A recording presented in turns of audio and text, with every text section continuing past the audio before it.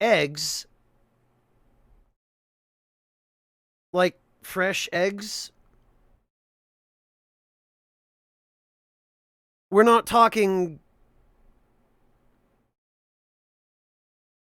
cooked eggs or hard-boiled eggs or separated eggs, just fresh eggs. Hello, Red Dragon, welcome!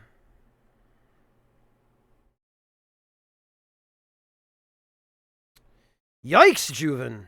Are you alright? A few weeks, Monty? You're gonna want to use those ASAP. Eggs do not last forever, even in the refrigerator. And if they've been there for a few weeks, you're getting to the point where you're probably going to want to use them or discard them if they're in there any longer.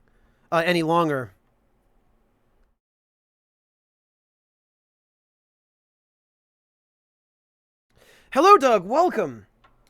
I am gradually getting things back on track. Gradually settling, rather. God, I can't speak today. Ugh.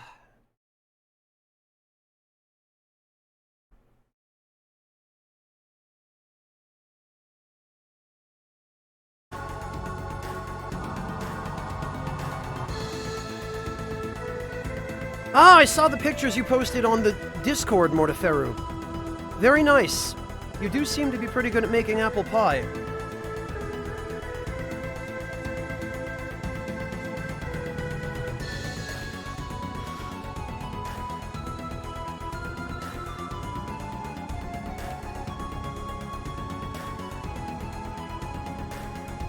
Hello, Sage, welcome!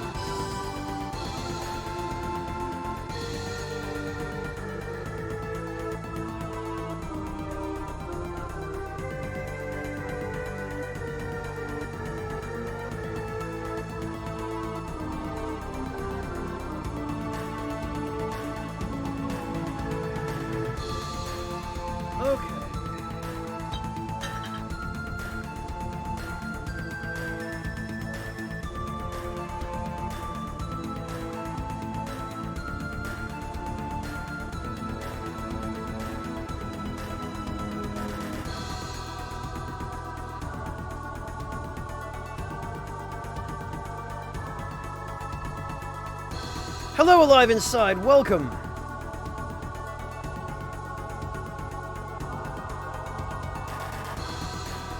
Alright, so let me just double check and see where we were.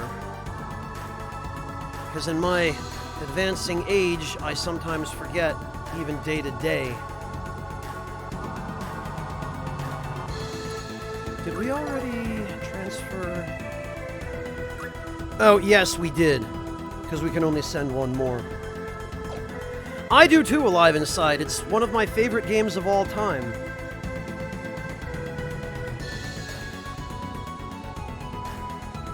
Huh. That's an interesting image, Red Dragon. Alright,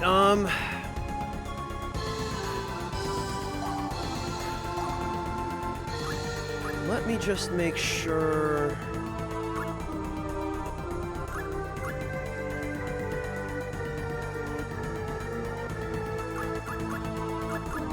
Okay, yeah, it looks as though everything is in place.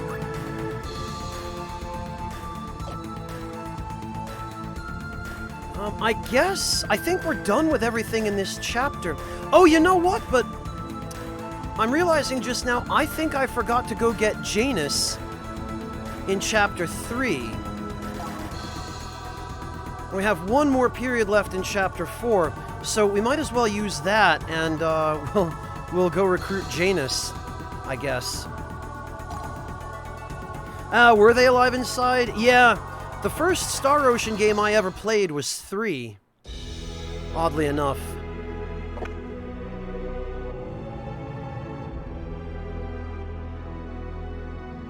So I don't know how formative that was.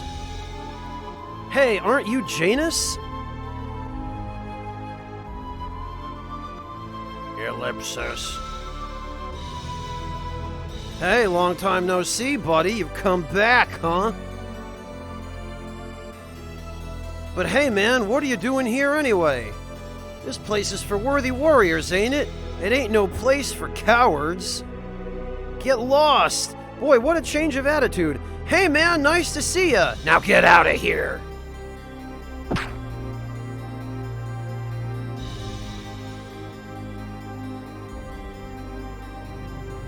Actually, Denim, no.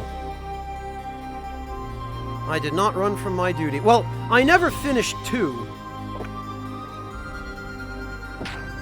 Oh. I'm sorry.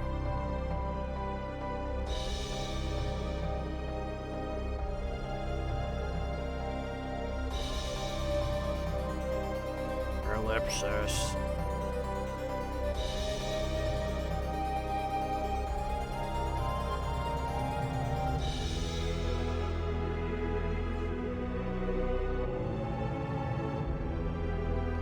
Sir, we received a report that Janus was seen in town the other day.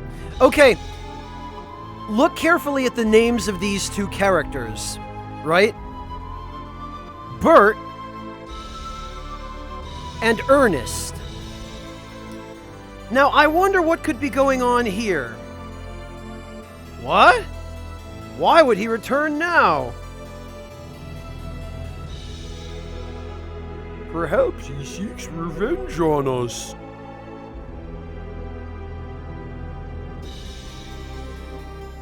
I'm so proud of you, my son. You have been knighted, made part of the king's inner circle.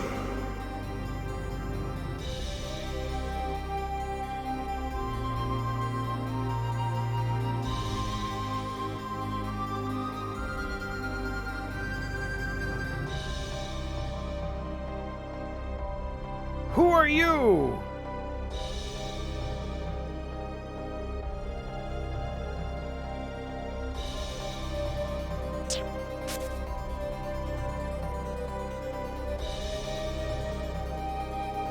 Yes, subtle indeed. Are these the secret writings?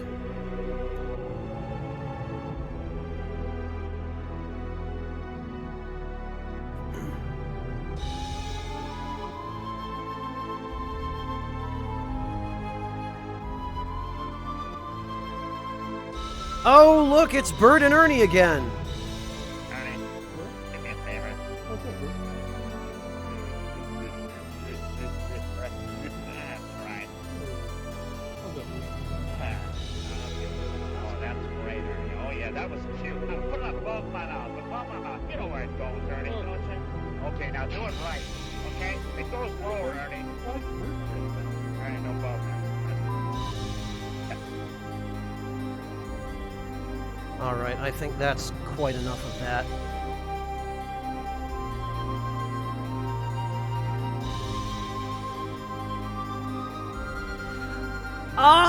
Probably a Sage, because quite a few of the game's names, the names of characters, rather, were changed from the Japanese version to the English version. The man who retrieved the stolen documents. You see... What? Let him in. Very well. That's right. Mistakes will not be forgiven.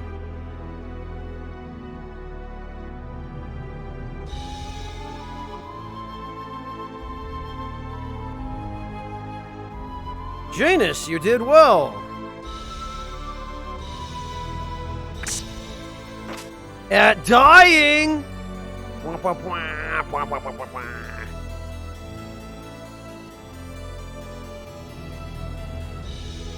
Oh god, Red Dragon, no. No way. They couldn't pay me enough. If only you had done this from the start. No, we couldn't kill him while the previous king was still alive.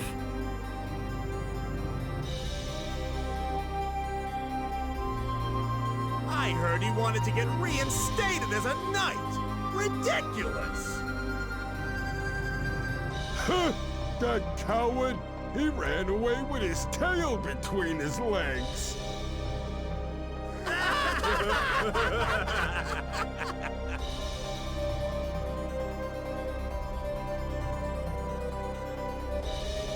So Janus's backstory is one of the worst explained ones out of any Einherjar in the game.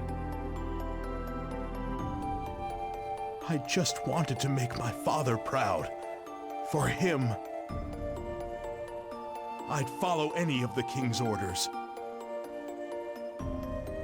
Even if the work is dishonorable.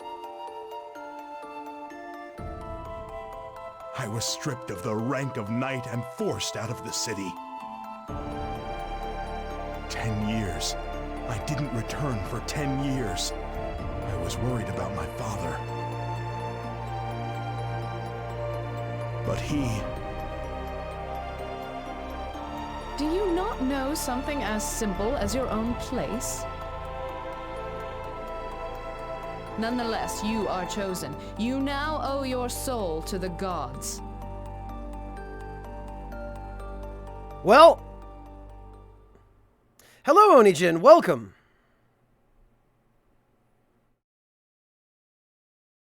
And that wraps up Chapter 4. We've been summoned by Freya. Let's see how Lorenta did.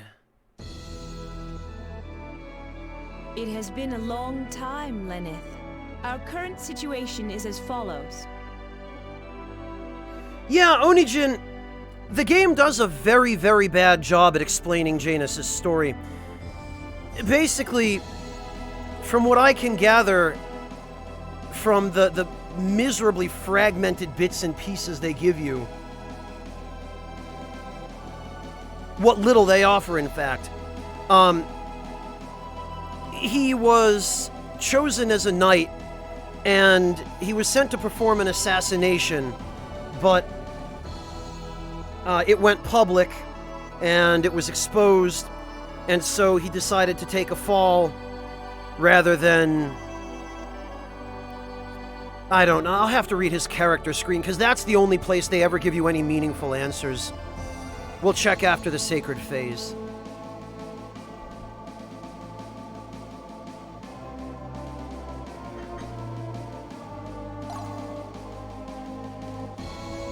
Our current situation is... Our forces are routing the enemy. If things continue as they are, all is well. Do you wish to know the status of our Einherjar? You wish to know her status? Yeah, let's see how she did. Holy hell!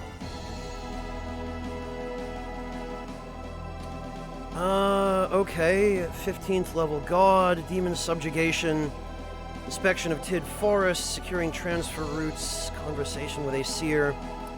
Sylvan Bow, I'm pretty sure we can get that as a weapon in the next chapter or two.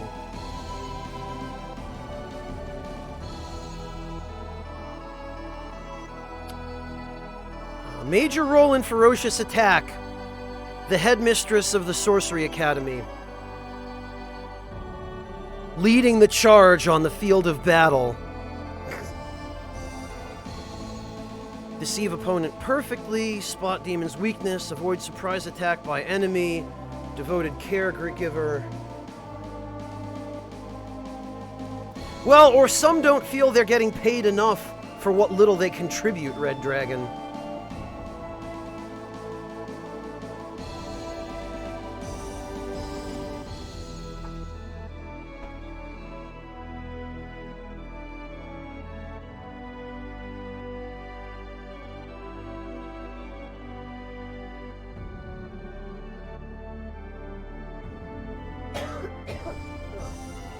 Hello, Musti. Welcome.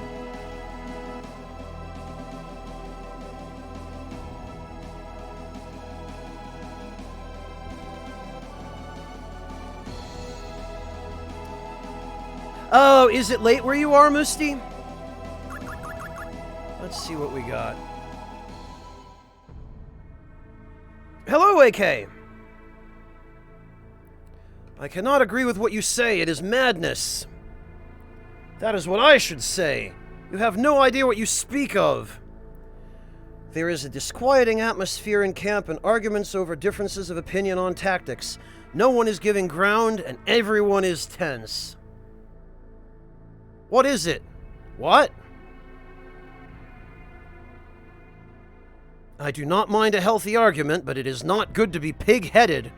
I'd better straighten these troublesome gods out.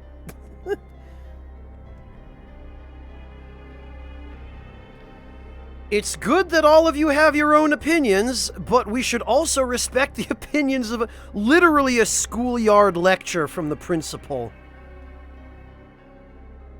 Obstinacy is never a good thing. Oh, gotcha, Musti. I'm sorry to hear that. Let's combine our strengths and find the best plan. Oh, that last line was very Japanese. Mediate a dispute with a calm demeanor. Create a cooperative atmosphere.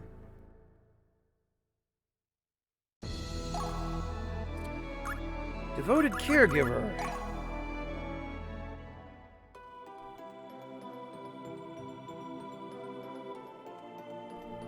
Laurenta's unit suffered heavy injuries in the last skirmish. Lacking other help, Laurenta is looking after the wounded. Are you alright? Where does it hurt? Don't move, I will try to ease your pain.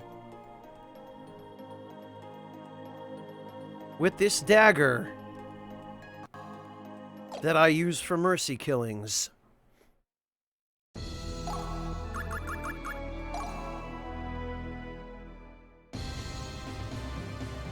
Get the Sylvan Bow in Alfheim.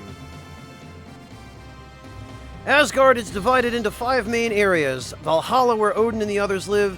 Jotunheim, where the Vanir live. Niflheim, where the dead live. Muspelheim, land of flame. And Alfheim, where the fairies live. The Sylvan Bow, one of the 4 divine treasures, is in Alfheim. Legends say the bow is blessed. Something ward off the... I wish I could slow this shit down.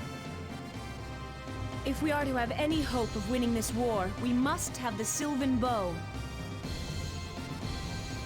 Go with Loki to Alfheim and retrieve the Sylvan Bow right away.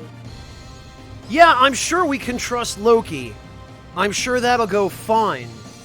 I do not think the Light Elves will hand it over without a fight. If they give it to you peacefully, good. But if not, do what you must.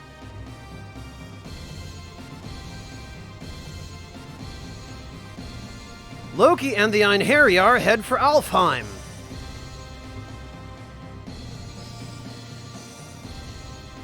I understand. You may take the Sylvan Bow and go. Please don't eat us. Obtain the Sylvan Bow. What did Laurenta even have to do with that? That was all Loki. Oh, I know, Musti. I've played it already. Do you wish to know the status of our Einherjar? This game is supposed to as well, but it takes some liberties.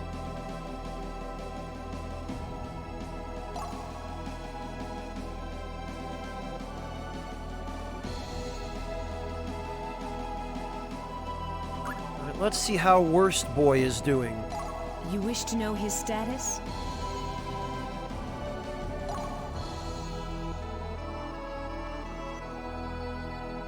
Uh-oh, he lost 5 points for being ordered on a special I bet he was ordered to do something that involved swimming.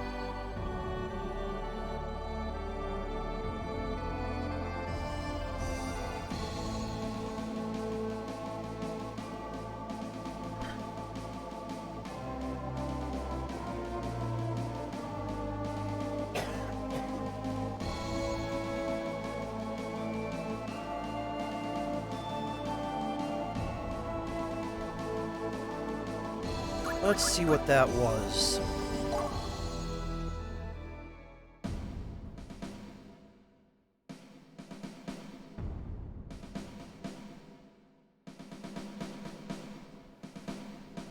Llewellyn and several Aesir soldiers are organizing squads of soldiers to patrol the Rubernach Sea. Yeah, of course, the Rubernach Sea. In recognition of his recent activities, Llewellyn is chosen to lead the unit. However, his face, rather than showing happiness at being chosen, turns pale. The ocean is, it's made of water. Huh? What's wrong? Not too comfortable about, Huh? What did you say? I can't hear you. Speak up! I said I can't swim. What?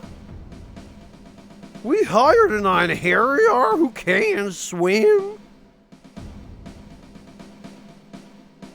Yeah, Moosty, it's just the dry winter air, unfortunately. I'm okay. Thank you for your concern, though.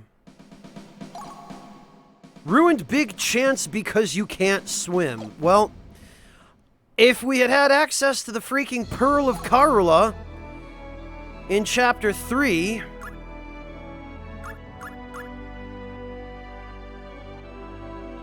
Well, Monty, that's the funny thing about Valhalla in this game, is that at this point, we have sent... Do you wish to know the status of our... We've sent a 14-year-old princess, an 18-year-old kid who is conscripted into his country's army, the principal of a university, some random nobleman, and in the next chapter we're going to be sending a 16-year-old mermaid, and after that we're going to be sending like a 19 or 20-year-old thief. Basically, Valhalla is becoming a daycare because of Lenneth. And with Lorenta there, it's literally just going to turn into a first-grade classroom.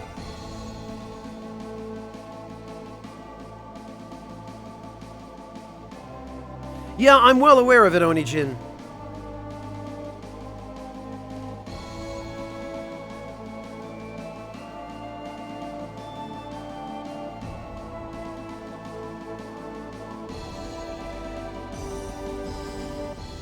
Right, Deft thought. Marty Rob, the big kids are apparently pansies because none of them made it to Valhalla. Speaking of the 14-year-old princess, let's see how she's getting on. 11th level god? Boy, she's going to catch up to Lenneth at this rate. Inspection and closing of a cave, preparation of strategies, attack on Fort Garudo, major role in ferocious attack. Man, kids these days, you don't know what they're capable of. Think of a good strategy, avoid surprise attack by the enemy, and exploits. Her hero value is 222. Do you wish to know the status of our Einherjar? What about Belinus? How's he doing? You wish to know his status?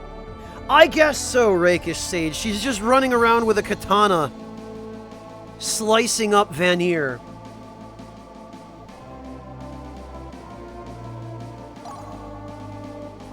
Policing Farrat Fortress, transfer of supplies, crossing Jerome Lake, battle for magic tools, major role in ferocious attack, deceive opponent perfectly. Oh, conversation with Tyr. Wonder if this is before or after Tyr built that temple on the lake and put a vase with a painting of Kratos on it in his vault.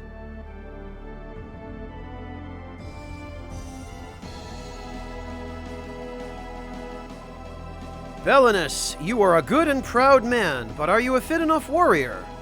Humph. I have a mustache.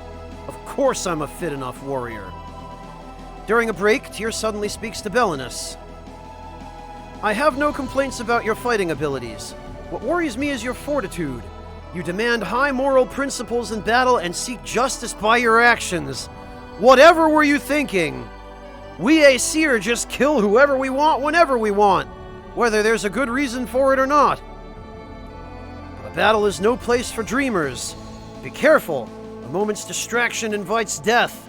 Don't die a meaningless death. That's all I have to say.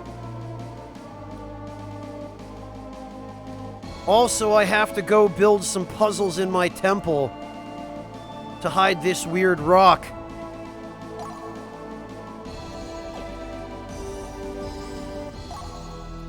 Badrek, Deft Thought.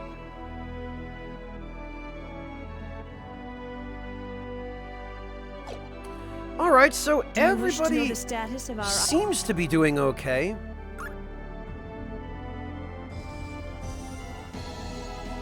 Well, Sage, like I said, the developers of this game took some significant liberties with the story. Lenneth, about your performance. It is magnificent. You are doing a fantastic job swiping all of Odin's artifacts. And working against him behind his back. These are all the materialized points I can grant you at this time. Okay, yeah, you know, that's alright. The Lord Odin is pleased with you. He has no idea all the shit you stole. He bids me give you these artifacts. Oh, we got another coin of fortune. That's nice. Ah, and we got concentration as well. That will be helpful. Another ether scepter, excellent. Resist damage, that's good. And a bracelet of Zoe. Not that we Lenneth, need it. I have a request to make of you. We have many powerful warriors, but we need one who can move swiftly. Oh yeah, okay, this is where we send Yume. The only problem, and this, I believe, as well as Chapter 6, gets kind of unfair. Because they want someone who is nimble and can swim, and that's Yume, but they also want someone who has attack POW. And Yume is a mage, so she can't learn attack POW. So there's no way to send One-Eyed Harryar in this chapter that meets every requirement. Which sucks.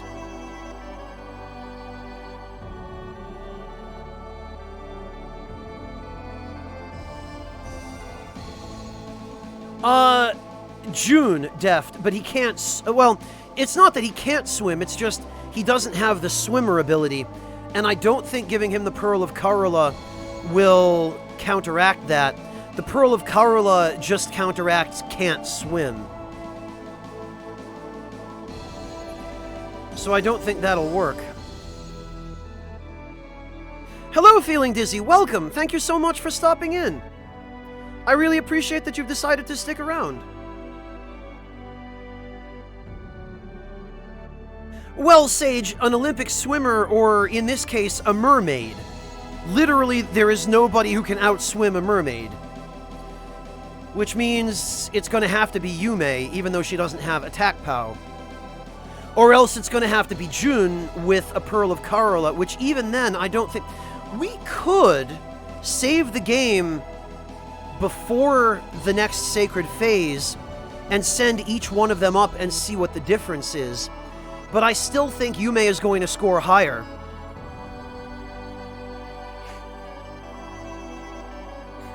Ross, I'm going to replace Yume with Lyceria. Because Lyceria is the third best mage next to Gondar and Lizard. And you can't send Lyceria anyway because there's a bug which causes her to never be added back to your party again when you're supposed to get her back if you send her to Valhalla.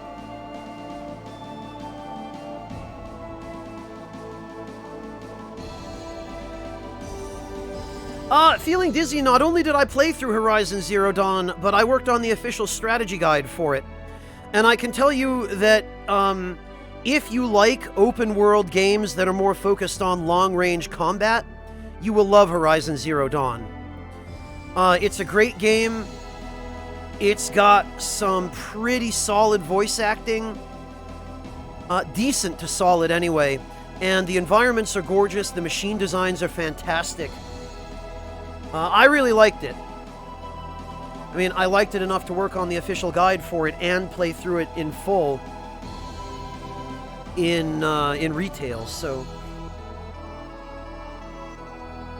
I hope that helps.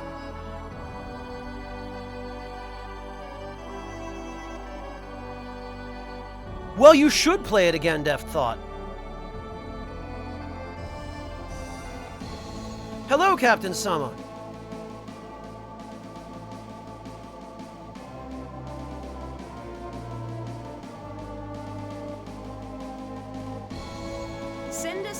Einherjar who is both swift and nimble. Send us an Einherjar skilled at swimming.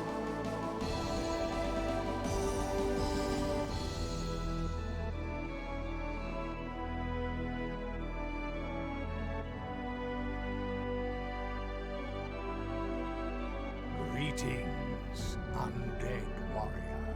Yeah, so am I feeling dizzy. And Ro, hey man, welcome. Thank you so much for the resub. Welcome back.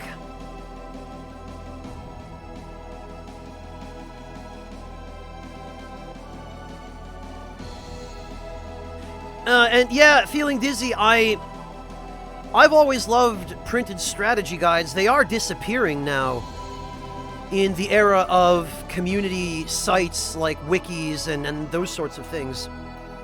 So we've definitely had to rethink the traditional strategy, as it were.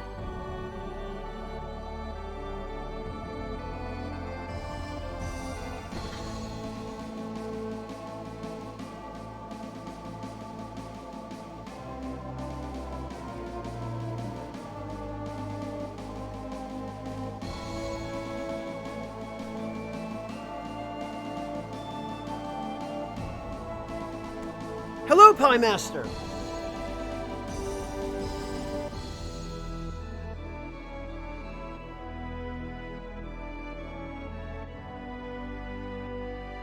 Monty, if you're having trouble with the big enemies, you should get yourself the rope caster and max it out with tear attachments. We need someone who can issue battle commands. Hello, Toreador. Welcome. We need swordsmen. Send us a warrior who knows how to wield a blade. Ah, very nice, Doug. Hello, Hearts of Silver. May fate guide your hand. I expect good news. Well, Captain Sama, it depends what you want the strategy guide for. These days, strategy guides are as much collector items as they are strategy guides, you know? We have to do everything we possibly can to add value to them beyond just the information that they contain relating to playing through the game. I wouldn't call it a 24-hour stream, Hearts of Silver. I never intended to do that. This was just meant to be a regular playthrough, but I had to reset my sleep schedule, so...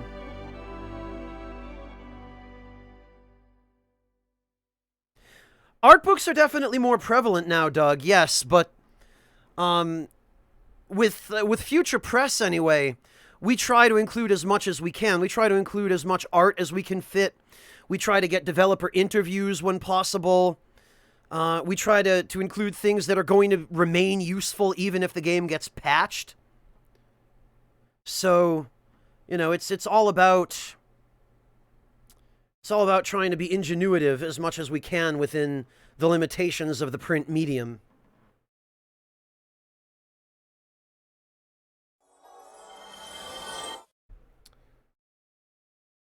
Tirnach, thank you so much for those bits. I really appreciate that.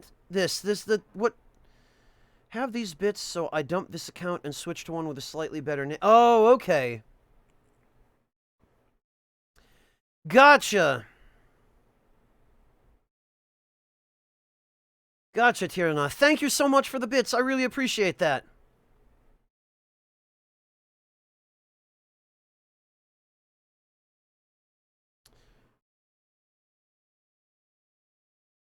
All right.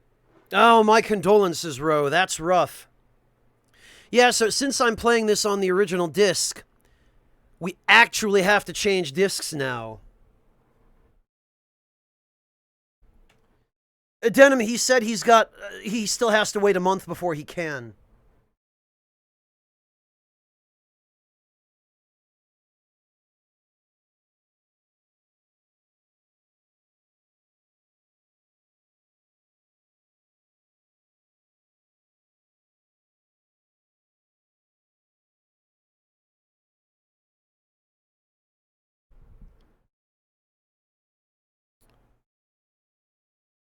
Yeah, Ro, Greetings, undead one. Feeling Dizzy, thank you so much for the Twitch Prime sub. I really appreciate that. I did, Yata? Oh, you know what? Now that you mention it, Yata, I vaguely remember doing that, in fact. I guess I'm not surprised. Seriously, Feeling Dizzy, thank you. I appreciate that you're willing to throw a Twitch Prime sub at me so soon. That's very kind of you. Alright, let me change the disc here. Ugh.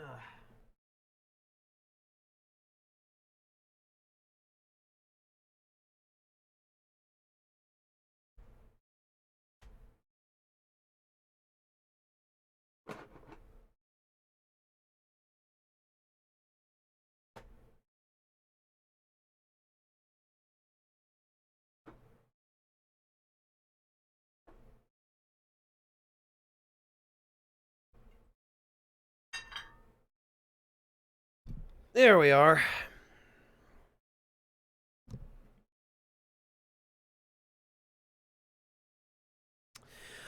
Dizzy, the cut for Prime subs is the same as the cut for a Tier 1 sub. It's 50%.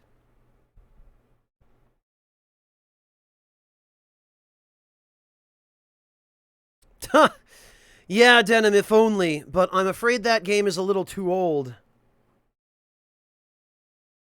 Ro, I'm playing this on PS3. One of the backwards compatible PS3s.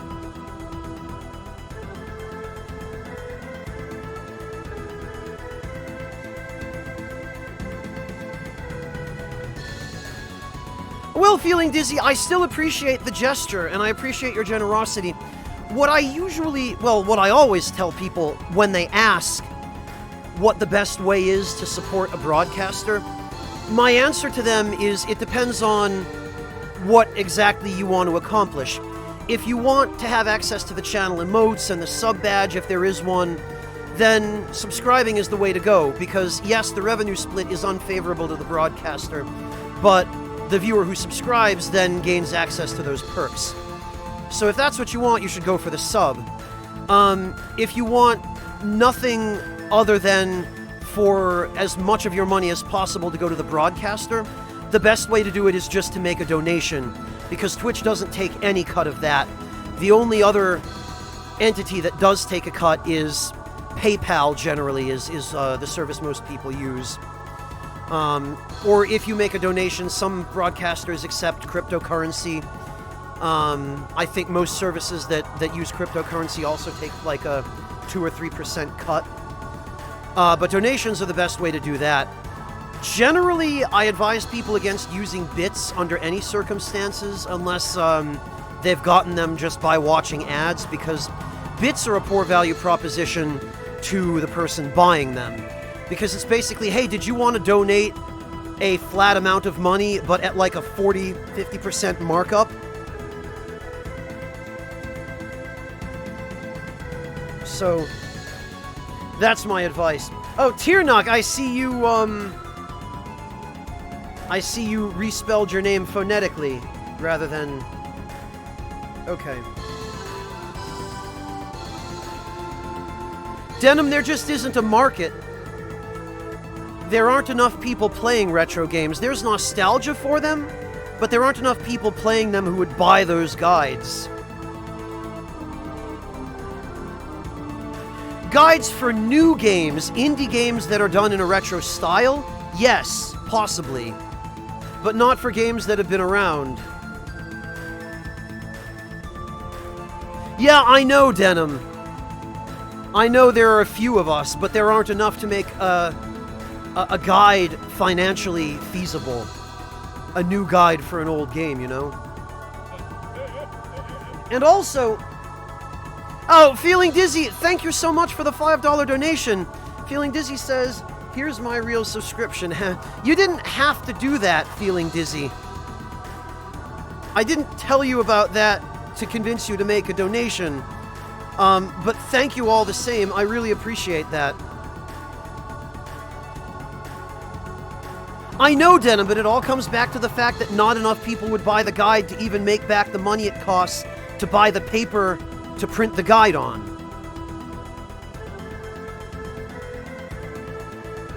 Well, exactly, Hearts of Silver, especially for older games.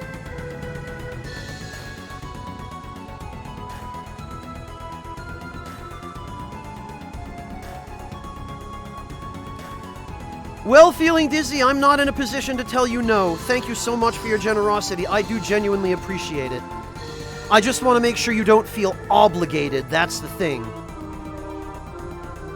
I don't want anybody to feel obligated. That said, every little bit of support helps, and it does mean a lot to me, Dizzy, so thank you. Alright, let's see.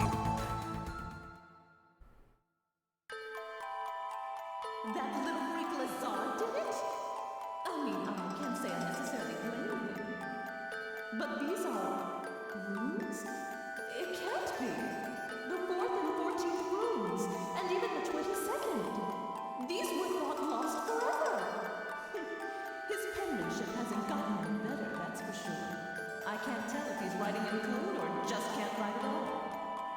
It is. It's a homunculus. Lazard, you did her in, didn't you? You know how I am. I don't like to mess around. The Philosopher's Stone. I found it. What? Misty, you took my homunculus, didn't you? I'd like it back if you don't mind terribly. You want to know the funny thing, Haretsu?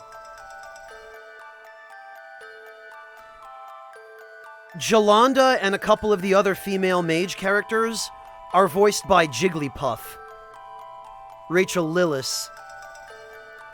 So they've got pretty much all of the Pokemon voice actors in here.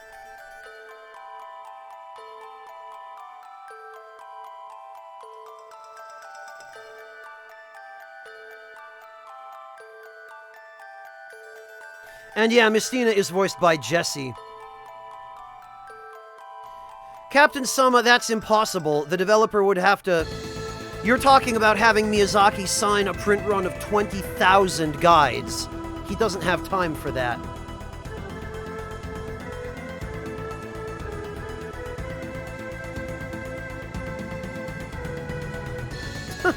Yeah, you know, Ro, I'm kind of ashamed to admit it, but I also have trouble taking that name seriously.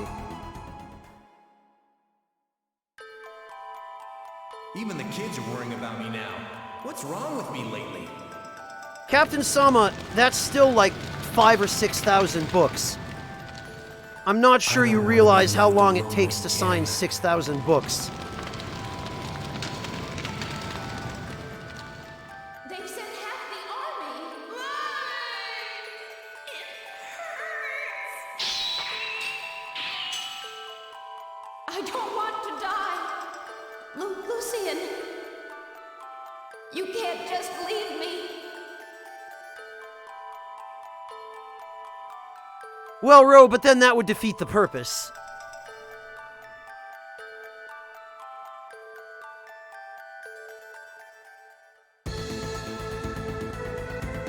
Yeah, Ovan, but convince Miyazaki to sign 600 books a day for 10 days and not do anything else, not eat, not sleep. Captain Sama, you're still talking about thousands of books. There's just no way. It can't and just doesn't happen. That's the sort of thing where you have to bring your book to an event where the person you want to sign it is going to be, and you have to wait in line for 3 hours and ask them nicely and cross your fingers and hope to God that they agree to sign it. Hello, Emrafin, welcome! Ah, the Archdane Ruins, okay.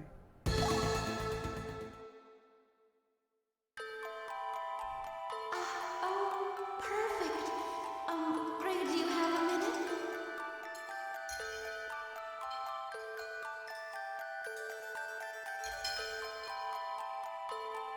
Is it any good? I just wanted to try out the recipe. Am I your guinea pig? No, you're, I mean... I can't get over how thick-headed this guy is. It is quite fine. Really? Indeed. Then, well, do you think I'll make a good bride? Oh, what am I saying?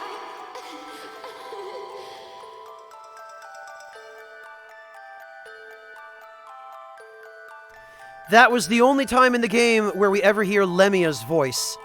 She's never mentioned again. There is character art for her, but it's never shown anywhere.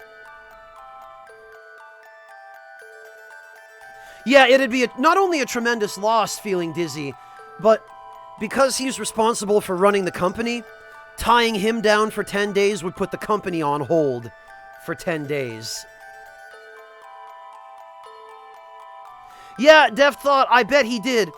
Those Japanese developers especially, and generally anybody in Japanese corporate culture, their work ethic is self-destructive.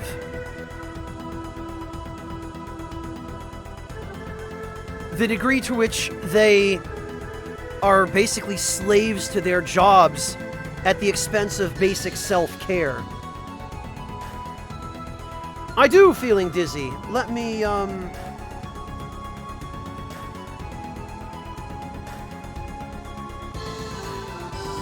We'll get Moobot to put the information there for you, Dizzy.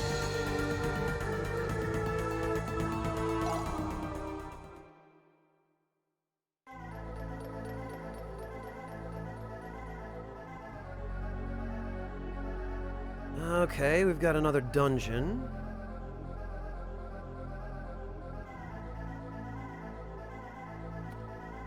Oh, this is gonna... Yup, it's the Citadel of Flame. This place. Actually, the boss of the Citadel of Flame is going to be a joke now, because I have swords that instantly kill enemies that are weak against ice, and the boss of the Flame Citadel is a fire elemental. That's going to be stupid. Me too, Deft thought. Oh, and there's the Cave of Oblivion, just north of Brahm's Castle this time.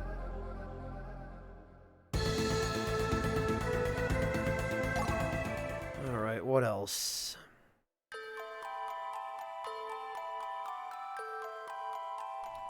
Nobody.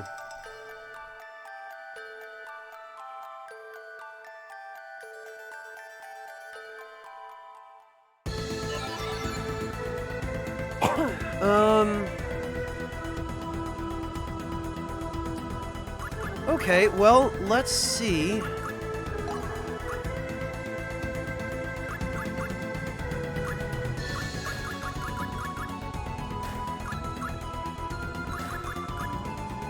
The Ether Scepters I want to hang on to for the time being.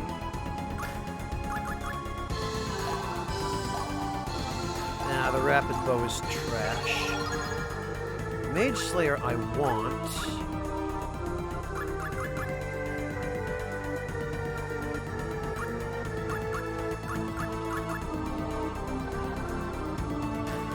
Bracelet of Zoe I can convert.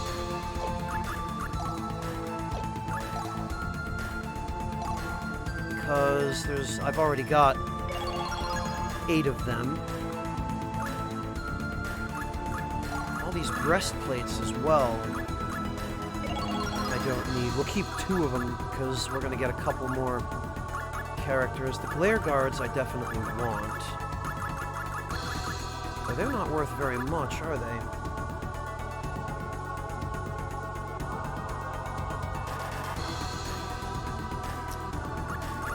Okay.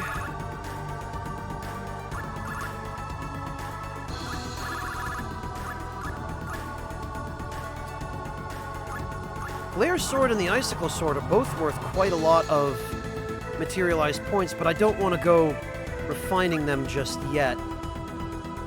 What I am going to do, though, is transmutate 1 Ether Scepter into a Tome of Alchemy. Keep the other Ether Scepter.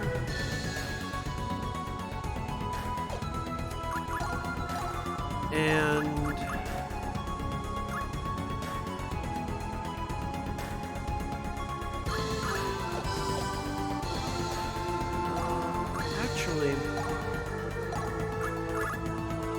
give Lawfer Coin of Fortune because experience is good, and therefore more experience is better.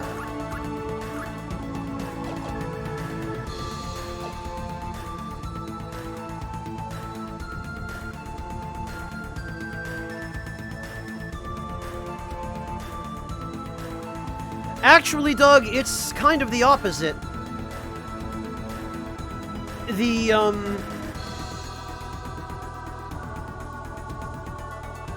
Oh, wait, no, I think you might have left a few words out because I misread that.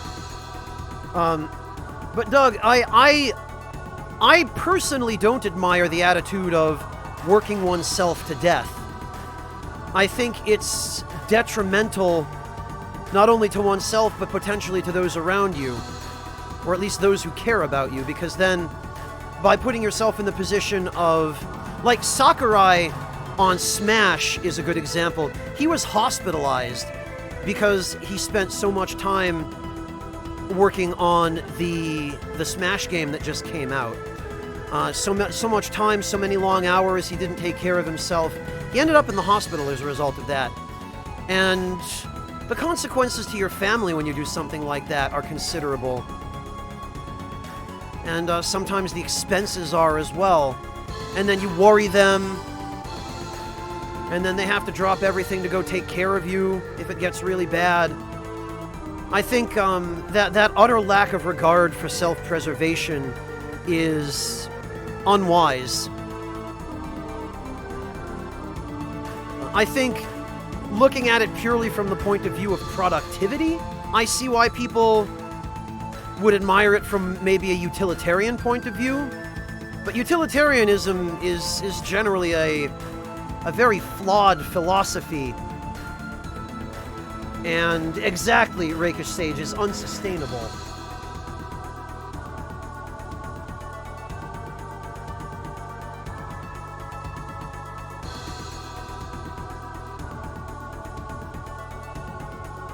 Yeah, Stormy One, and then attacking him on Twitter for not including Waluigi. Like, they have no idea what he put himself through to get that game out on time. And then they're just bitching at him on Twitter.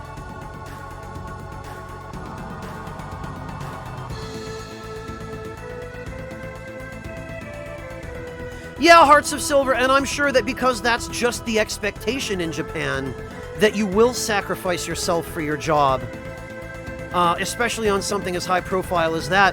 I'm sure he had no choice. I'm sure Nintendo gave him impossible deadlines. I'm sure that he was being worked to death, not entirely in accordance with his own will. And he just did it because that's what they do there, and that's the culture. People in Japan never take vacations. They have a major problem with that there, that no one wants to be seen as working less hard than everybody else. So even though they're given vacation time in corporate positions, they just refuse to use it because they're so terrified of how society and their coworkers will view them. Alright. Where is Arcdane?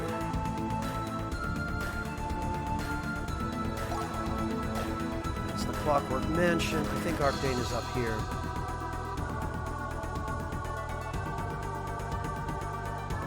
It probably did, Hearts of Silver. I wouldn't be surprised to hear that. Yes, okay. Alright, everybody, it's time for Icicle Disaster!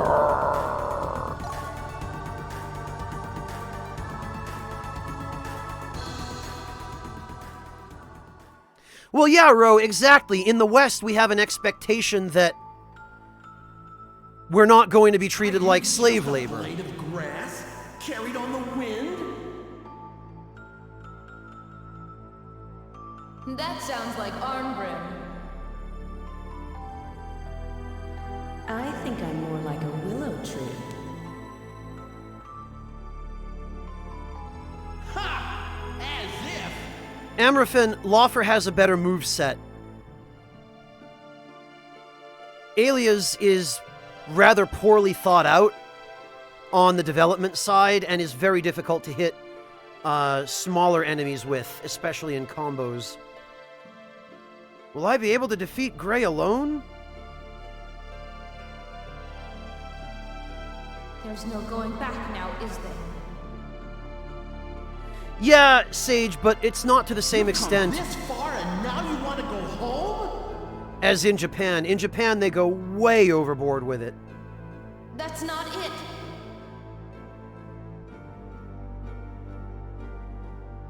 I know we can't. Yeah, well, I gave up all hope of that a long time ago.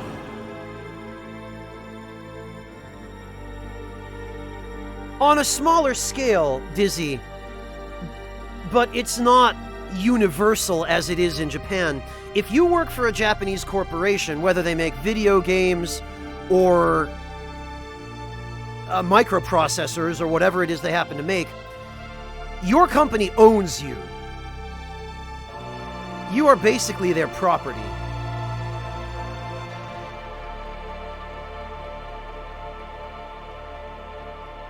Yeah, they wish that there weren't laws protecting us from being worked that hard, Cypherus. And in fact, they lobby very hard against those laws and try as best they can to deceive the electorate into voting for people who will repeal them. That happens everywhere.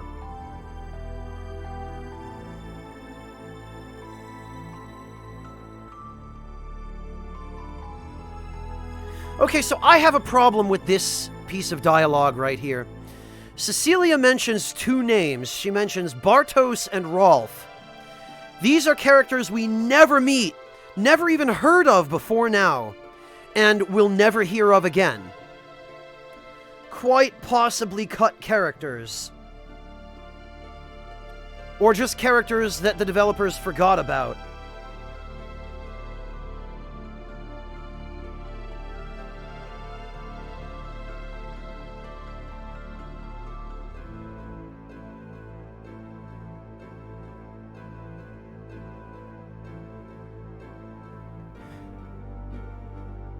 No, Jin, they're characters that don't appear in any game. They seem to be implied to be part of the group of friends that included Celia and Laufer and Cashel and Arngrim.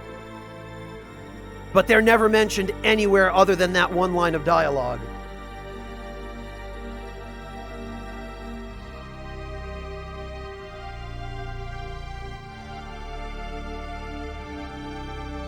How? How did it come to this?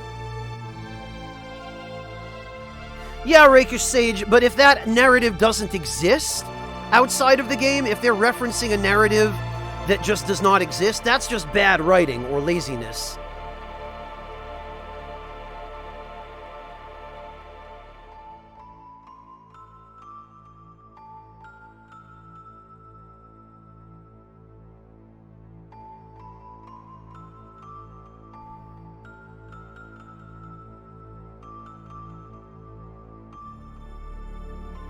Hello, Ten the Rabbits, welcome!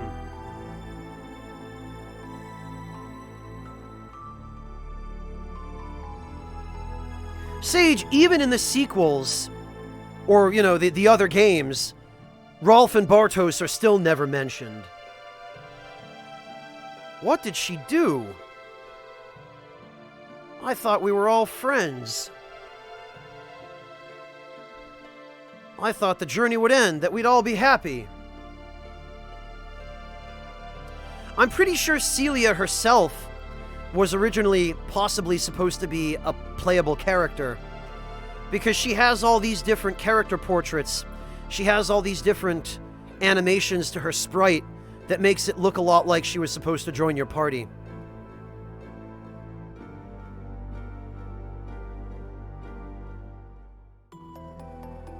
Could be feeling dizzy. Gray! No, Ten the Rabbits, I have no interest in Code Vein. I actually played a little bit of Code Vein with Liam at the Bandai Namco booth at PAX East last year, and I just couldn't get into it. It didn't look like anything I'd be interested in. Yeah, that's true, Akime. She really kind of got the short end of the stick.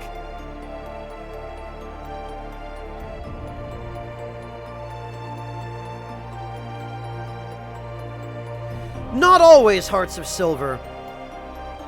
There are plenty of other characters that have generic character portraits, but party members always have unique ones.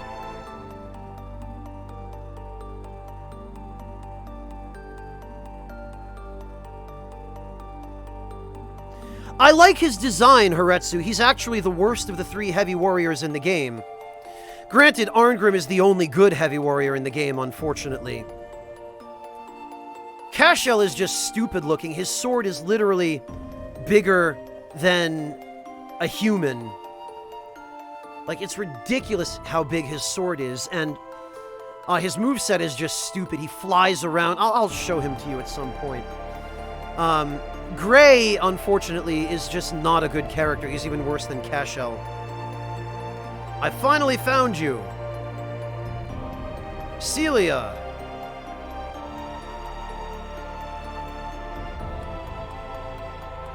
I cannot forgive you. You're the one responsible for everything.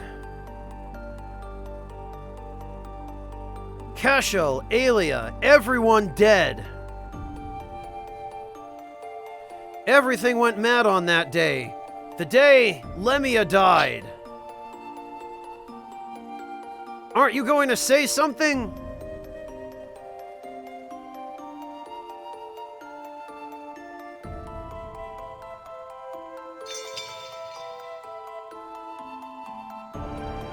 Please, say something. Cashel's is about 3 times bigger than Arngrim's, Zamrafin. Tell me you didn't kill Lemia. Yeah, Nox, that's why I say I like his design, but he's just a bad character. I can't kill you. Because then I really would be all alone. Well, guess what? We've got a surprise for you, Celia. Forgive me. Well, now you're all alone. Gray? No, this isn't happening. No!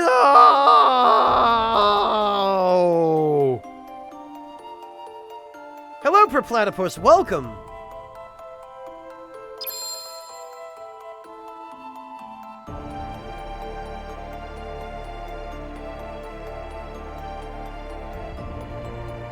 You have lost your body and exist only through the ritual of soul transfer. I am not worthy to be chosen by you. Human, you have indeed defiled souls, blasphemed against the gods. One who has acted as a sacrifice for the soul transfer cannot be saved through the same means. So there was nothing I could do after all. I am worthless. I must be judged. I must atone. Become then as a blade for the gods to wield. Therein lies your path to salvation.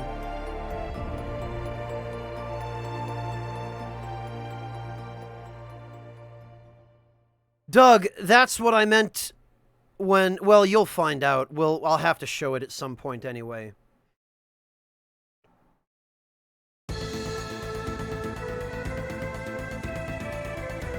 Alright, we've got Gray.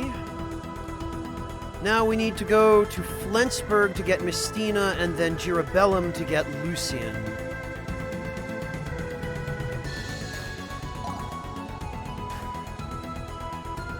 Alright.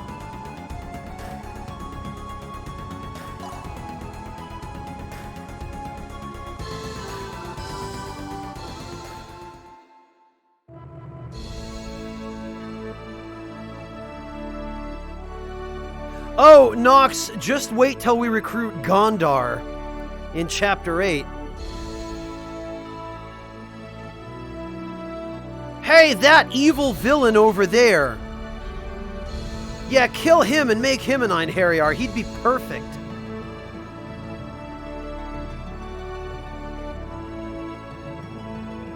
Oh, Miss Mistina.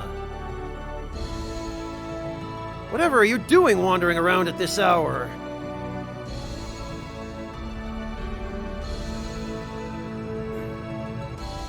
Oh, this and that. Basically, I'm consumed with melancholy after a particularly debauched midnight tryst. Whoa. Student no speak Americano. I'm joking. Anyway, what do you want? Ahem. Lady Lorenta, she's passed away. She got super owned by Lizard. Oh, I see. A fair few of them are Hearts of Silver, yes. Lizard did it? I mean, I can't say I necessarily blame him.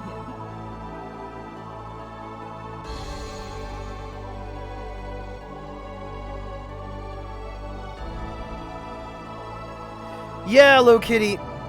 There are some inconsistencies in the game that way between the sprites and the character art, unfortunately.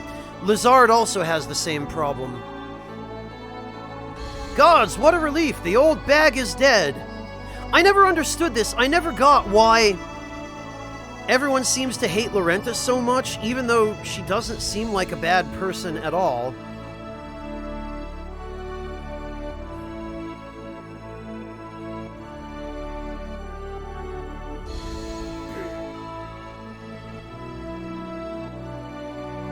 Hello, Ghost Mutton. Oh, Lizard, I could just eat you up. Thank you, thank you, thank you.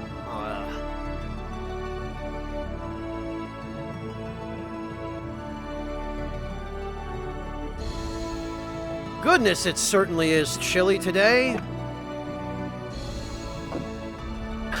What if I could just leave my body behind and not have to worry about the cold? That sure would be great.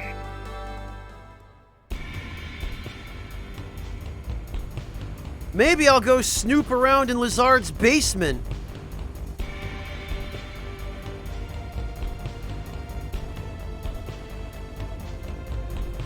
This entire tower is emitting magical energy. There are some sort of glyphs engraved on the walls. But these are runes? It can't be. The 4th and 14th runes, and even the 22nd. These were thought lost forever. What can this mean? Ah, they've already been dispelled. If he has the ability to shift such a huge tower into another dimension, just how powerful is he? Team Rocket blasts off at the speed of light. Surrender now or prepare to...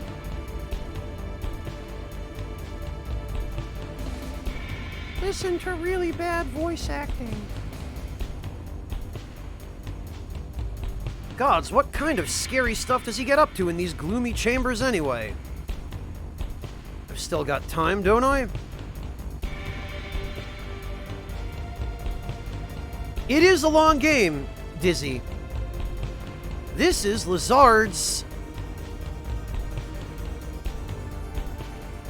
collection of adult literature. Huh. His penmanship hasn't gotten any better, that's for sure. I can't tell if he's writing in code or just can't write at all. Hello, Slade! A man-made life form?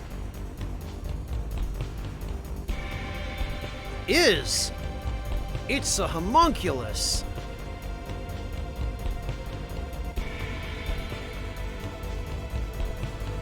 Huh, I didn't know he was into little girls. Why else would he make this? It's accurate right down to the naughty bits. Oh, that perv! How could he leave this sick thing lying around for a decent girls like me to find? You know, decent girls who snoop through his evil magic laboratory. Totally a decent thing to do. Oh, you're gonna like Persona 5, Dizzy. I didn't come all the way here in spirit form for this. This is way more information than I needed. But, oh, I know. What if I took it with me?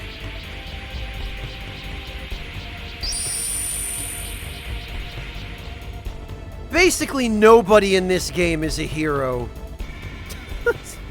Well, this might be useful for a practice autopsy at least.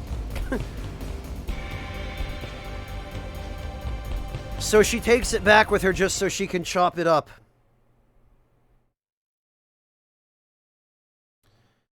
Lizard, since when did you become a dirty little peeping Tom?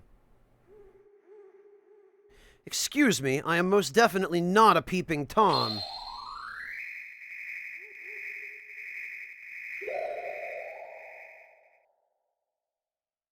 Long time no see. Want a drink?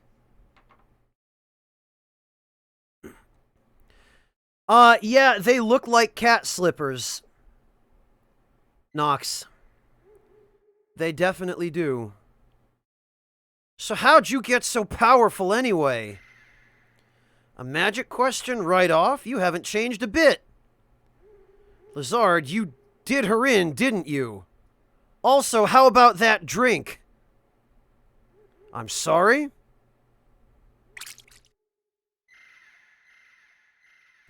All right, I'll tell you. Just stop throwing alcohol in my face. You're the one who hasn't changed. Whatever, get to the point.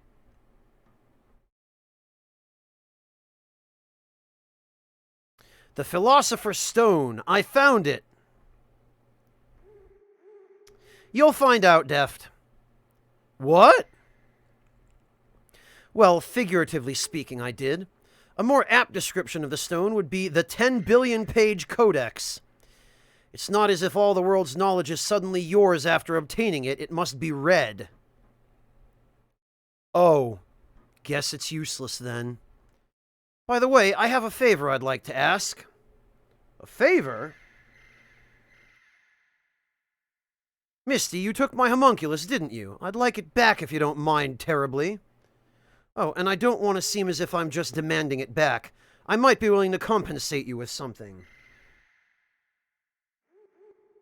I didn't know you had such scandalous fetishes, Lizard. Please ask of me whatever you like. It is a very important thing to me. Oh, all right. I want a year's supply of tacos.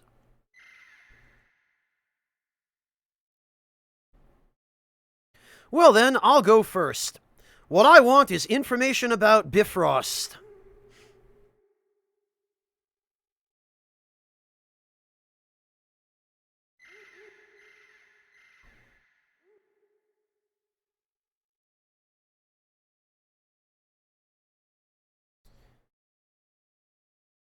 Bifrost, the Rainbow Bridge? Right, the single connection between Asgard and Midgard. I'd like to stand atop the summit of Yggdrasil, where it is said that Odin hung as he received his wisdom.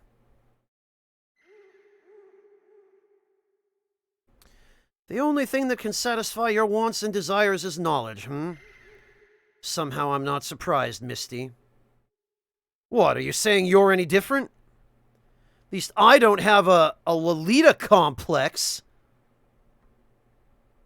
Reality is so boring. I'd choose to sleep forever if it didn't mean I'd never stop dreaming.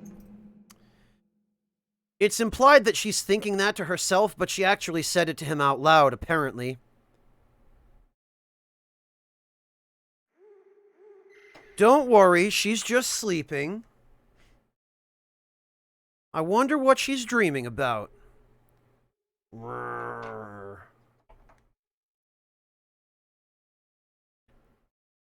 She certainly is cute. If she were to grow up, she'd be quite the beauty. Look at Lazard. He's super mad. How dare you?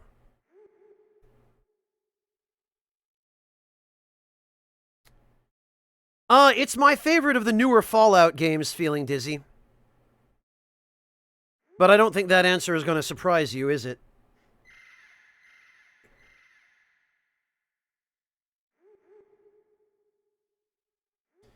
It is said that the Rainbow Bridge is in the forest of the World Tree. Where the elves live?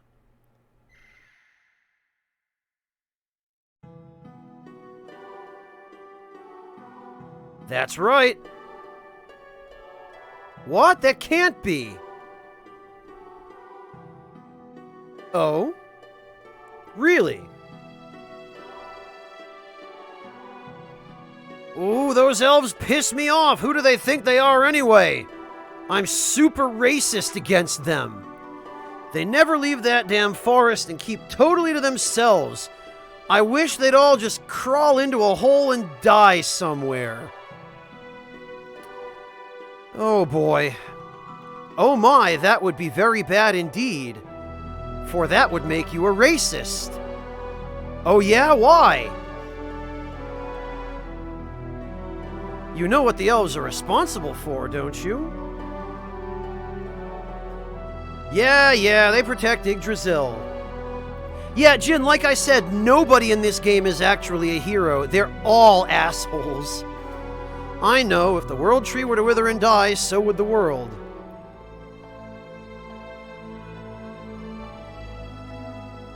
Indeed, most people do not know. Most people don't know that if the World Tree withers and dies, so does the world. Really? How dumb are people in this universe? Huh, I don't know about you, but I paid attention in theology class. Just listen to me, please. During the process of development on my homunculi, I learned something very interesting. Lucian is a thief, Slade. He's a pickpocket. Something interesting?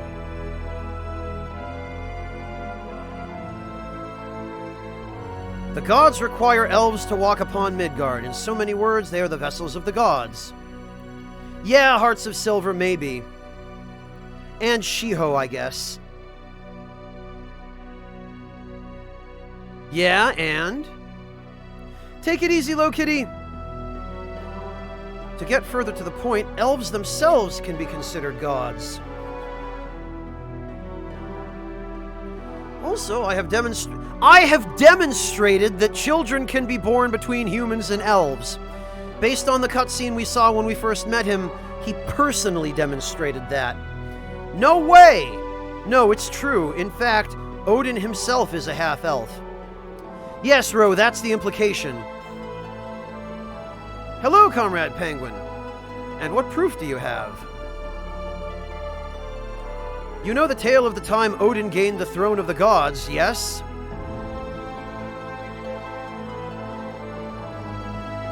You mean the creation myth?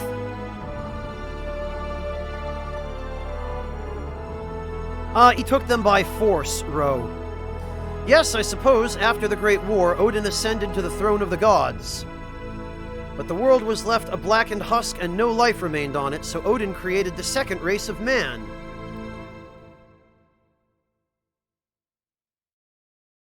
Well, that's Japan for you, Ross. It's a country of understatement. That's why he's called the Allfather. You're boring me to death, Lizard.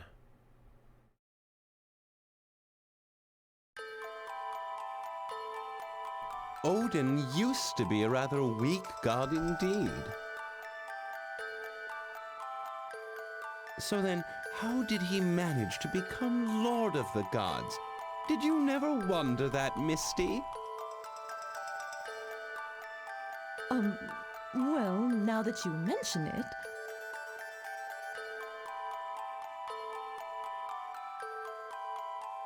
Humans are incomplete beings. Gods, then, can be considered the final evolution of man. In other words, gods do not grow, but are static. However...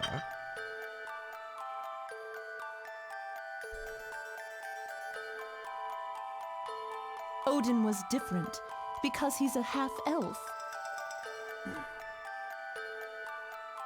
That's right. Because Odin's divine blood was mixed with mortal, he has the ability to grow, just as we humans do.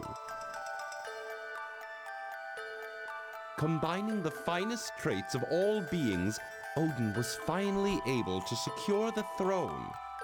And now Lazard's getting into eugenics here. This just keeps getting darker and darker.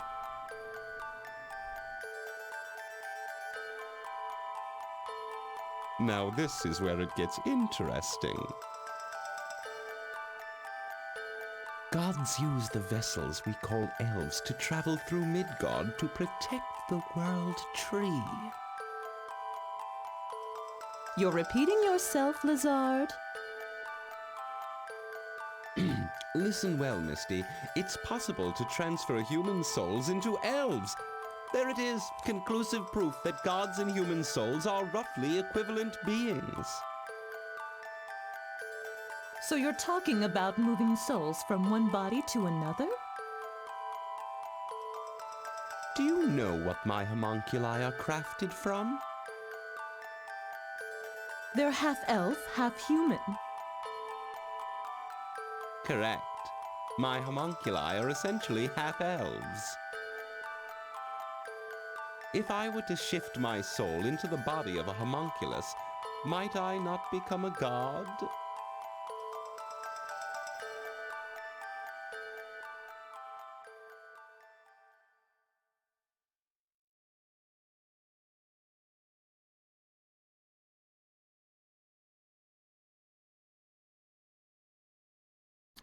Ovan, elves do have their own souls. In Valkyrie Profile 2, it's shown that when a god takes over the body of an elf, the elf's soul is displaced and just kind of disappears.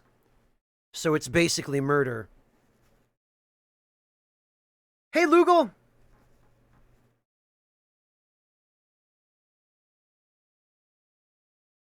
Well, that's about it. At any rate, it would be pointless to move the homunculus now. I no longer have anywhere to store it. Yes, you do! You've got all those other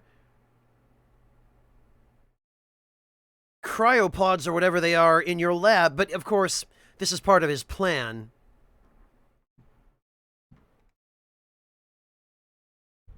Oh, congratulations, Lugal. I'm glad to hear it. I shall come to call again another day.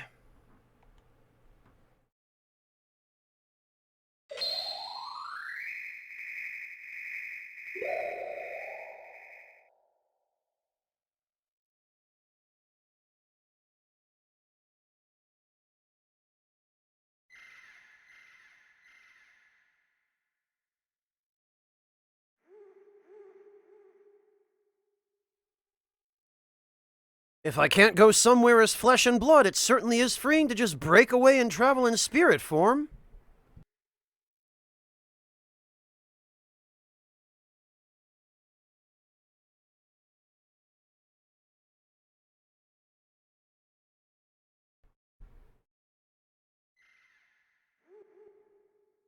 Yeah, something like that, Doug.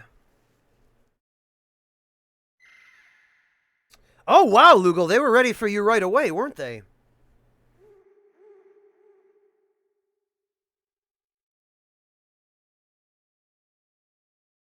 Congratulations, man. I'm really glad to hear that. I'm glad you got the job so quickly.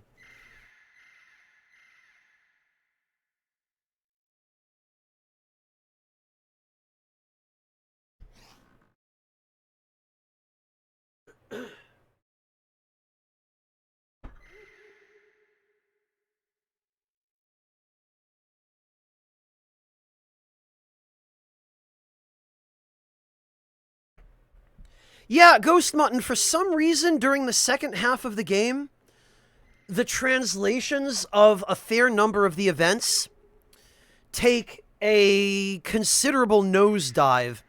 And I'm not sure why, other than that maybe the latter half of the game's localization was rushed for some reason.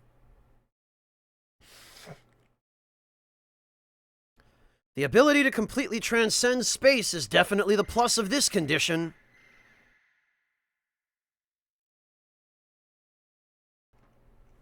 Misty, can you hear me? I have ambitions beyond becoming a god, you know.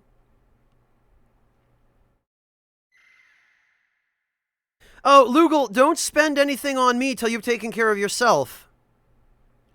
If I'm able to refine magics that will allow me to seal a divine being within a homunculus, I will be able to challenge even the gods themselves.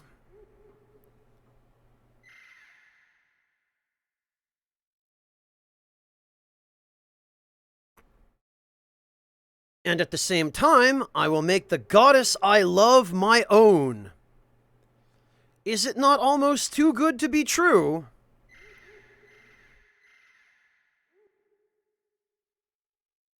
Exactly, Doug. Lizard?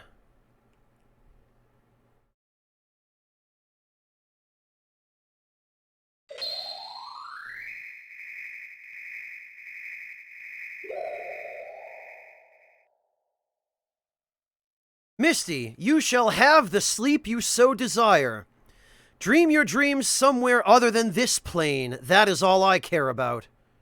Does this not satisfy you?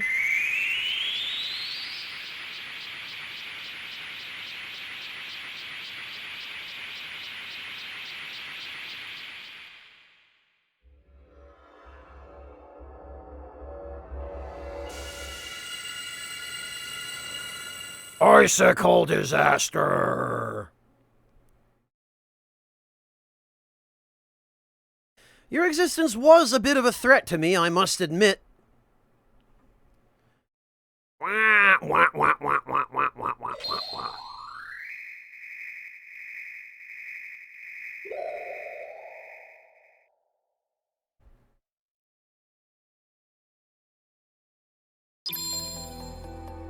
Well, Would you care to journey with us?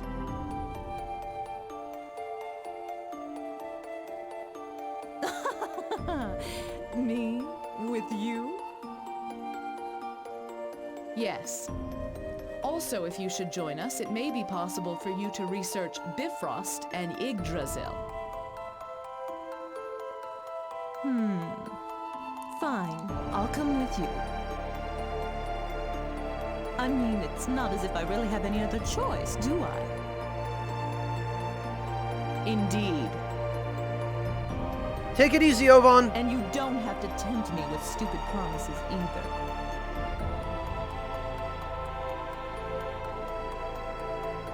Besides, it might be fun to haunt that little freak.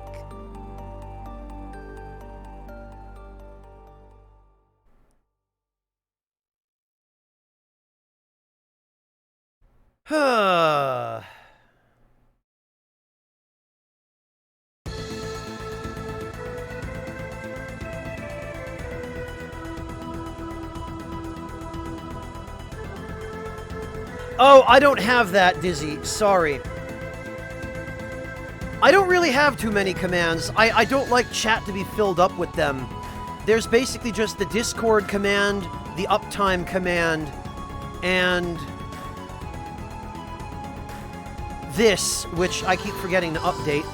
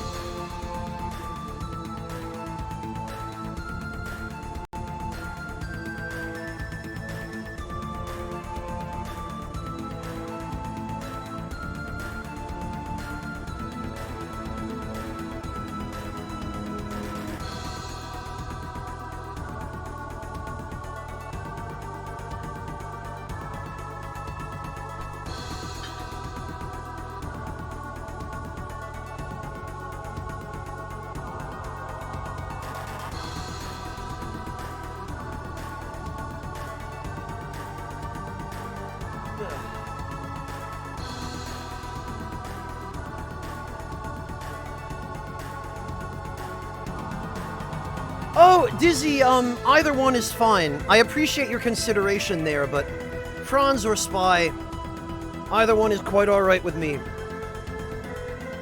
As long as you don't call me late for dinner.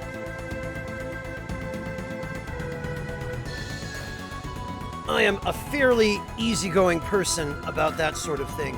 Oh, Denim, you shut your mouth.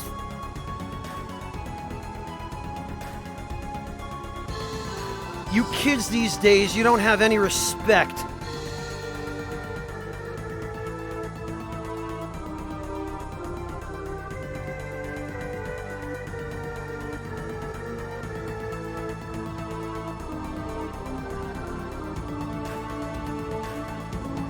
Dizzy, if you mean the emote that Denim used, it's my version of the Kappa. It's a fat minister from Demon's Souls.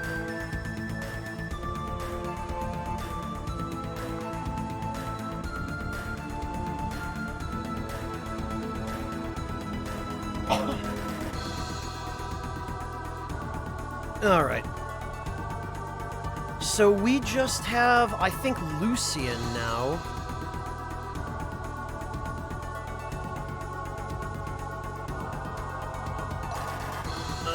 Yeah, okay, here we are.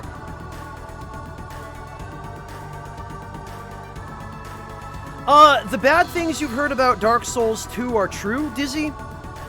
The only real downside to Demon's Souls is that it's kind of janky and not very well balanced, but actually, I think those things are, in many ways, an upside, because the jank and the weird balancing in Demon's Souls actually make it more fun to play, whereas in Dark Souls 2, it's less fun. Play Demon's Souls 100%, Dizzy. Absolutely play Demon's Souls. Dark Souls 2, skip.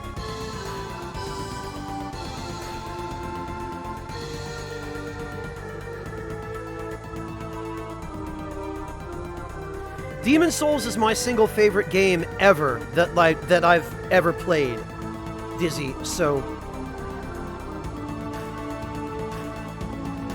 Alright.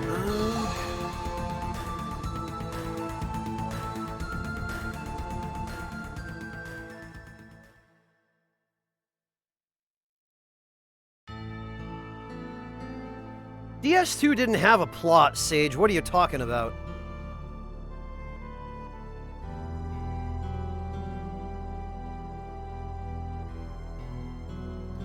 Dizzy, it's the other way around. Bloodborne was meant to sort of be a spiritual successor to Demon's Souls in terms of its gameplay and mechanics, although it ended up turning into something very different.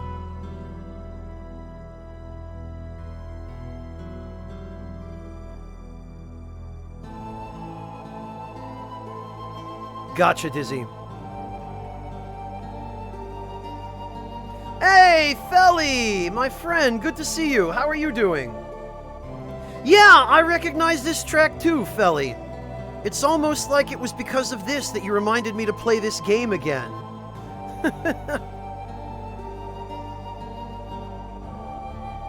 Well, Mortiferu, I'll tell you the same thing I just told Dizzy. Finish Demon's Souls, skip Dark Souls 2, you're not missing anything. Oh, just got home from work, Felly. That's excellent. Welcome home. I hope you have a chance to relax now.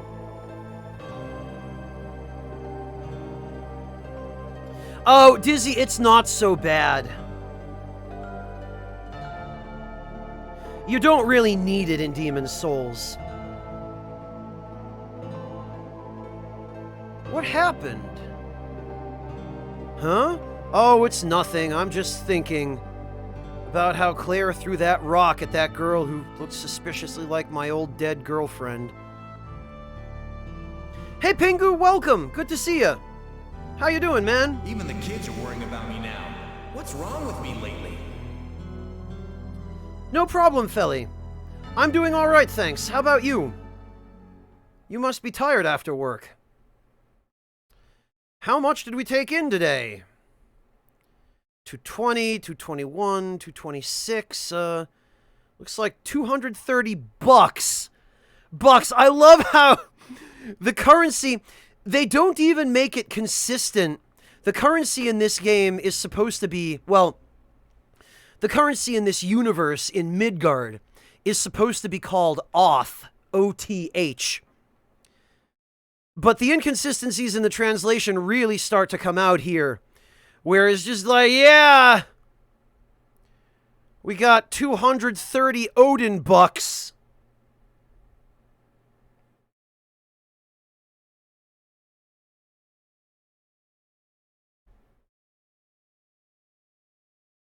Oh, I'm sorry, Felly. Yeah, I know what kind of day that is.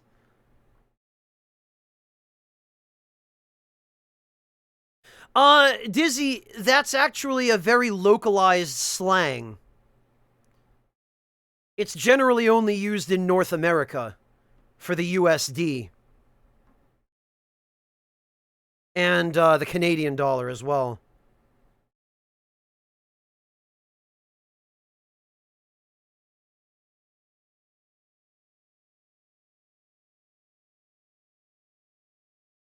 Oh no, Slade, not the exposure bucks.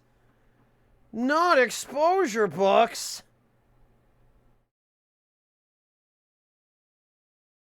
Honestly, Vigil, it would be the other way around. Thor is the big dumb idiot who just shreds everything. I guess so, Sage, I guess so.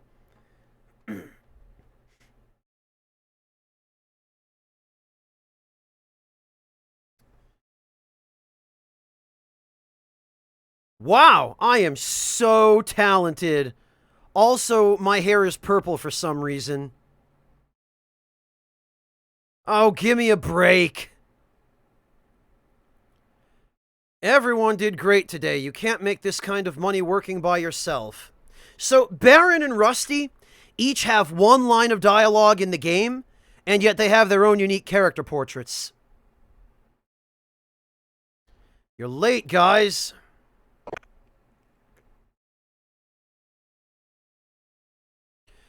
You guys gotta get out of here. Didn't you hear what happened to Baron? Somehow in the half second between the previous scene and this one? Huh? That idiot picked a nobleman's pocket. They caught him, and then they tortured him to death.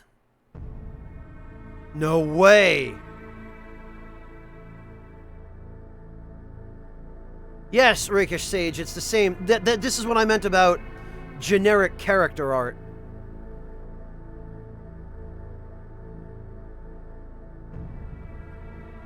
Sorry, kid, but it's for real. His body is hanging from a post in town.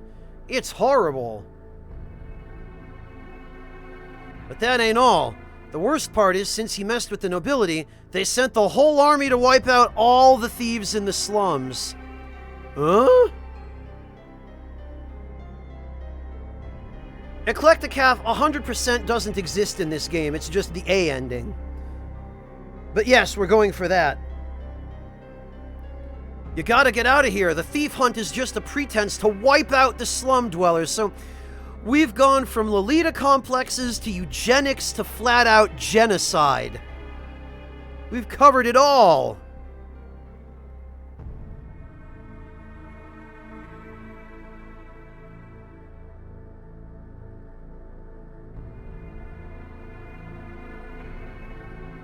He's a useful character, Morteferu.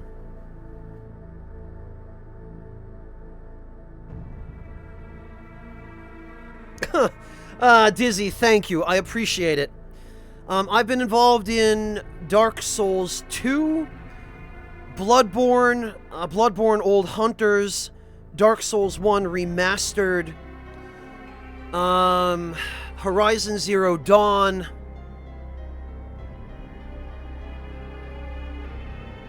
and let me see if I can find, because I believe they did announce.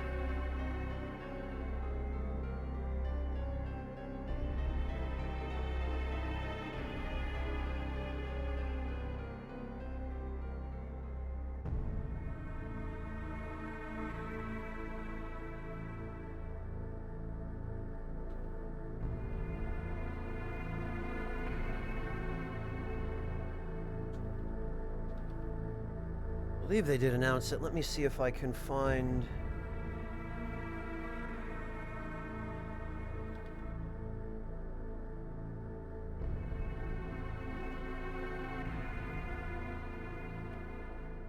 There we are.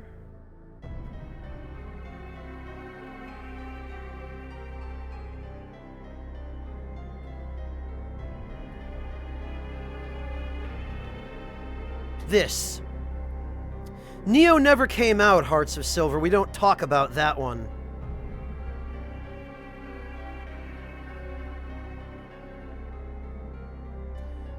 Doug, they've actually announced it. It's, the one in that link is what I've been working on.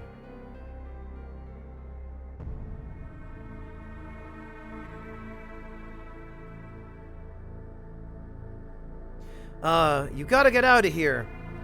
The thief hunt is just a pretense to wipe out slum dwellers. They're killing people right and left. It's a complete debacle!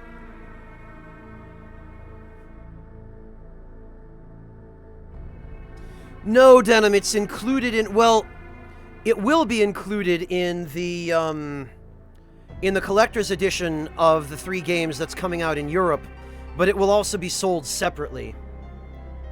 It's not free.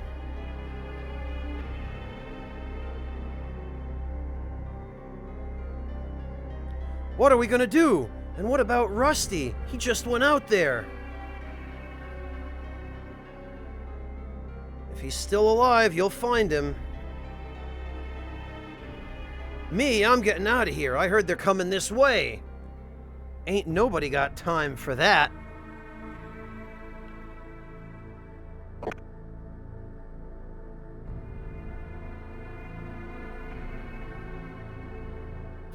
Not for the book, I'll tell you that, Denim, because it ain't done yet.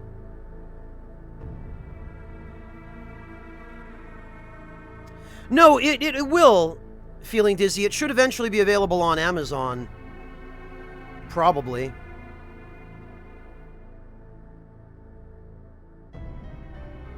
Oh, please, Vigil.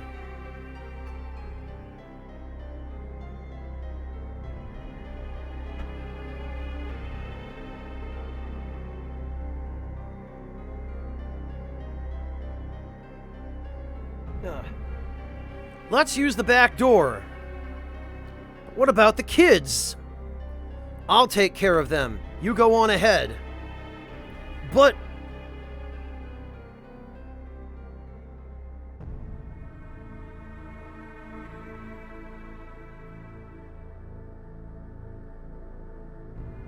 I'm not working on any such project, Feeling Dizzy. Even if I were offered the opportunity, I'm not really interested in Sekiro.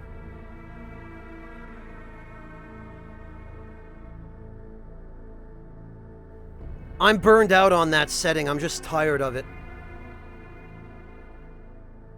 We'll meet up in the woods outside town. It'll be more dangerous if we go together. Please go. But the kids trust me most. And here's another very common Japanese line. That can't be helped now. It can't be helped. Shikatanai.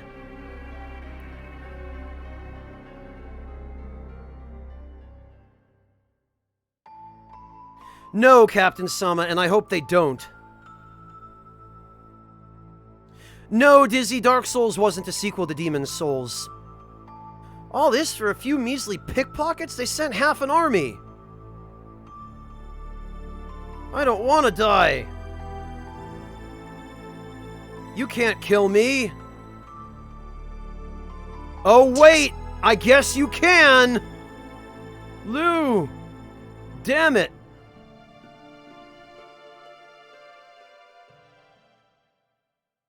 I've never tried it, Nox, because it's so garbage and so bad, it's not worth even trying. It's okay, Dizzy, don't worry about it. I've made it this far, wasn't that enough? Why? Why? I don't want to be left alone again. I just don't know what I should do. What are you talking about? No way am I gonna run off and leave you here. No, a long time ago, she died first and left me alone. If that happens again... I told you I'm not gonna leave you. I'm sorry. And now I'm dead.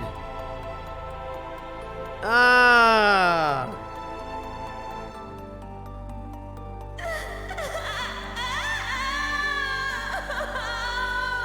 Yeah, Taters, he's kinda done with souls.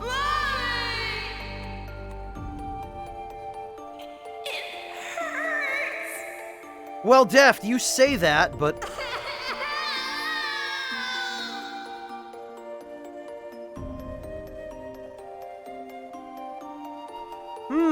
all these children.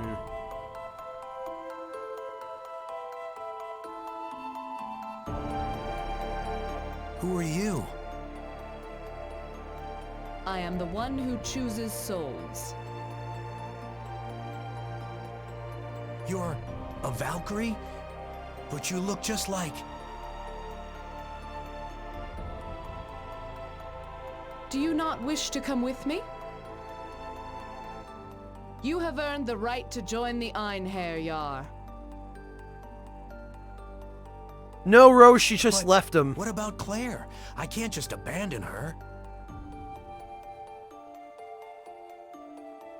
If that is how you feel.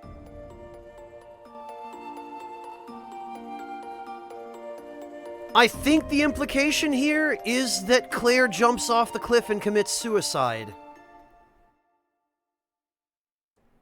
They don't make it very clear at all, but considering that it's Japan we're dealing with, I'm pretty sure that's exactly what happens.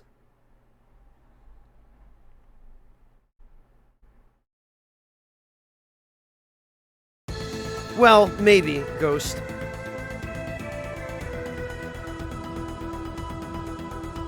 Yeah, Slade, because if you were Japanese, that's what you would do. You would throw yourself off a cliff and commit suicide. Or off a ferry, or in front of a train.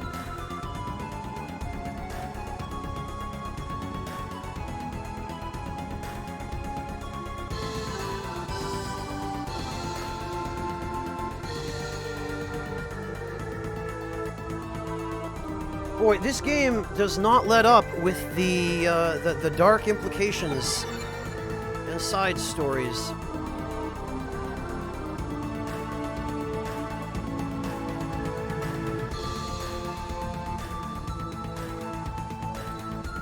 Alright, we are halfway toward the Orichalcon that we need in order to forge the best sword in the main game.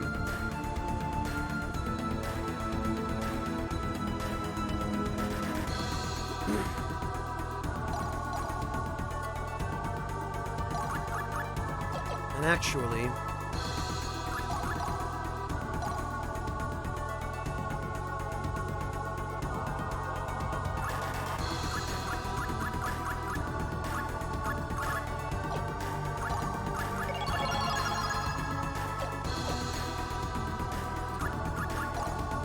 let's see, do we have access to...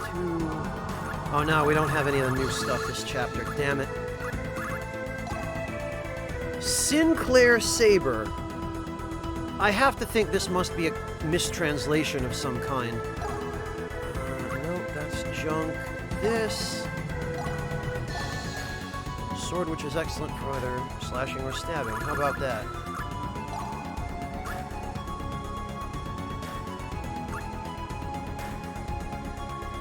Going to be basically the same deal.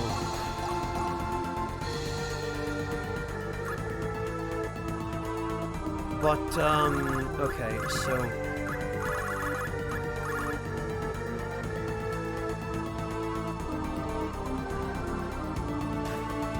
Of course, Pingu, there is no other approach.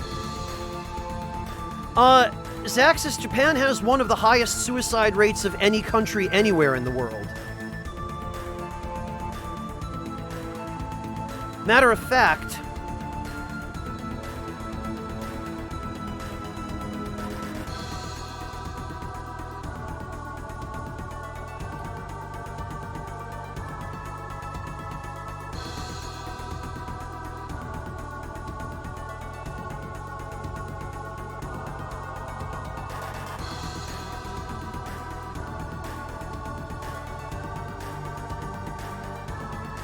Japan is ranked 14th with 18.5 suicides per every 100,000 people. And almost all of the countries above Japan on that list are former Soviet republics.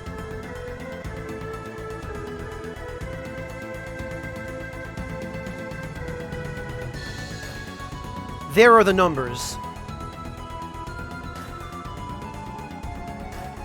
Hello, Dumimoto, welcome! Seems that as of this year, Lithuania is the highest at 31.9 suicides per every 100,000. And then it just basically is a list of, again, former Soviet states, with a couple of exceptions, Guyana and South Korea being the exceptions, and then Suriname. But then Belarus, Kazakhstan, Ukraine, Latvia, Slovenia. For some reason, Belgium. Which I don't get, because Belgium doesn't seem like that kind of country, but you never know. Yeah, me either, Akime.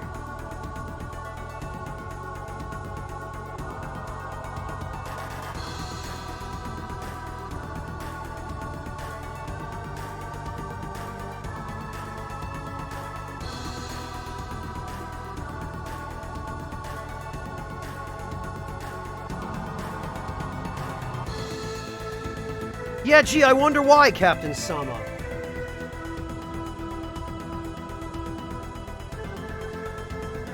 Alright,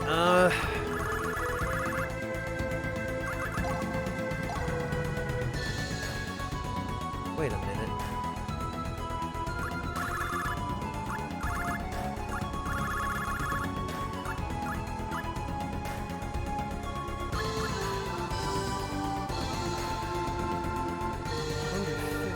Oh, okay. Never mind, I was gonna say... we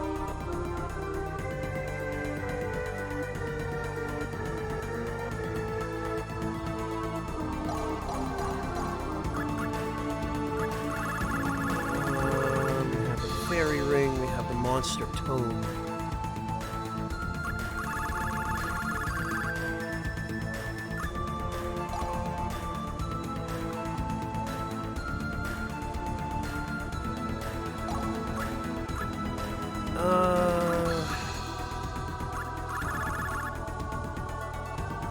Hello, Angry Artist. Welcome.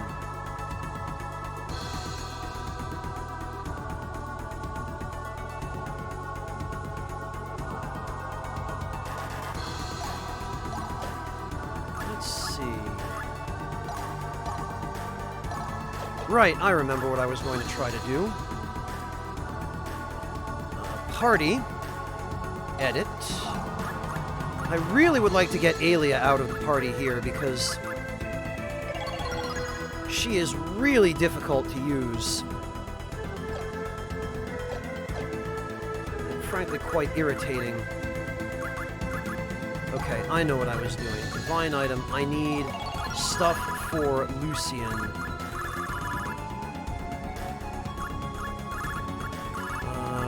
Dual Greaves.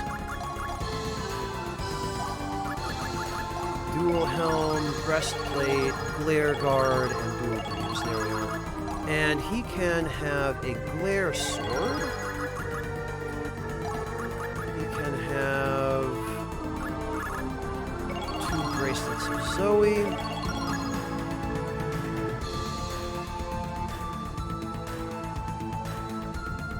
Yeah, she is Slade. Her moveset is really irritating.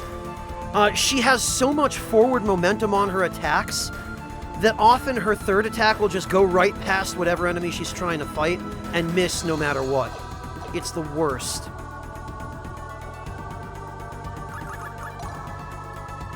Okay, Experience Orb. Let's give some of that sweet, sweet experience.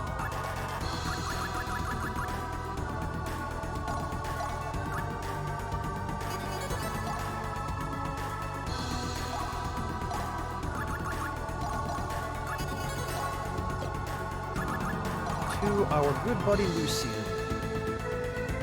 5 or 6, Haretsu, but you're better off sending him in Chapter 6, because in Chapter 5 they ask for a swimmer and somebody nimble, and basically Yume has all of those things but one covered. So first, the most important things. Guts an auto item. Splash.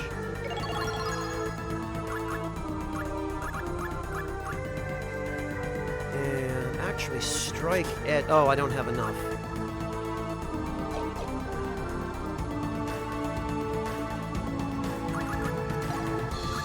Okay, experience orb.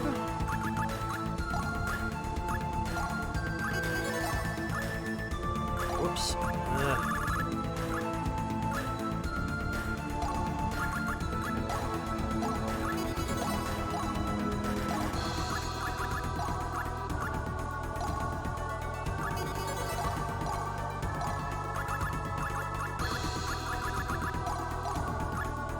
There we go.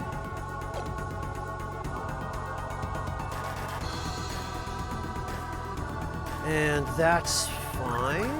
Skill. Strike edge.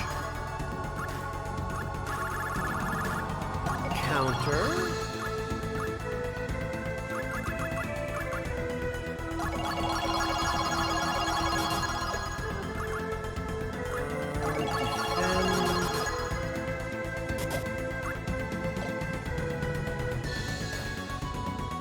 Yeah, Amrafin, but he's at least useful for Chapter 5 and 6.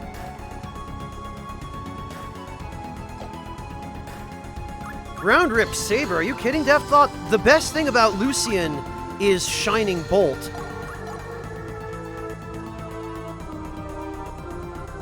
Which it looks like he does still have the ability to use with the Glare Sword, so that's good. Oh, and actually, what I want to do is I want to set his counterattack to Shining Bolt. Because that shit's ridiculous. And...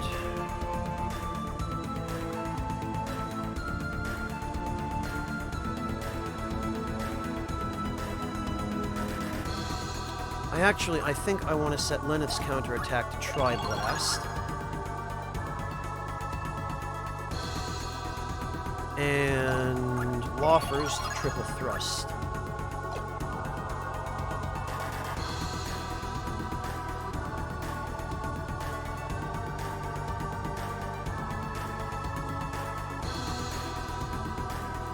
Tri-Ace move item def? You mean the Tri-Emblem? Well, the thing Shining Bolt is most useful for, Amrafin, is for knocking treasure and experience gems out of enemies. Also, it's really bizarre that he has the ability to use that. He's just a regular guy. Just an ordinary low-level pickpocket, but somehow he has the ability to shoot lightning from his hand. And nobody ever explains how he learned to do that.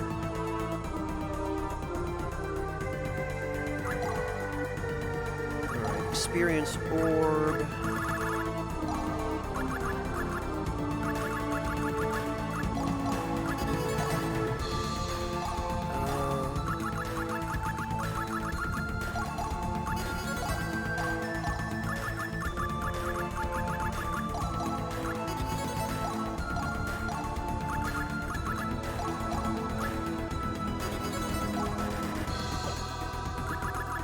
Skill.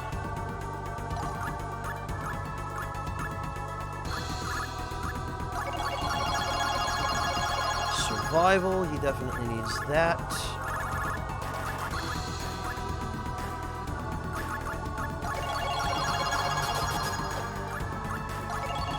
There we are. Okay, set up. Guts, an auto item. The only reaction skills you ever have to use. And let's set up auto item. That at 100. Whoops. Yeah, Deft, in this game it's the tri-emblem. That at 99. Damn it, again. This at 98, and this at whatever we've got left, 23.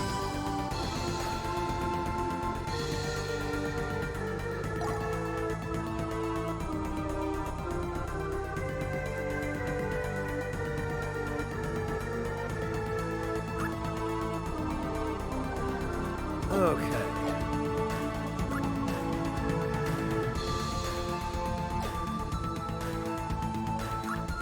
Actually, traits. What does he have that we can counteract?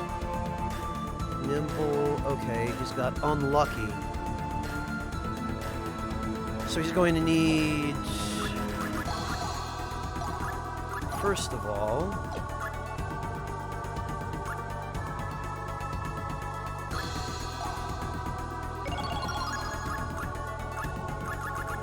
Lucian is going to need the Coin of Fortune. Rabbit's Foot to negate unlucky, and a...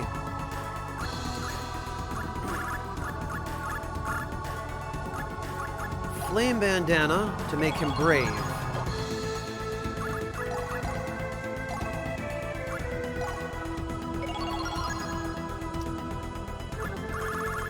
There we go, that ought to do.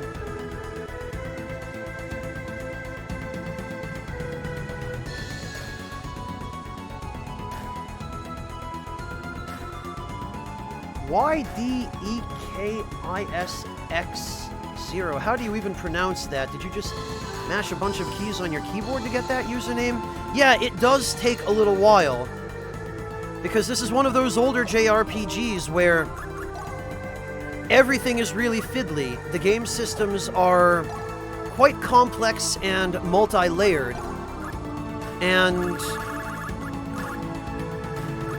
getting everything in order just takes some time. And it requires some thought. Okay, that we can ditch. This we can ditch.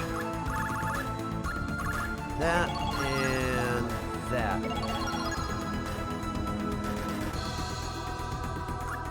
Yeah, Zaxxus, exactly. Lots and lots of systems, and lots of stats, lots of numbers to keep track of as well.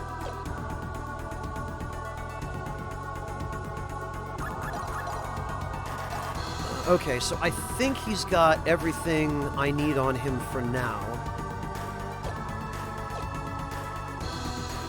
Yeah, they certainly do, Slade.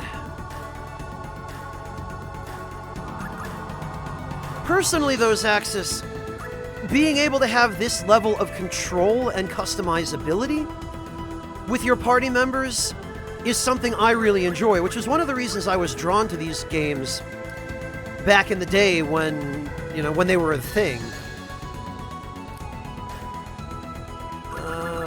Okay. We should save.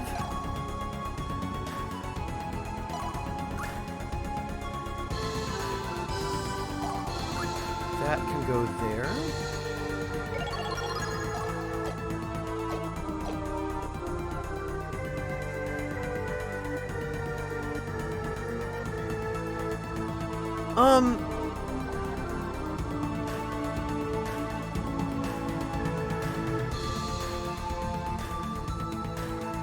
I'm just going to call you Dekis if that's alright, because I really have no idea about that username.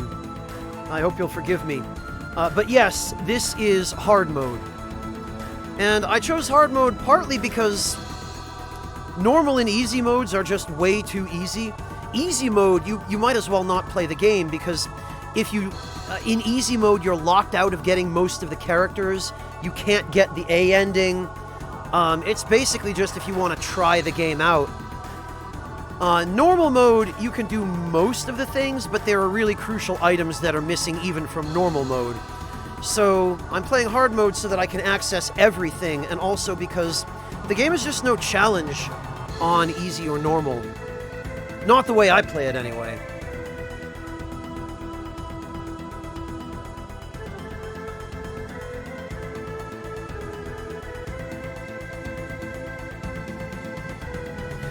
yeah, Akime, normal mode gives you access to plenty of broken stuff, too.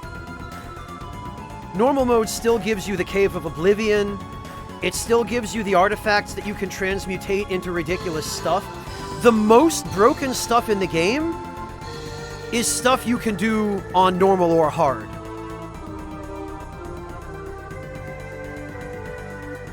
Well, and that's the case in point, Ghost Mutton, is auto item, guts, and an angel curio basically translates to complete invincibility.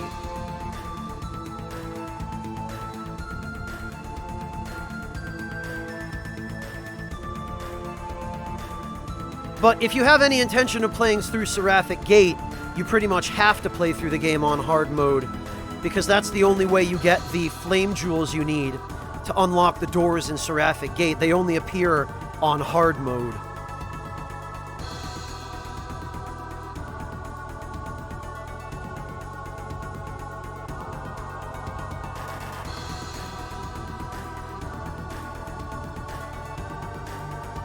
Well, Akime, to a large extent, it depends on how you play it. If you play the game the way I played it when I was a dumb 13-year-old back in 1999. 2000, so I would have been closer to 15, I guess. Well, same difference. If you play it like a dumb 15-year-old, like I was in 2000, when the game came out in America, then yes, it'll be hard. But if you play it the way I play it now, as a 33-year-old Twitch broadcaster and sometime content creator, no, it's not so hard. You know, once you know some of the tricks and goofy stuff and RNG manipulation and other ridiculous tricks that you can use, which I like. Captain Sama, sometimes I don't believe it either. I'll be 34 in a few months. Still can't quite believe that.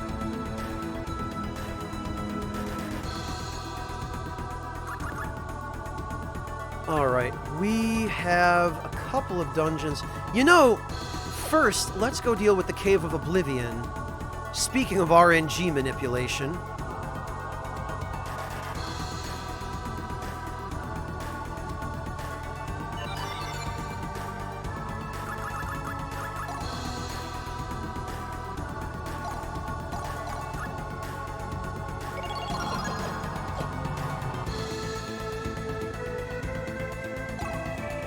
Alright, first of all, let's see what layout it is. Hopefully it's one that will give us a mighty check. It might be. I believe it is.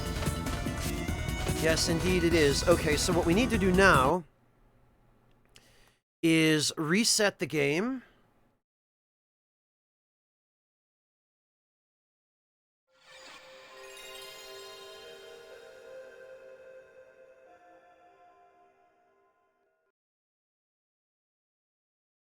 Yes, Captain Sama, but only because I have a backwards compatible PS3, which I've maintained meticulously with very great care over the years.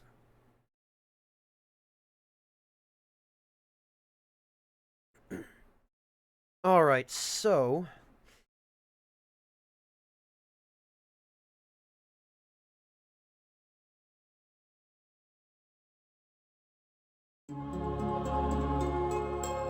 for this, we need to...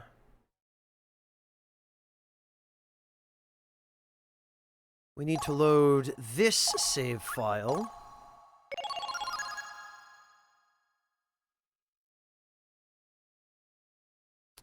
Oh, damn it all.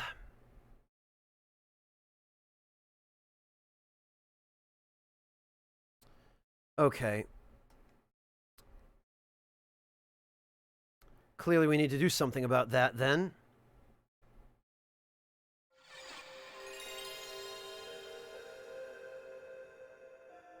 Because I would really rather not have to switch the discs again, if we can avoid it. But there is something we can do to get around that.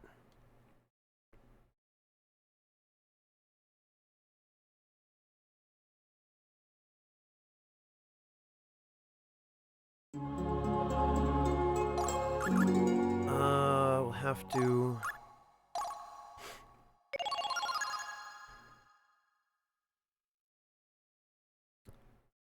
What?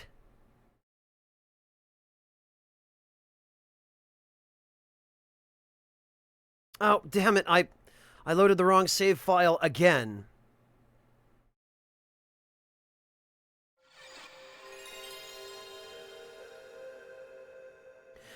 Slade, I have one of the PS3s that plays both PS1 and PS2 games. Unless you were talking to someone else. I made very, very sure to get it when it was still available, when they were still being made, before they were discontinued, because I knew even then that a console with the ability to serve essentially as 3 consoles was going to last me a very long time and be very useful as a content creator. So I went out of my way to save up the $599 US to buy the damn thing. And that's why I've taken such meticulous care of it over the years, because if it breaks, I am never going to find another one.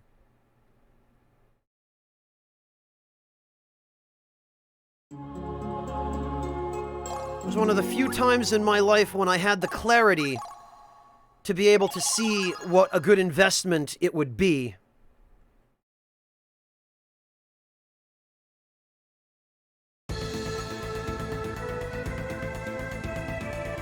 Okay, so what we need to do here is to create a... I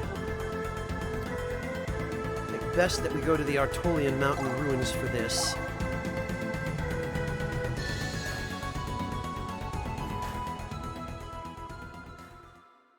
Hello, Seustown, welcome!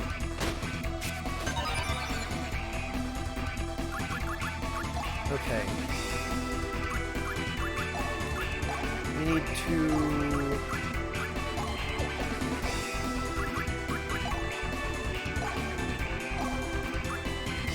I need to save this here.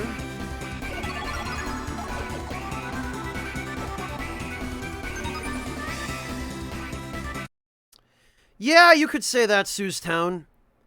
The backwards compatible PS3 certainly was very expensive back in the day.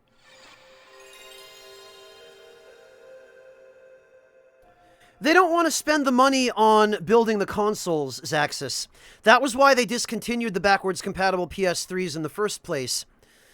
They felt that it was too expensive and that they were pricing the console out of the market by including those features. And they didn't think anyone wanted it. It's a very typical Japanese attitude, unfortunately, toward not only video games, but almost anything old, is... well, if something old is good, then something new is better. Right? So, why would you want to play old games when you could play new games? Why would we want to encourage you to play old games when we could force you to spend money on new games and make our console only able to play new games?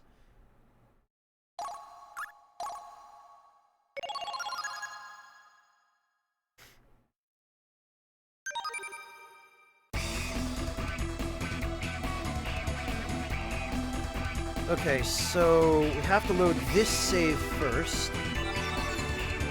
Then we have to load our world map save, which is here.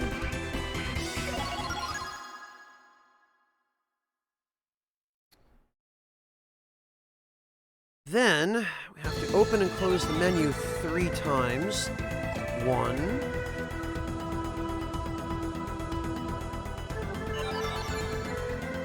2,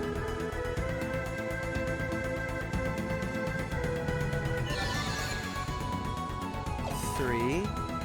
Well, yes, Zaxxus, by corporate standards, profit at any cost, right?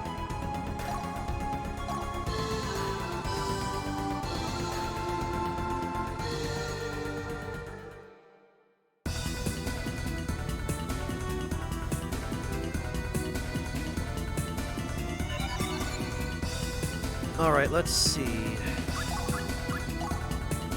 Nanami has a coin of fortune, and Lucian has a coin of fortune. Okay, good. Does everyone have bracelets of Zoe? Yes, they do.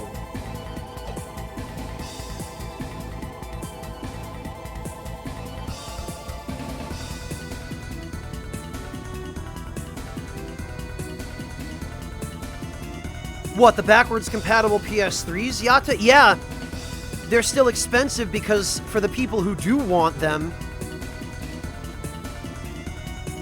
there are only a very few of them left.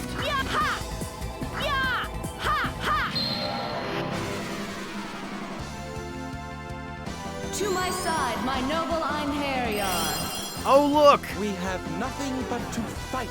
Bugs!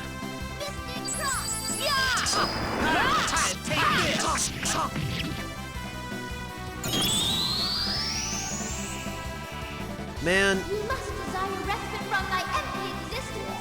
Thou shalt have it.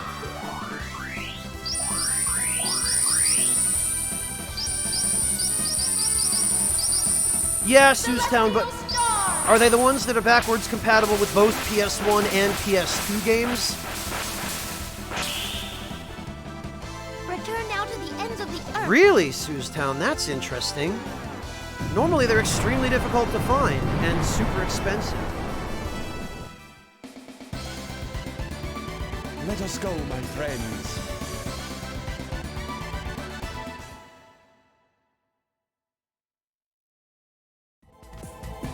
Alright, let's see. Ah, what have we here?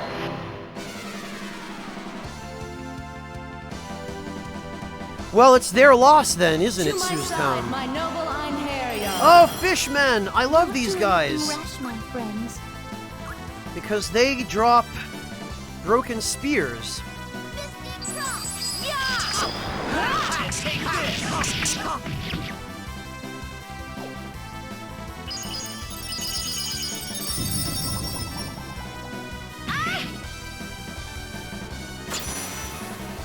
Oh, and that bastard in the back is just going to keep restoring them.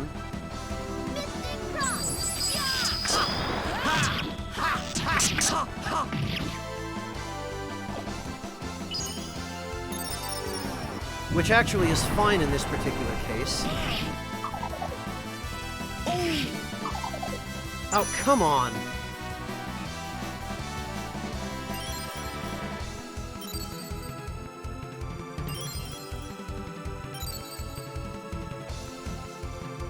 Alright, look.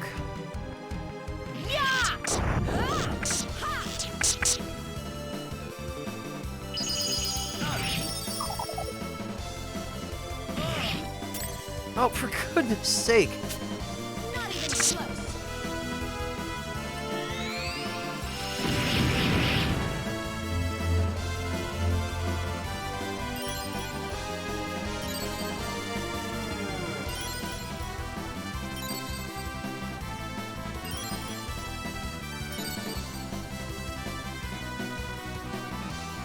Alright, you insufferable...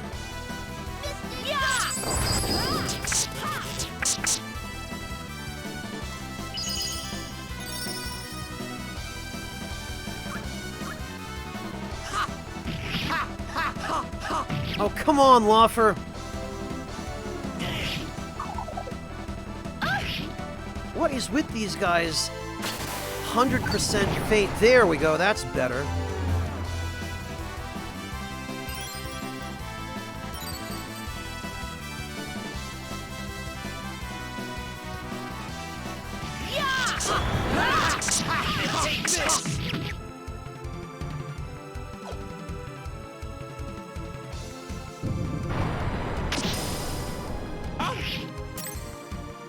Wait, what just broke?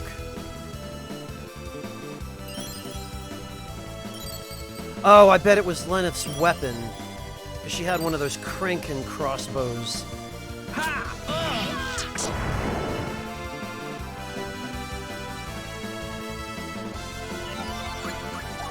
Ah, right.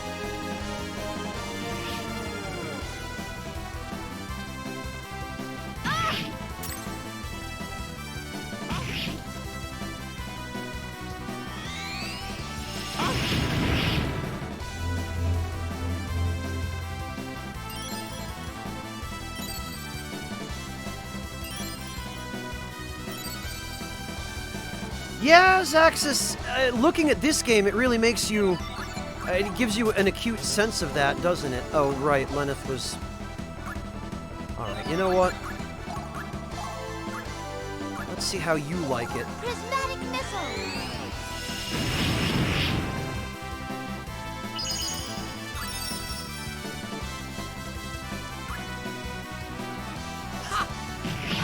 And take this!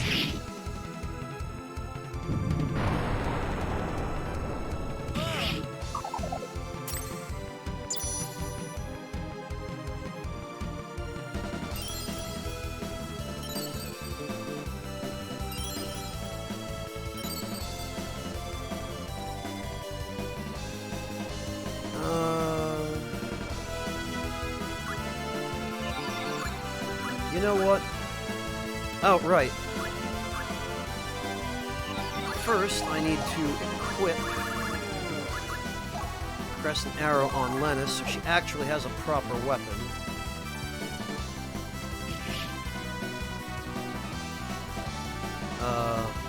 Okay.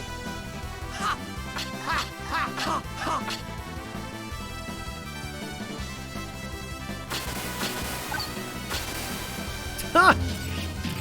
Nice! That's what I'm talking about.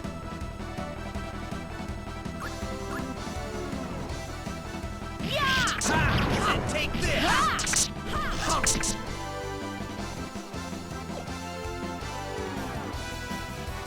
Trying to figure out which one of these guys still has to give me an item. Not even close. Because I'm quite sure there's at least one of them that does.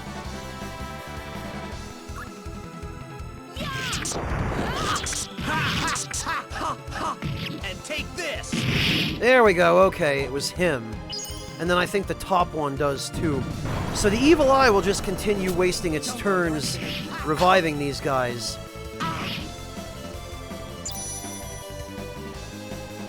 As long as I keep killing them. This one...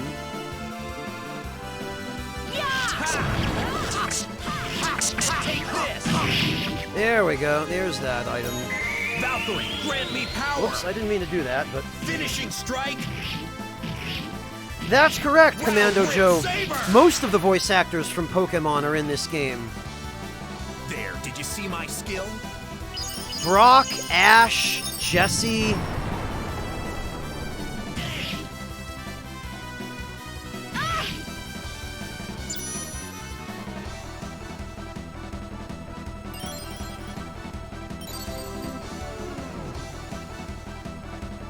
Alright. So what we can actually do here... Have Lucian use a poison crystal. Later, idiots!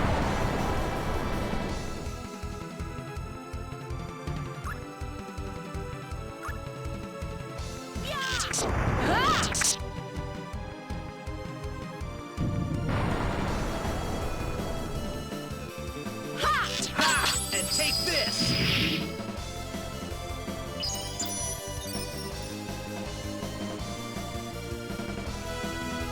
Ah, but now he's in the front. Haha! Gotcha, idiot. And take this!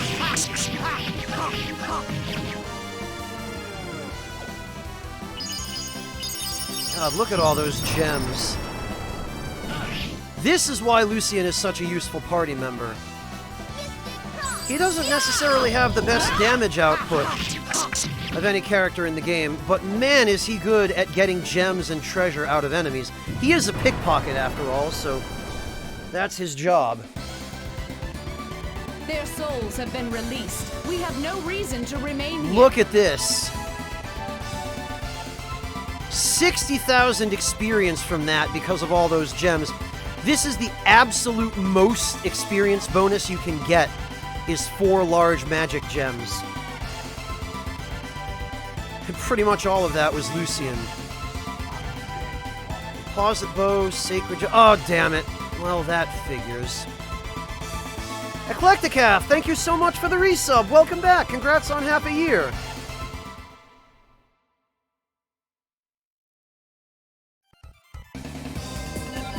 Oh, and plenty of enemies in here. That's good. Oh no, now he's got 420 capacity. Oh.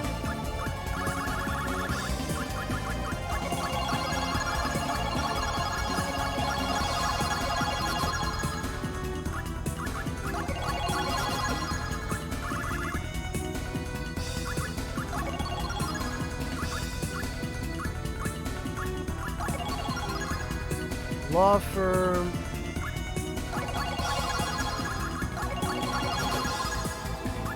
And Nanami. Oops.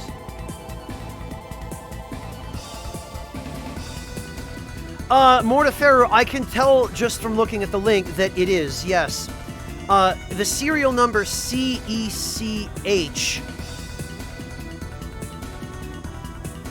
E01, I believe, is one of the backwards compatible models. Hello, Levsk!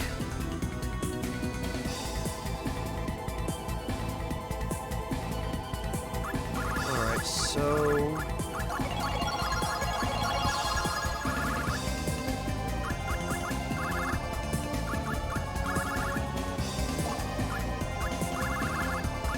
I guess resist damage.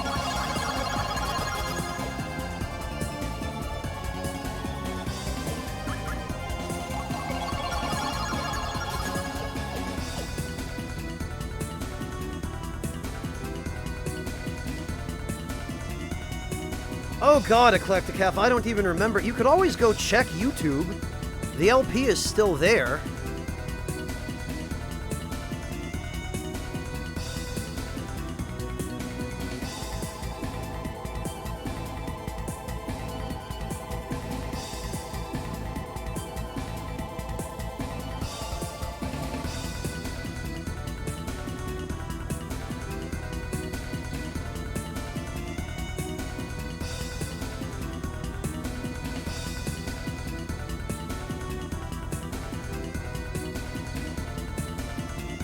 Alright.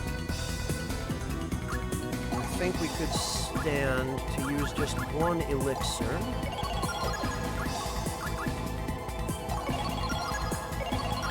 Ah, 3 golden eggs. Golden eggs.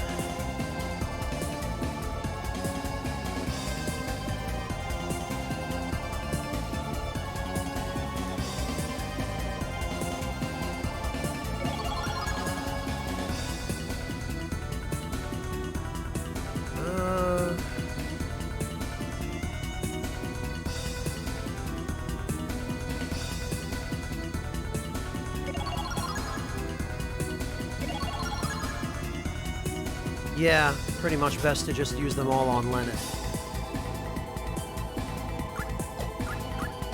Eye of Heaven, we can use one of those.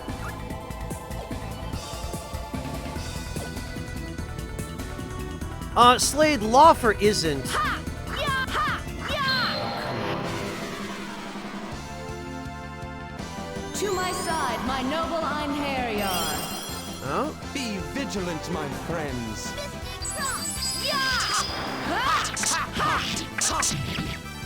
Well, we got the item from him.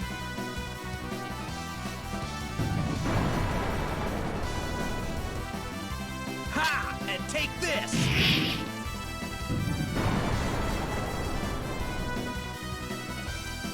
Don't underestimate. Ha! Way to whiff, idiot! Ah, oh, damn it, but then I killed him. I have drawn Chukichi. Good fortune. Ah, Broken Spear. See, that's why I like those guys.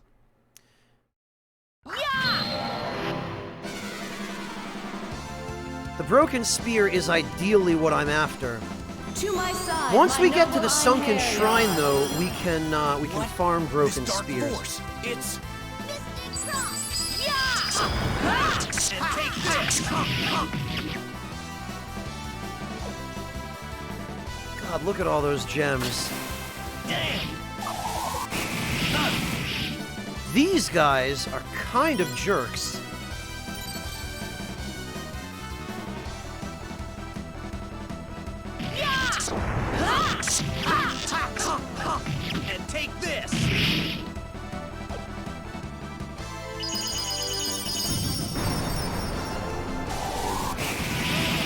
Oh no, not Biobolt.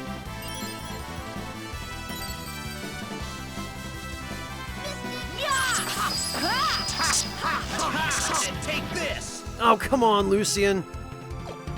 I knocked it too far away. He slapped me. Oh yeah, that is only in 3 days, isn't it, Zaxxas?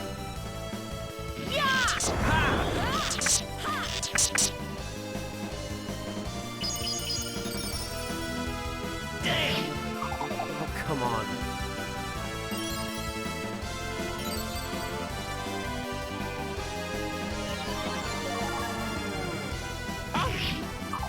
These guys, I don't know what it is with them having the ability to cause characters to faint so frequently.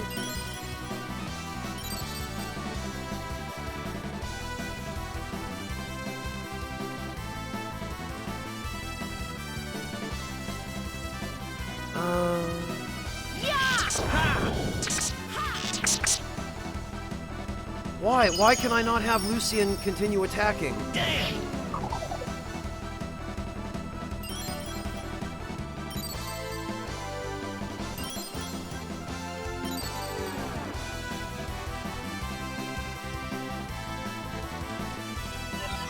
I really want the item this guy has, though I don't remember what it is.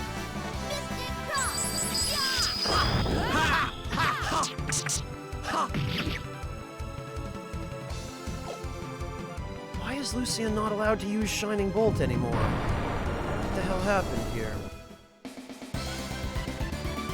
I have drawn Kichi. Average fortune. Well, we pretty much doubled the experience value of that, and we got another necklace doll, which is what I wanted, but... Ha! Yeah! Yeah! Ha! Yeah! To my side, my noble Most of them, Valkyrie. Zaxxas, yes. Okay, here we are. Don't do anything rash, my friend. Take this!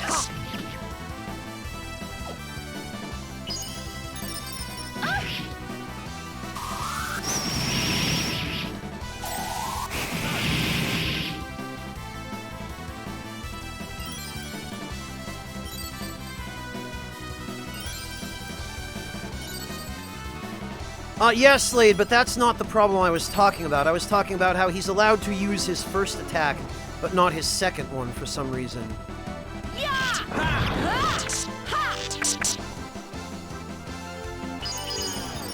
Like, see there, he was able to use his first, but the second one didn't work.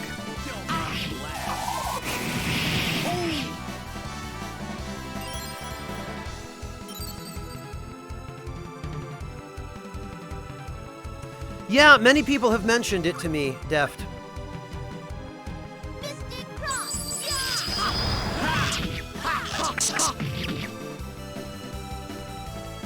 Alright, something is going on here.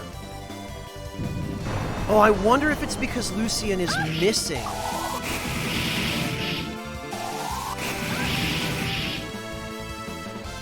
wonder if it's because he's missing his first attack, and so... he's not able to get his second.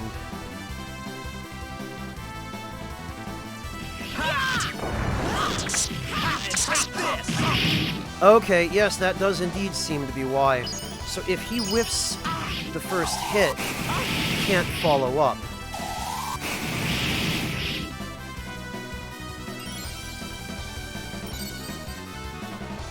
That's irritating.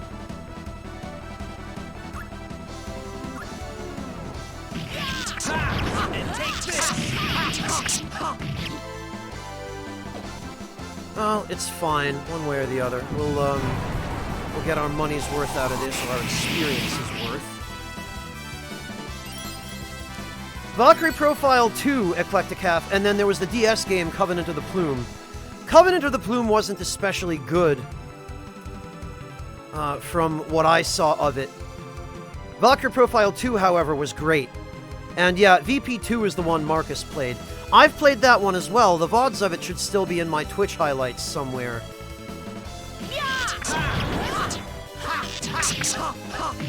Oh, but it seems like with Lucian I have to follow up right away. Well, he did hit it.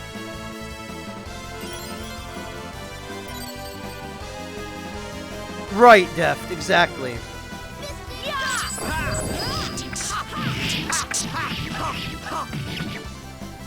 Alright, you know, we'll go one more turn with him. Maybe. Yes! Excellent.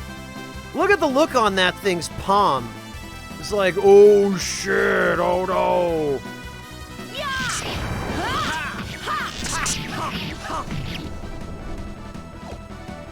Well, so much for getting any more gems out of it. What the hell, Lucian? Why? Why are your attacks so finicky? It might not go so well next time.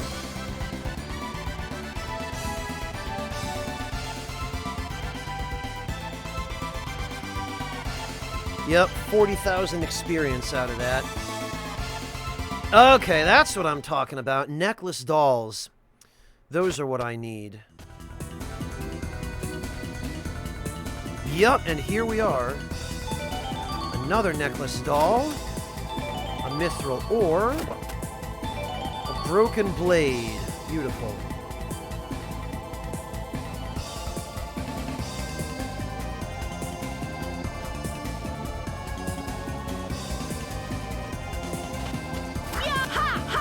Come on, there we go.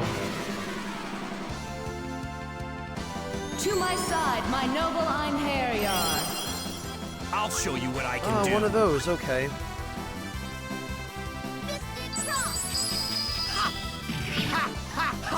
Lawfer, what are you doing? I have to rearrange his attack order. This is ridiculous.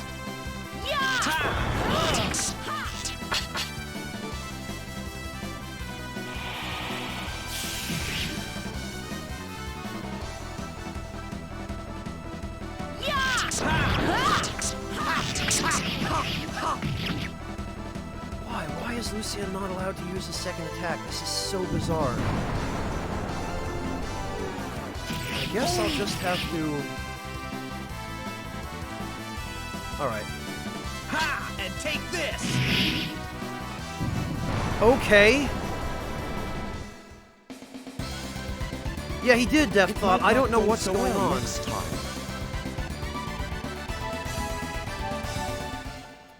Hello, Leishmania!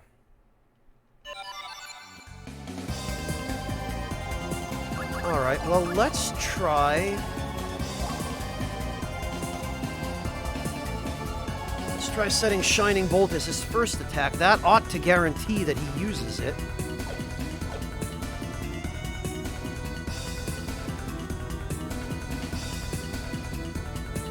Now, in this particular layout of the cave, we want to go over here first.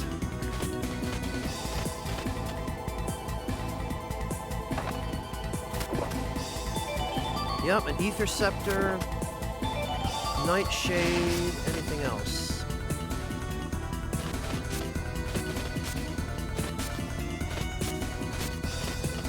I do not see the... I do not see the treasure indicator.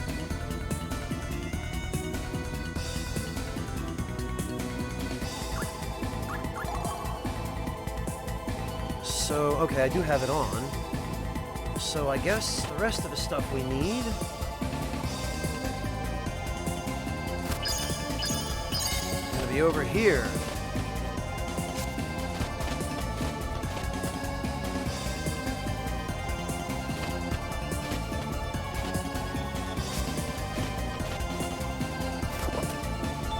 Yes, a mighty check. Excellent.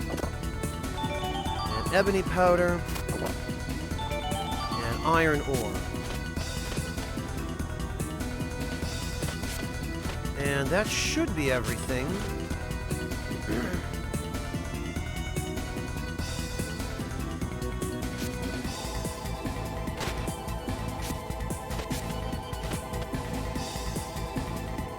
Well, I guess we're done here.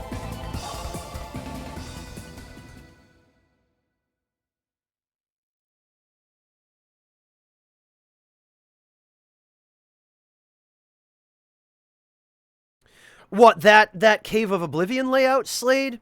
Yeah, that's why I did the goofy little ritual that I did at the beginning with resetting the game, loading a bunch of save files in a particular sequence, and opening and closing the menu several times.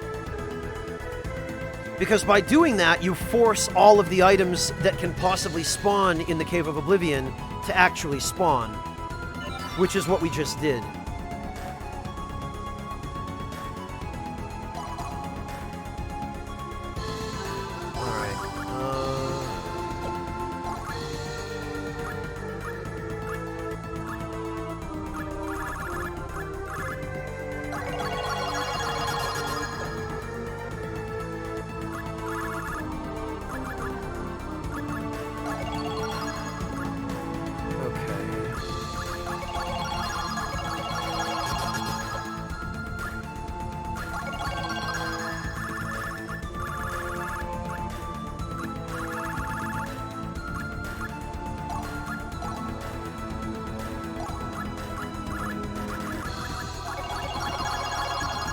Okay, yeah, that's fine.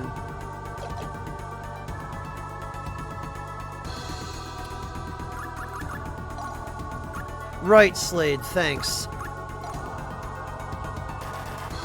I've looked at it before, Deft Thought, but I don't have any particular interest in it, no. Right, which one? Grab and pull the enemy with nails, okay. Prisoner Fang needs to go last.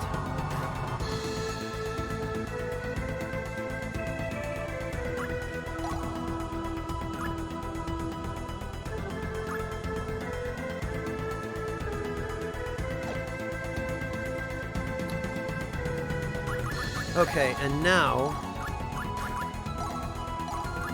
the Creation Jewel, and we transmutate Broken Blade and the Broken Spear.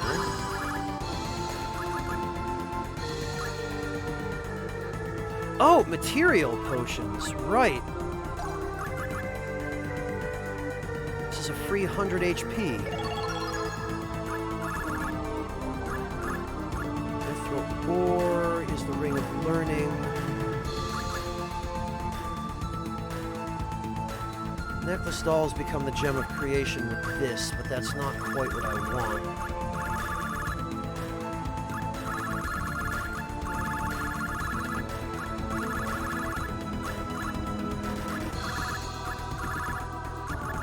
Resist damage, becomes triggered stress. Right, concentration and mental reaction.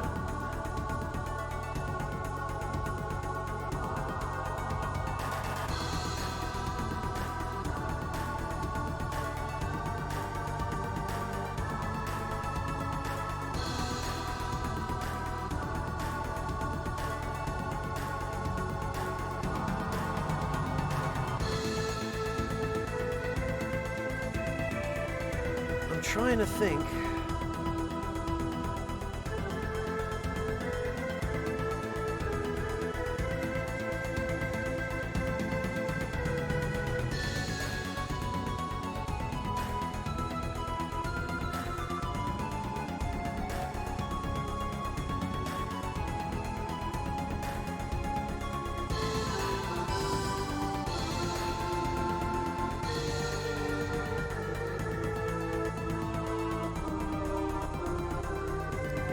I believe mental reaction is the better ability here. If I remember correctly, concentration is bugged and it does not do what it's supposed to do.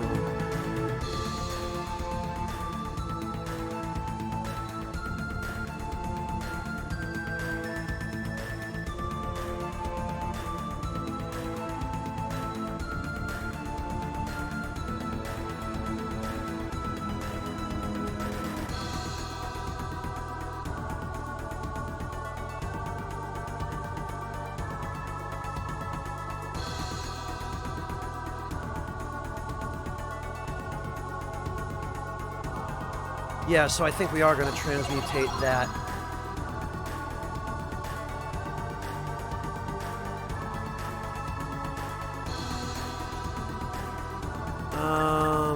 Resist damage we have. Mental reaction becomes magic power. You know, we're gonna use mental reaction.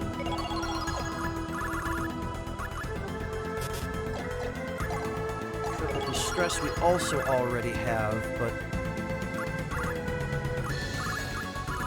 Oh, okay, but...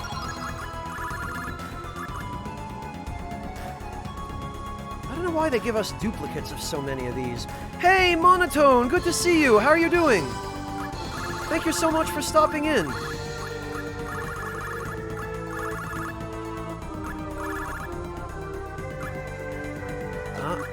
And we got the Holy Drop as well. I forgot about that.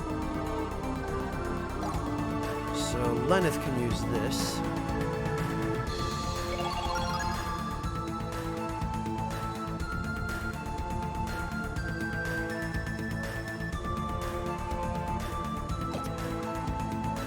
And we can go to Convert MP. This is what I wanted to do in the first place.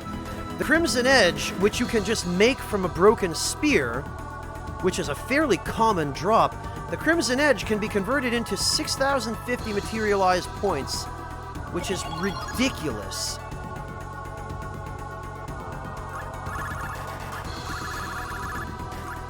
Just flippin' redonkulous. And we'll turn one of these Ether Scepters into a Tome of Alchemy.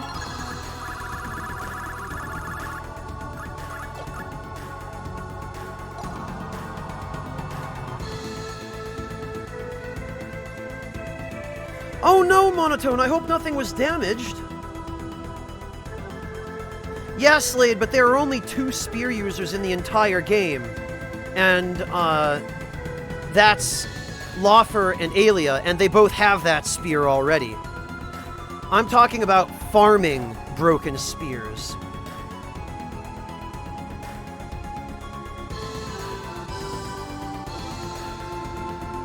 Well, I hope everything in your apartment was okay, Monotone.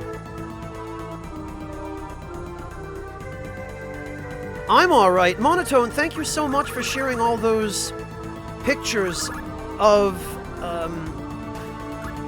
the things that you saw on your dives.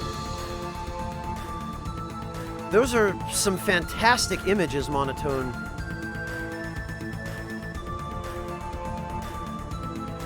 Okay, well, it could be worse then, I guess. At least it was just clothes. At least you didn't have a computer destroyed or anything like that.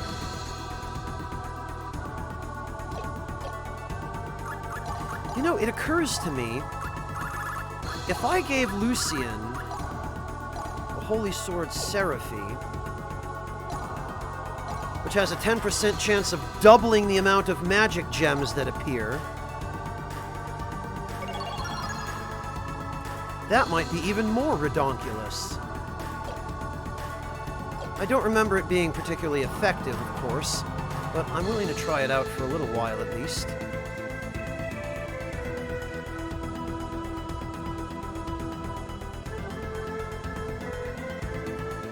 Oh, Monotone, the file is probably too big. What I would do, if you have video footage you want to upload to Discord, upload it somewhere else, like upload it to a YouTube channel as an unlisted video, and then link it in Discord.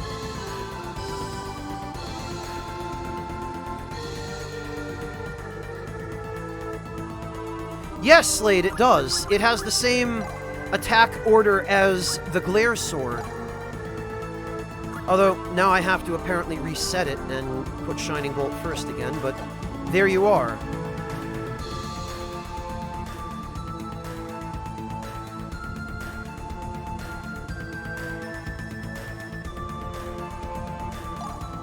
Alright, let's see.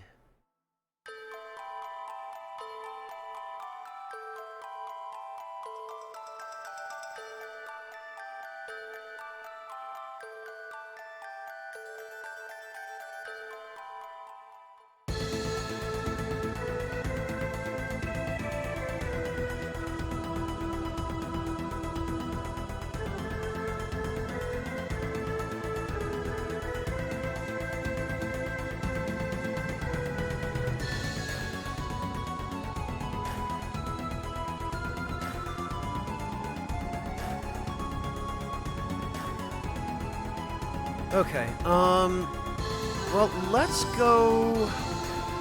Actually, first, I need to save the game. And then...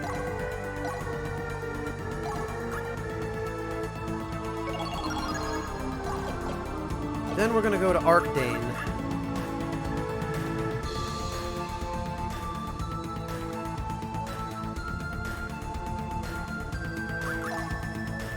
Right, that's what I meant to do. Okay, actually, we're doing okay on Lenneth's seal value. As long as we keep this below... As long as we keep it below 37... we will be doing A-okay.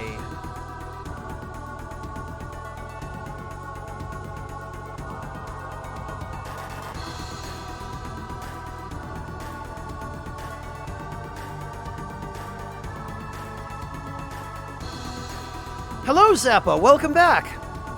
We're doing alright.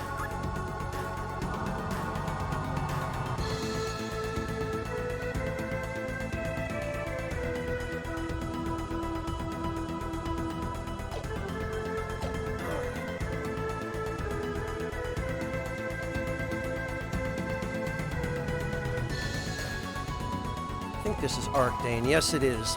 Gigantic magic crystals are said to be sealed in these ruins. Yet, while many have sought the power contained within these magic crystals, none have returned with it. Could it be that these stones are a myth?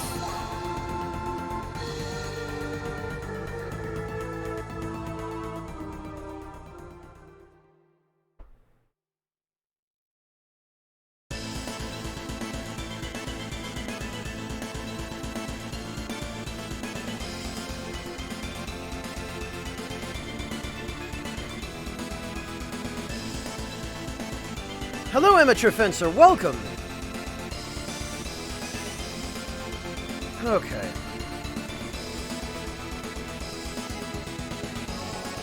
I believe the Arcdane Ruins are one of the only dungeons in the game where you can cause the enemies to respawn.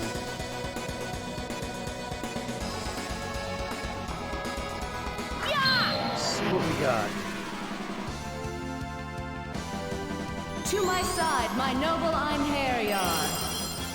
Don't do anything rash, my friends. Take this! Okay, well...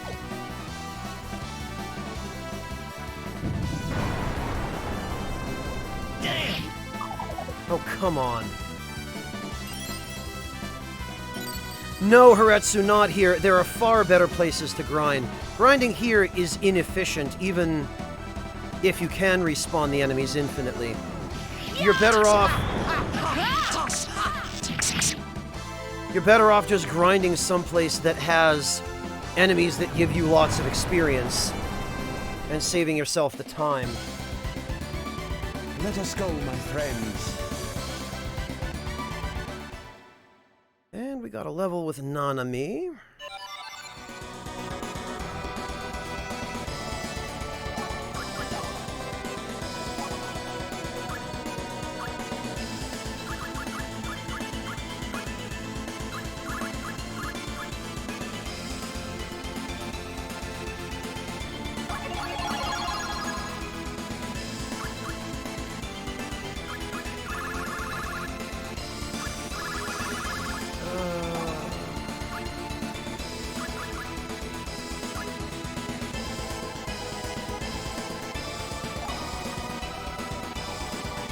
Actually...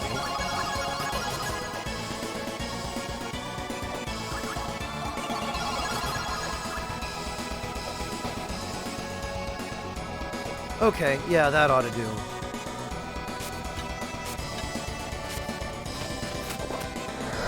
Oh, right. Bloody hell, I forgot. Pretty damn near every treasure chest in this dungeon has a monster in it. Don't do anything rash, my friends.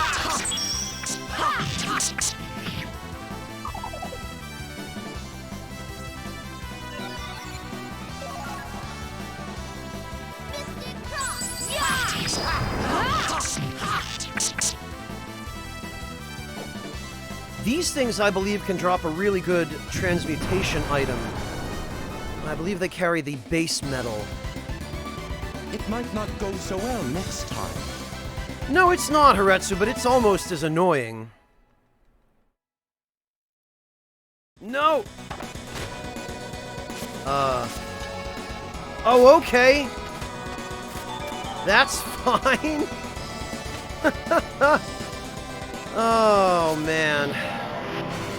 What is my life? To my side, my noble Einherjar. Alright, let's see. Oh, thank goodness he whiffed that. And take this! Okay, so Lucian will definitely miss on his first attack if... And take this! Alright.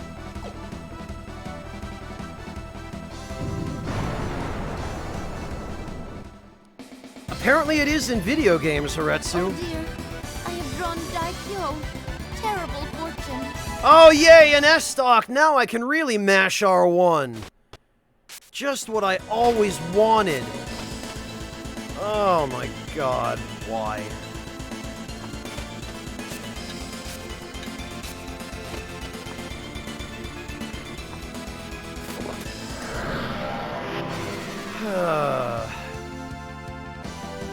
To my side, my noble Einherjar. Oh, come on.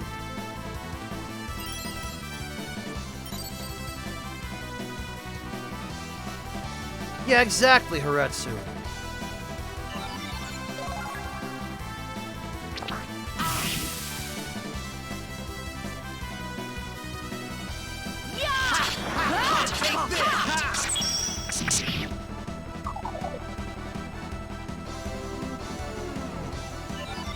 Alright.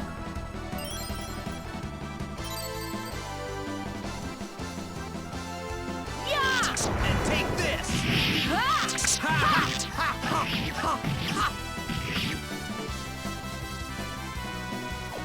Hopefully that was a base metal, because I would really like to have some of them. I believe they are turned into crack rings. I have drawn Kichi. Average fortune. Pat's favorite. Oh, damn it. No, I think they can drop the burgundy flask and the base metal.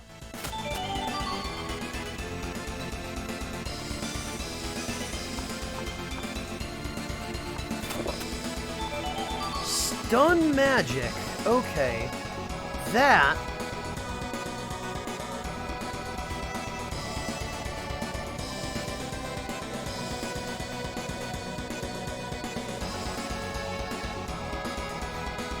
Stun magic is really good.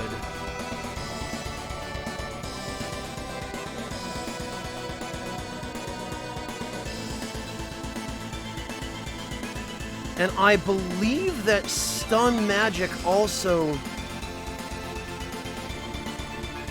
Are you proud of yourself, Monotone?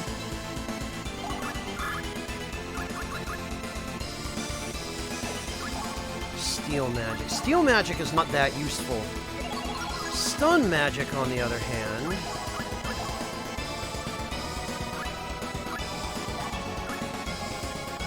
Ah... I do believe this is going to have to be a priority.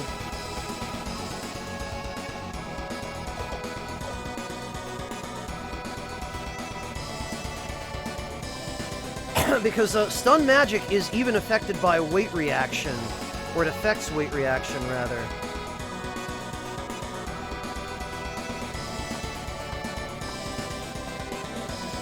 Oh, hello! Look, dude.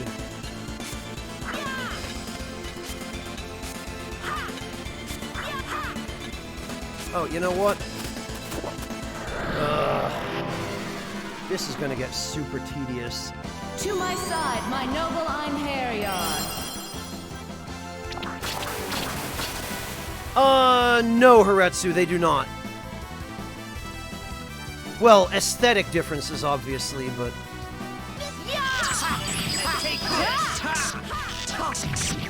Okay, yeah, having Lucian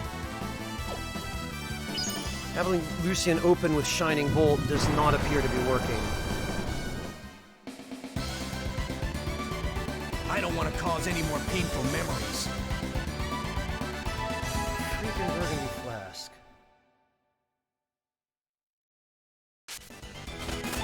Oh, a Ranseur. Yeah. Gotcha. To my side, my noble Einherjar. We have nothing but to fight. And take this!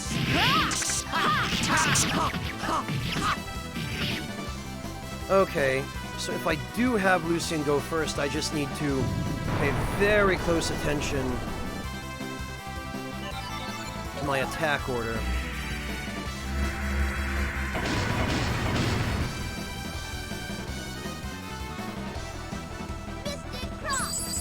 And take this!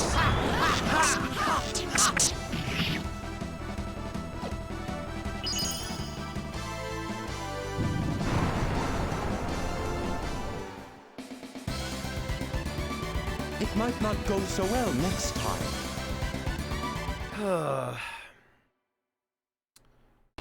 Alright, I guess.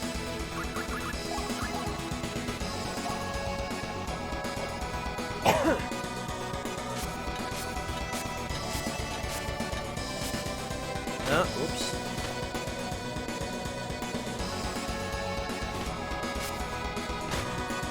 Damn it. Ugh.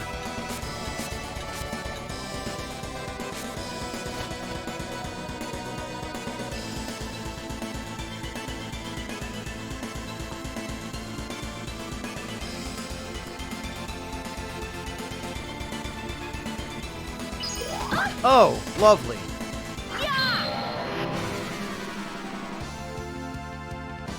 To my side. Yeah, my Chronically, noble he has it from the Einherjar. start. It's just one of his moves. What? This The dark problem force, is, he's not been using it properly. Take this! I've been having some trouble getting him to perform it properly.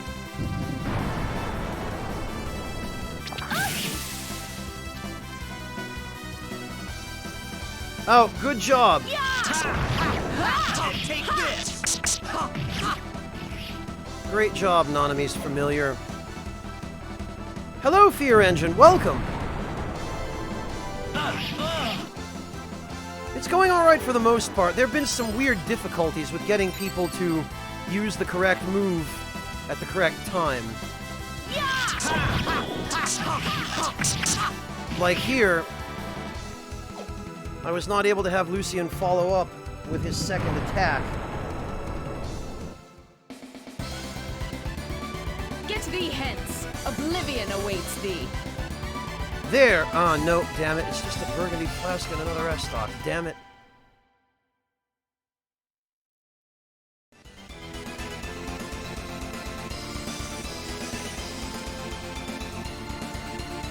Yeah, Zappa, it's a shame you have to give him up in order to get the best ending. To my side, Oh, hang my in there, noble Ghost Mutton. Einherjar. We have nothing but to fight.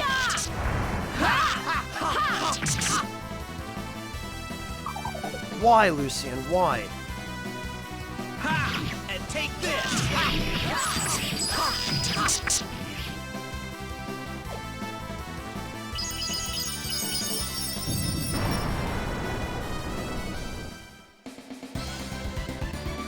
It might not go so well next time.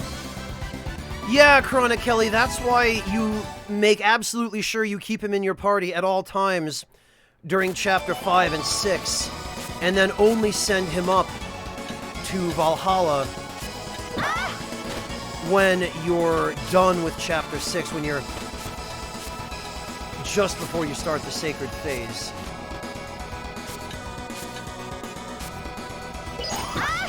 Alright, what?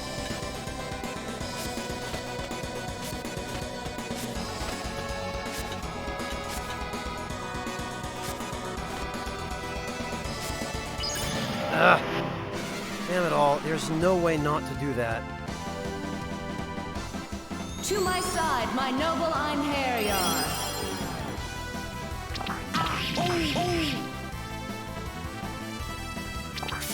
You missed.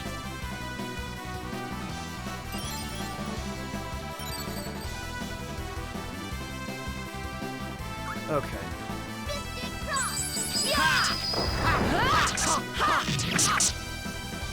We got the item.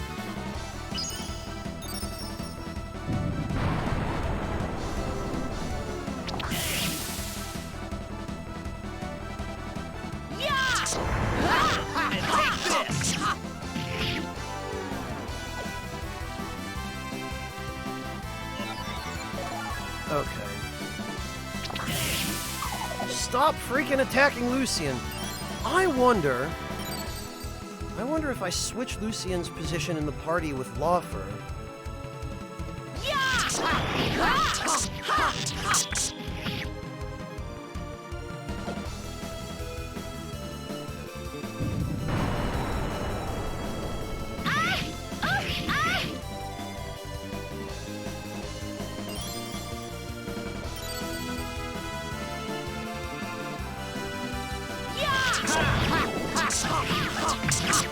Yeah, it is just not letting me use Lucian's second attack.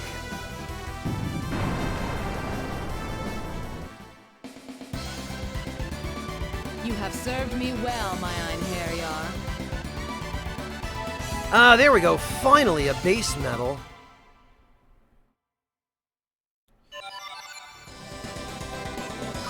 Alright, let's try this.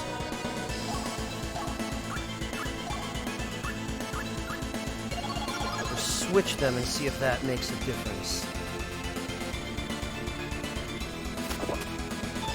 Ooh, an Ether Scepter. I like that.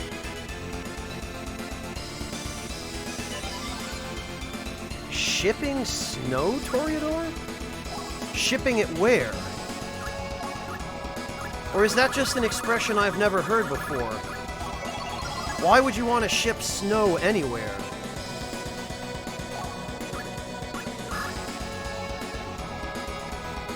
Okay, 3 tomes of alchemy, that's good.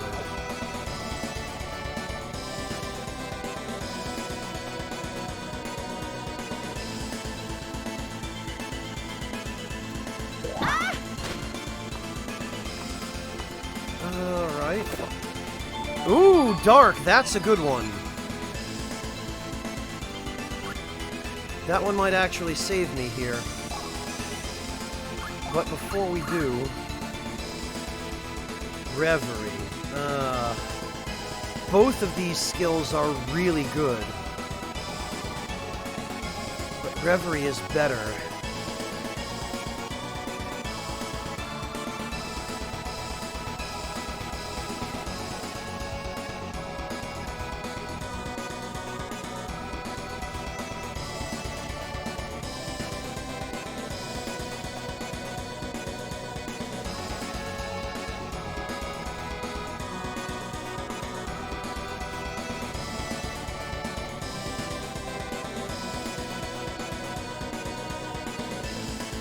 Reverie is the skill that gives you a shadow image.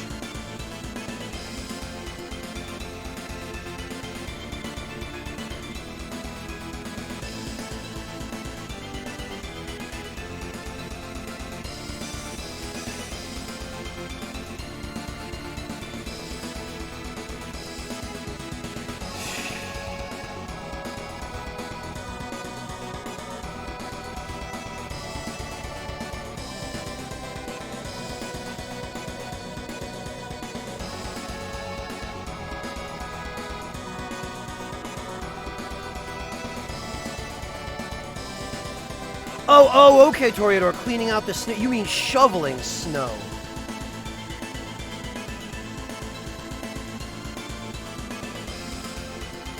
Yeah, Zappa Slave, Dark lets you hit them from the rear, but all that does is makes it easier to set up juggles, which is nice, and reduces their chance to evade by 50%, I think.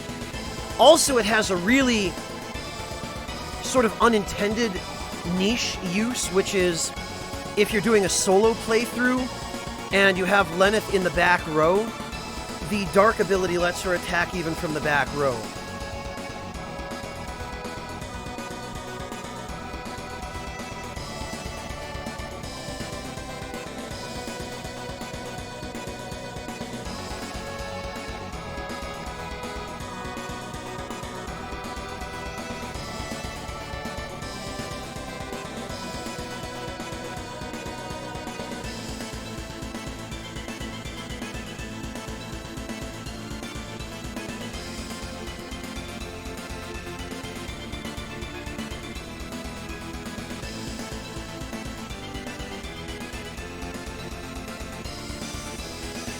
Hey, Yoshi Bear, good to see you. How have you been, man? I hope everything's been okay. Yeah, Ross, this is really a difficult choice.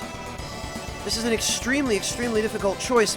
Not only because both of these skills are really useful, but also because I have a sinking feeling I might have to choose between only being able to learn one or the other. I'm not sure I'm going to get a second book of either Dark or Reverie for the remainder of the game.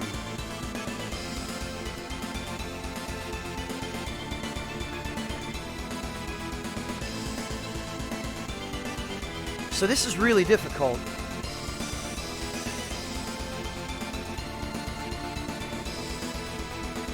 Three days, Yoshi. Jeez, I'm so sorry, man. I hope you feel better soon.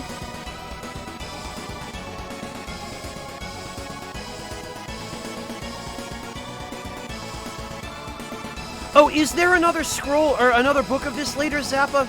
As long as you're sure, because I know there's one particular scroll or one book, and I forget which skills it is, but I remember with a great certainty that there is one set of skill books that you can only get one of that book in the entire game, and you have to choose.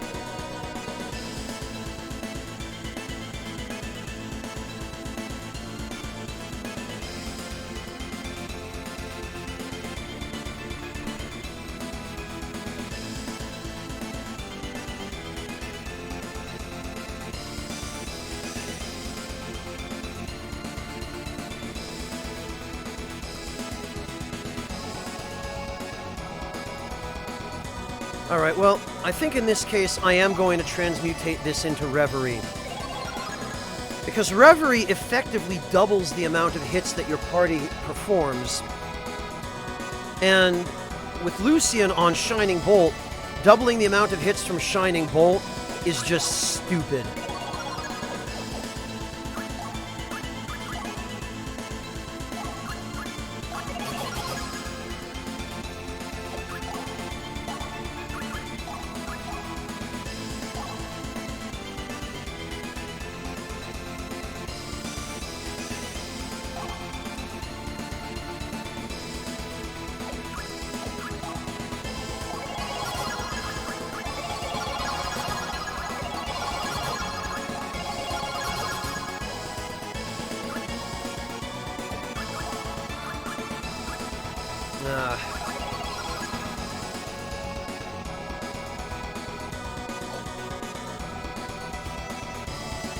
Yeah, Yoshi, but it's been a while since I've had an opportunity to stream regularly, too.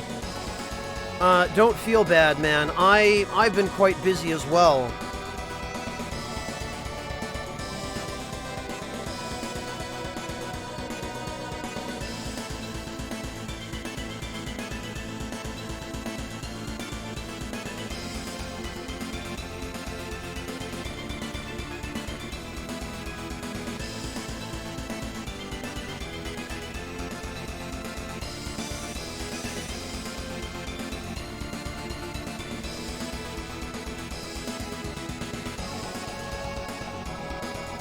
Alright, let's see.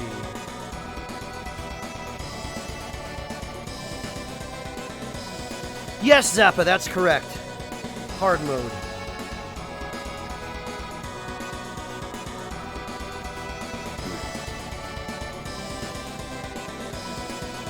Okay, Zappa. I couldn't remember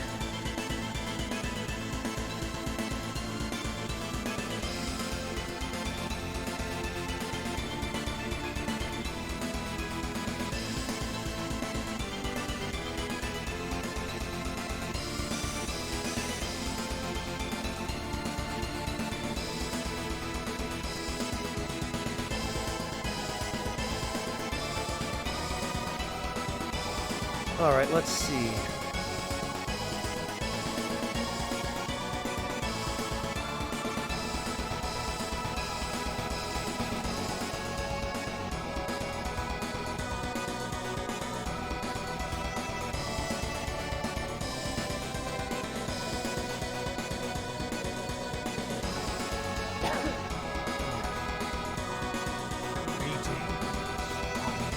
Yoshi, thank you so much for the sub. Welcome back. Glad to have you back, man.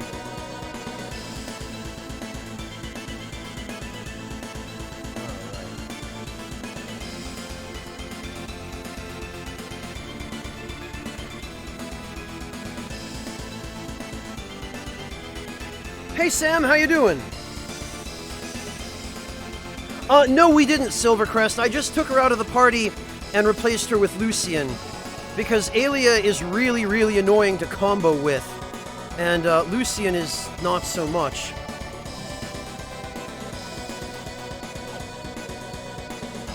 Alright.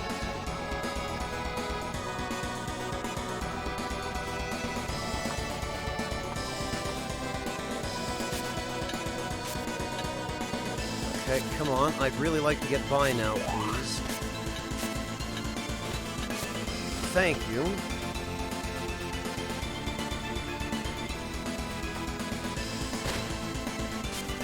And this way.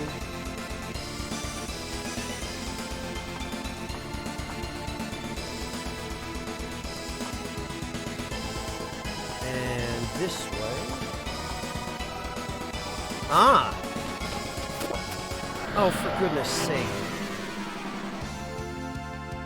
To my side, my noble Einherjar. Well, yes, Slade, but this dark force. Laufer has a drastically better moveset.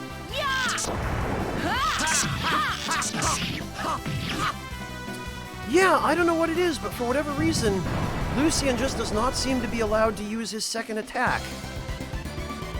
Is everyone all right?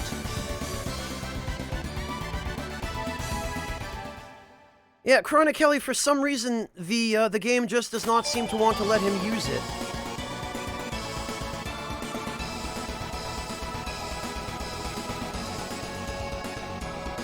Oh, for God's sake. To my side, my noble Einherjar.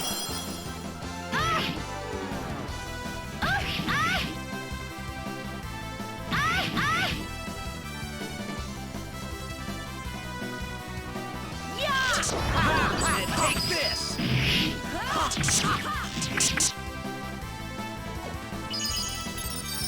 No, Slade, I'm using it right away. Damn! Damn! Oh, for God's sake. Yeah, Chronic Kelly, but I have a sword that still allows him to use it. Just because a sword only has 2 attacks doesn't mean it prevents him. The sword he has equipped enables him to use the position in his combo that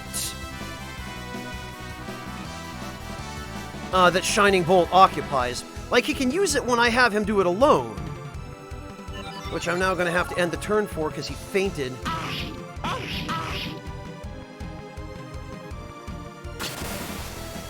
Yeah, get countered, idiot.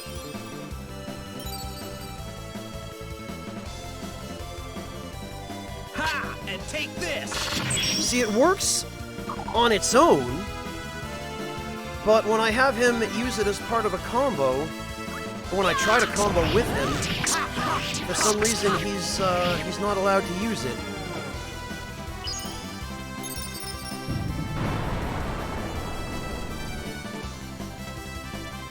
Yes, Zappa, I know. But just because it does 2 moves does not prevent it from being able to use Shining Bolt. He can use it when he attacks by himself. There's no reason he shouldn't be able to use it as part of a combo.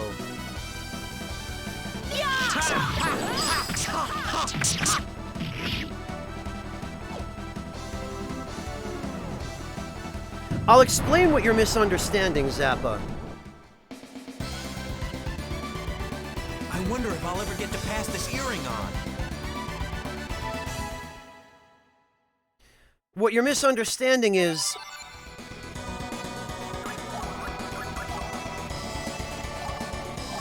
You see how this weapon, for attack number 1, it has a circle, for attack number 2, it has an X, and for attack number 3, it has a circle? Well, you see how for the S-Stock, attack number 1 has an X, and attack number 2 and 3 have circles? This is what determines which attacks you can or cannot use in your combo. Not the total number of attacks the sword has. So, the Holy Sword Seraphy, circle X circle, leaves Lucian with the ability to use Air Slash and Shining Bolt, but his third attack is cut out. Technically, it's his first attack, because that's the default attack order. If I put on the S-Stock, which has a different attack order but the same number of attacks, Lucian now has Slanting Blow and Shining Bolt.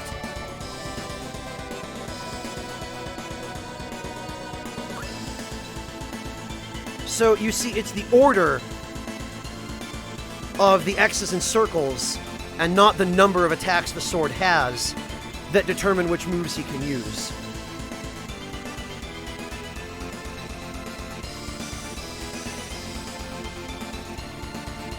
Well, Zappa, that's what I thought at first too, but then even when he was landing his first attack, Shining Bolt wasn't hitting.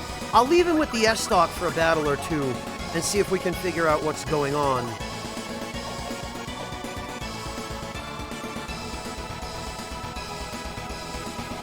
Yeah, exactly, Ross. It's the dumbest.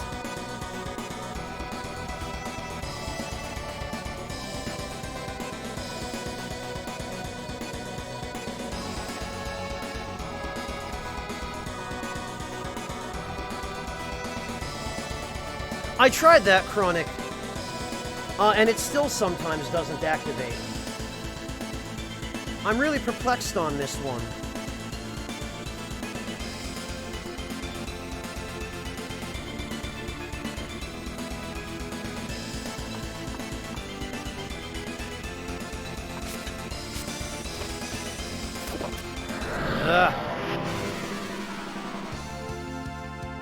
To my side, my noble Einherjar. Alright, well, let's see.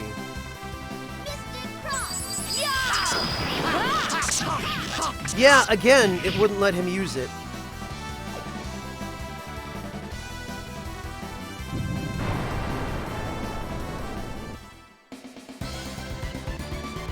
Get thee hence. Oblivion awaits thee. Yeah, thanks, Zappa. Eye of Heaven, okay.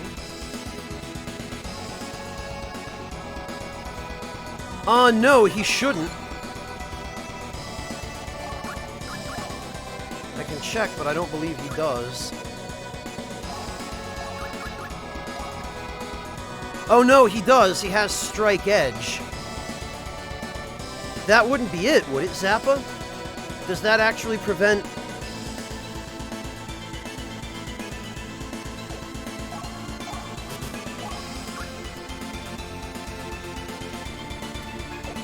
That's interesting. We could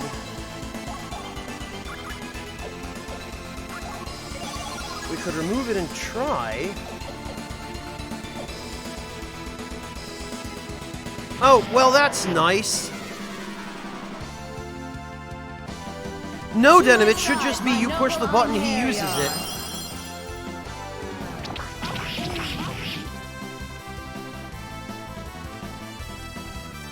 Just right out of the sky.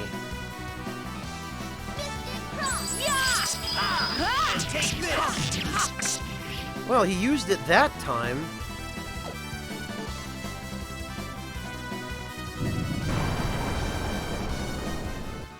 He might as well be, Captain Sama.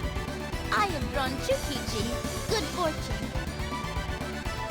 Alright, well, let's see. Let's actually give Lucian back the Holy Sword Seraphy. This is Lothar, not Lucian.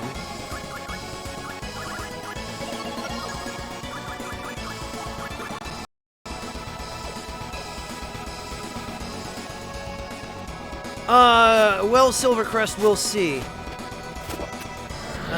God's sake. To my side, my noble Einherjar.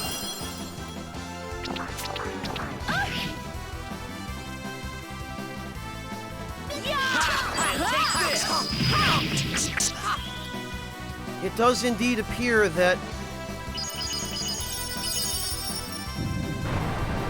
Yeah, Zappa, it seems like maybe the button mashing... I have drawn Kichi, average fortune.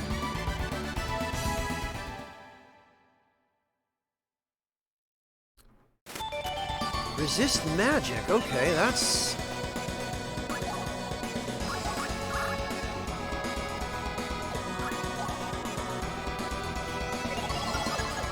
That's a good one.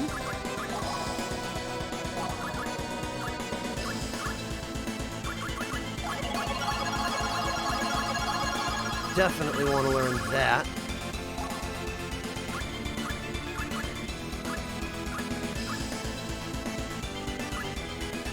Oh, it does seem to be. Yeah, but if that's the case...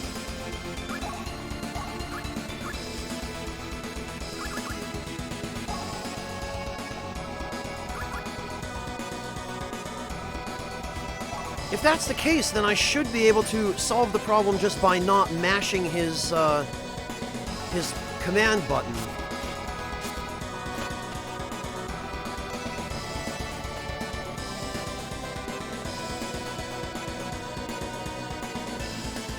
Alright, well...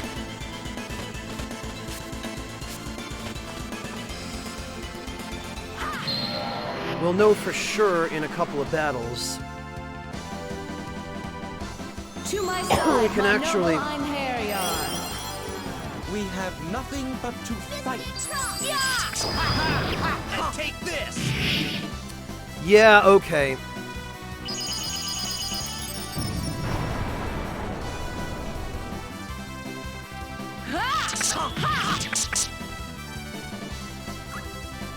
Oh, nice!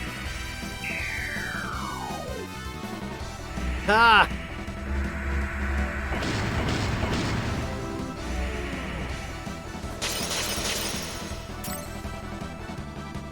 Oh, come on.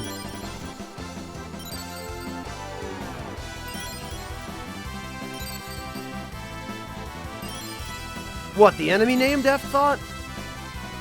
Yeah, well, localization, am I right?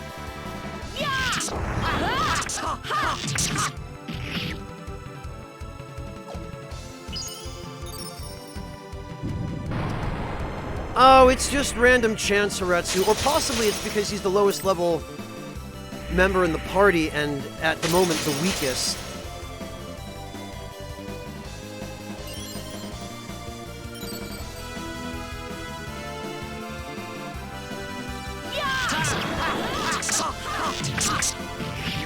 Damn it, and I accidentally mashed again.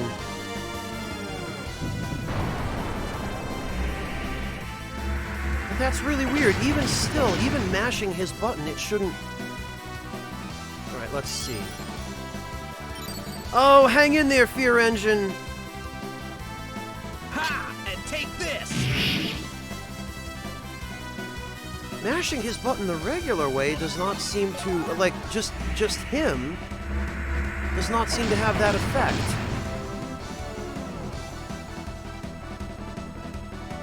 Ha! And take this!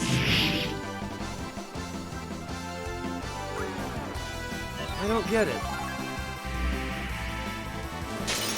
Like, I can't even trigger Strike Edge on this guy when I have Lucian attack alone.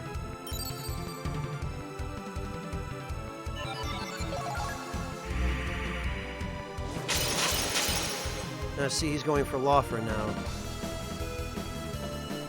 Ha! And take this! That is just the most goddamn bizarre thing. I don't want to cause any more painful memories. Mystic Cross, Lightning Bolt, and Mystic Cross, okay.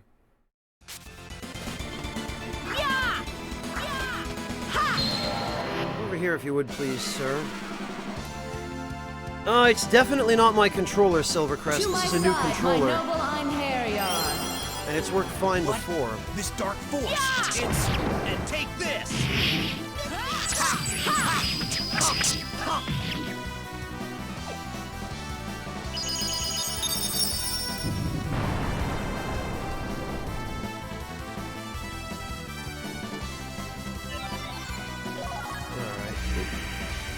Okay, have a good one, amateur fencer.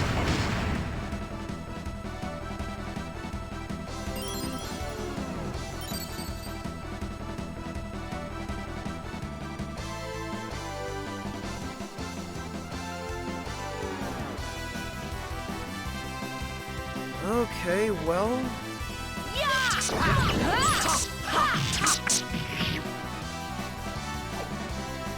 Yeah, again, it seems to be preventing Lucian from following up. Get thee hence! Oblivion awaits thee!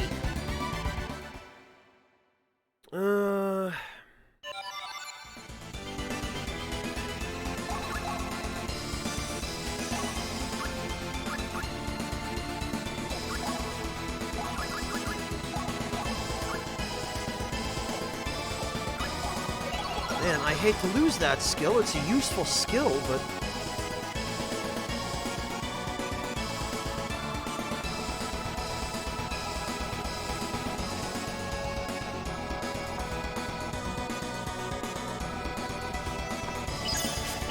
what have we got here?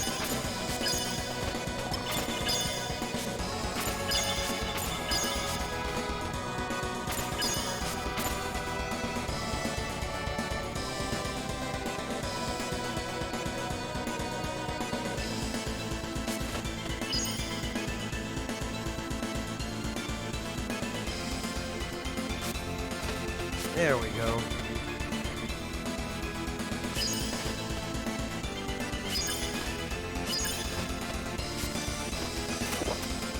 Oh, and how about that? I didn't even need it.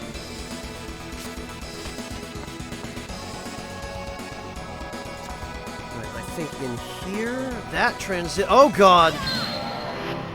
You diabolical bastard.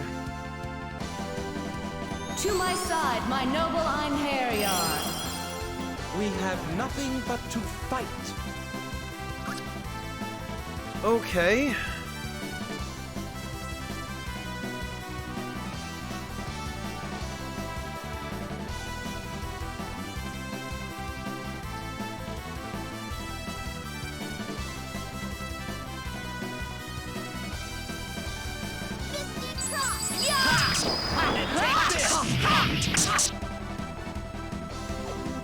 Holy hell, look at all those magic crystals that the Holy Sword Seraphi's special effect must have activated.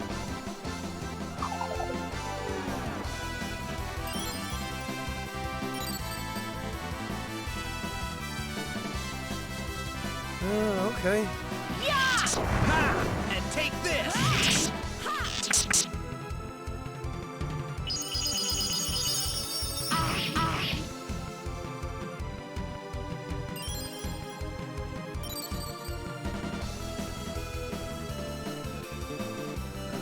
No, it does normally, Chronic Kelly, but the amount of gems I got from that was much larger even than it normally is. The Holy Sword Seraphi has a special effect that 10% of the time it will double the amount of magic gems you get. And that, in conjunction with Shining Bolt, when it works, because it doesn't work often, but when it does, it is insane.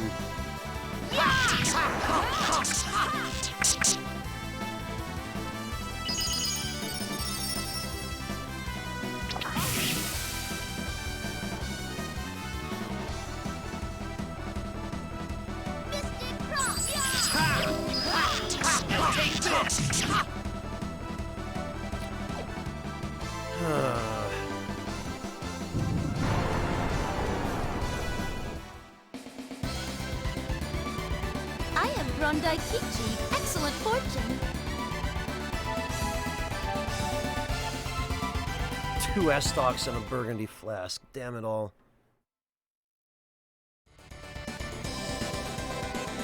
You know, I think part of the problem here is that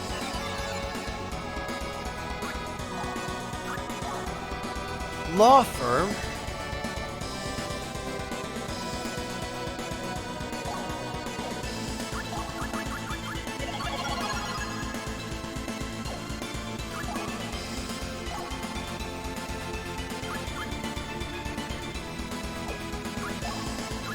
Loffer is making it difficult to chain properly.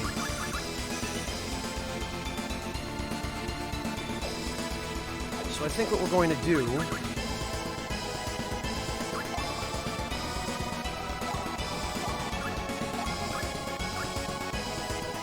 is we're going to swap Arngrim back in.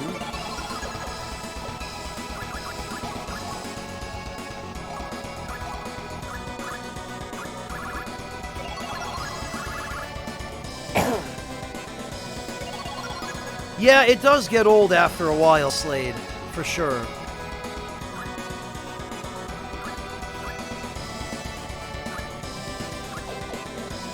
Who is lower? Lucian, so...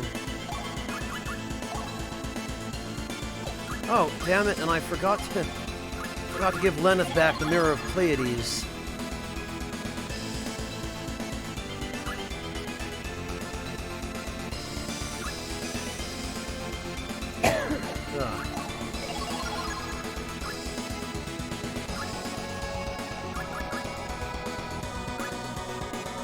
Arngrim can have...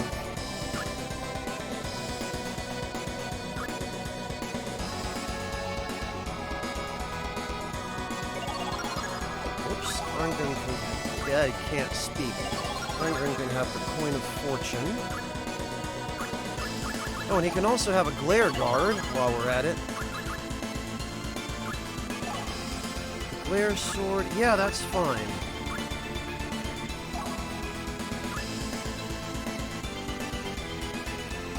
In fact, this is excellent.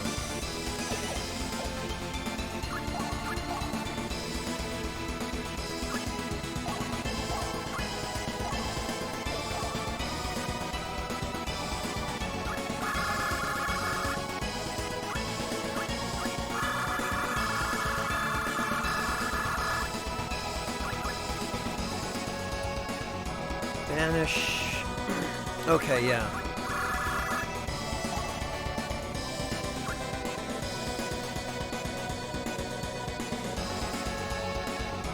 And I'm going to have to give Arngrim Reverie as well.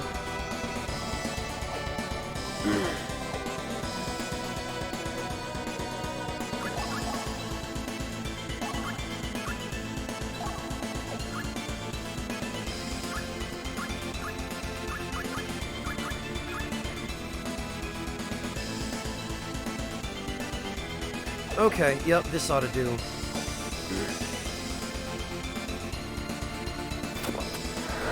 Oh, for goodness sake. To my side, my noble Einherjar.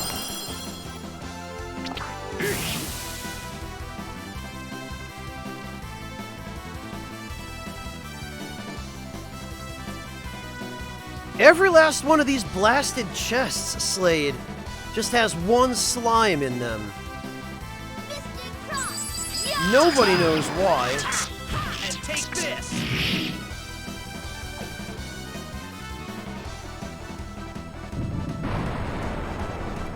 Hello, Mark. Welcome. Thank you so much for stopping in. How are you doing? Get to pass this earring on. Burgundy I really wish these punks would start dropping a base metal more often. Hello, Shermo. Welcome. Here we go again. One slime. To my side, my noble Einherjar. This is the kind of game design that gets tedious. As much as I love this game, this crap gets old really quickly. Take this!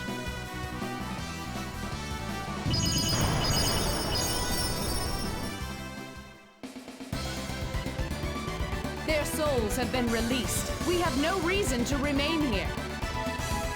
Ah, good, a base medal. Excellent. Yeah, Mark, I saw that he was streaming that earlier. I dropped in very briefly to... Great, another S-Dog. To resub to him. Because Japan, Nox, they love that stuff.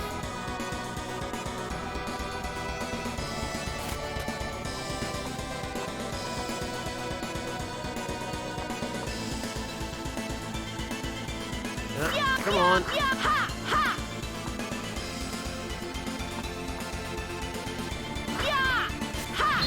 Gotcha. To my side, my noble Einherjar. Don't do anything rash, my friends. Alright, come on. Mystic Cross! And take this!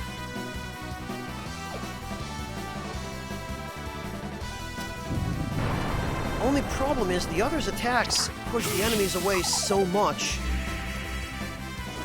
that then Lucian can't reach them with Shining Bolt.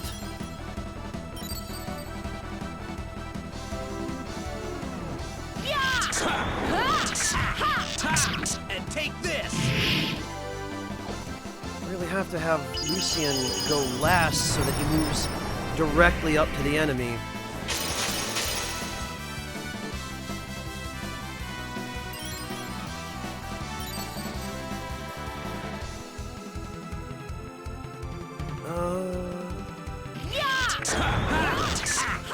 And take this!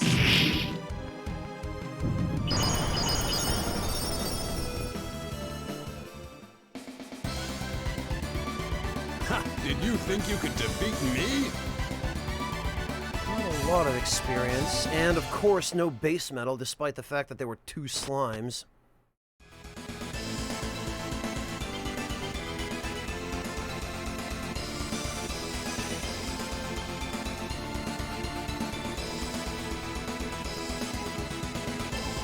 Ah, of course there was another one waiting where I was supposed to fall. Lovely. Yeah, get countered and reflected, loser. And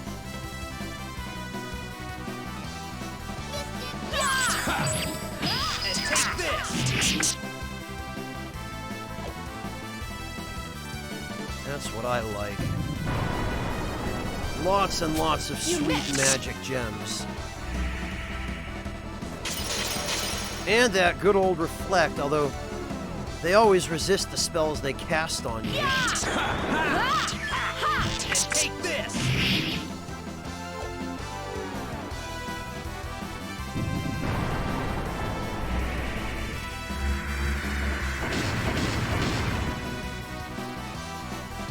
It is, isn't it, Sage? I don't know what it is about Berserk that appeals to those guys so much, but...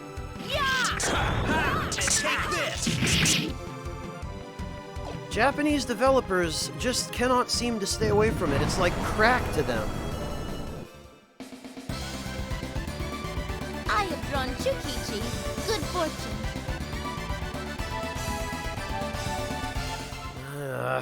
And another S-Stock. I'm up to my armpits in S-Stocks. I can't even mash R1 enough to use all those S-Stocks.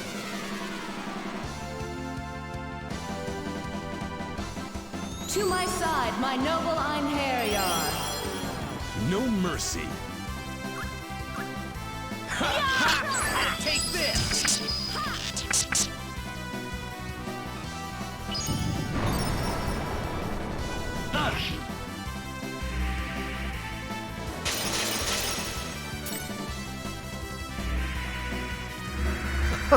Not quite, Zavis, not quite.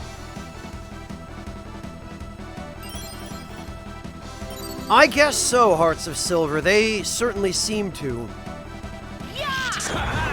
Take this! Ah, well, we'll Grant finish me him. power! Finishing strike! Round Rip Saber! Who's next?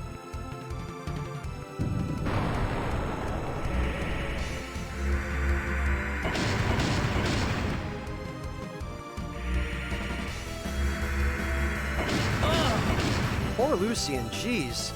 Cut the man some slack. And take this! That's better. Lucian is great because he can pretty much get all of the magic gems out of a single enemy in one shining bolt.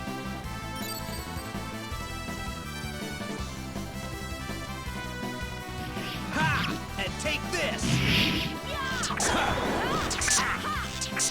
Maybe I just should have had him do that first.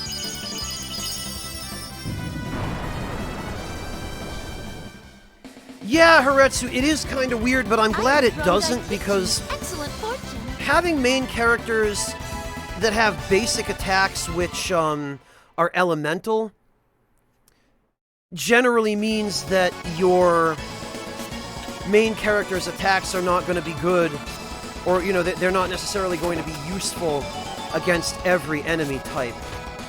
And that's not necessarily always a good thing unless the rest of the game is balanced around it. Like, in the Persona games, the entire games are balanced around, okay, every member of your primary team has a different set of strengths and weaknesses that complement each other. So you're always able to set up a party comp that that can deal with, or that it has at least someone who can deal with whatever enemy you're trying to fight. But in a game like this, giving characters base attacks, elemental attributes, can either permanently handicap or disproportionately give an advantage to that character. So it's not necessarily the best game design here, which is why it's not done in this game.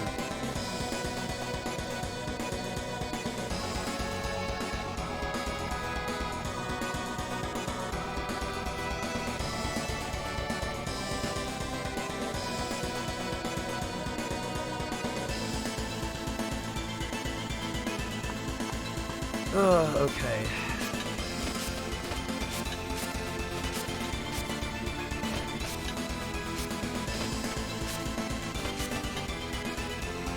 No! Alright, controls, please.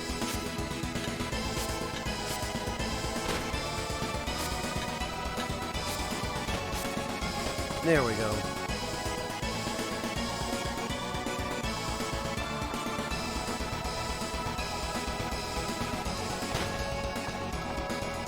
This way.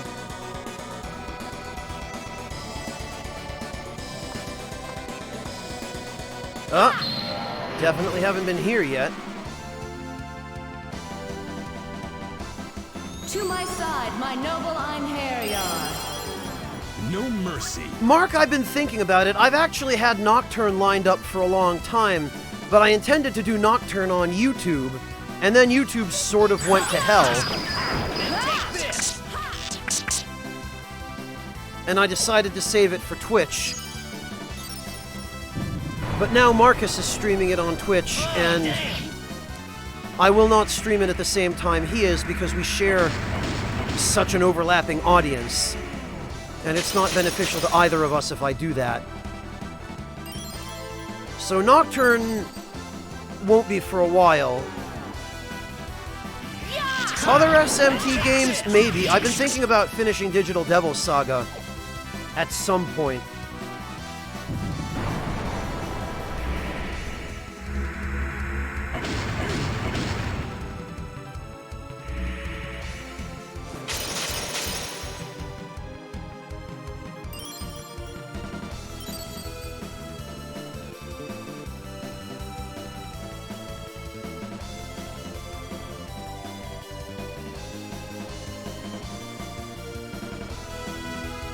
I have zero interest in the Front Mission series, though, Deathbed.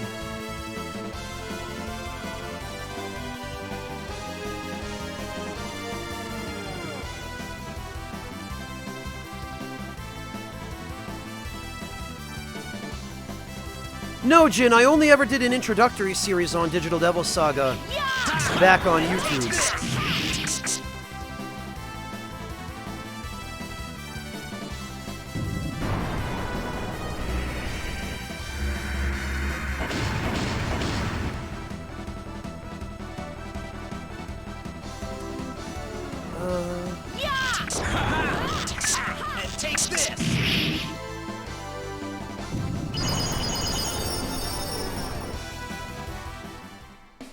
Yeah, Haretsu, quite a few people have been asking for a while, and Oblivion awaits thee.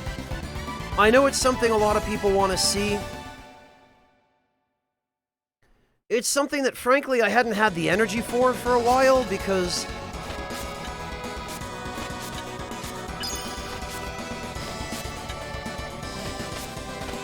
Digital Devil Saga is a great game, but it has quite a few systems that have not aged well.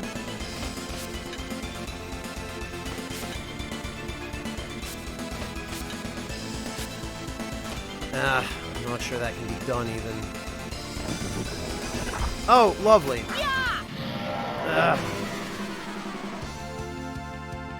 To my side, my noble Einherjar.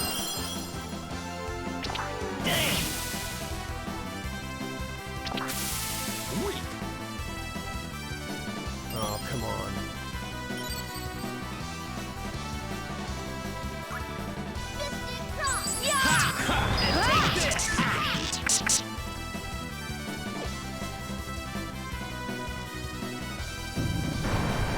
Yeah, among other things, Def. The lunar phases are definitely a really annoying mechanic.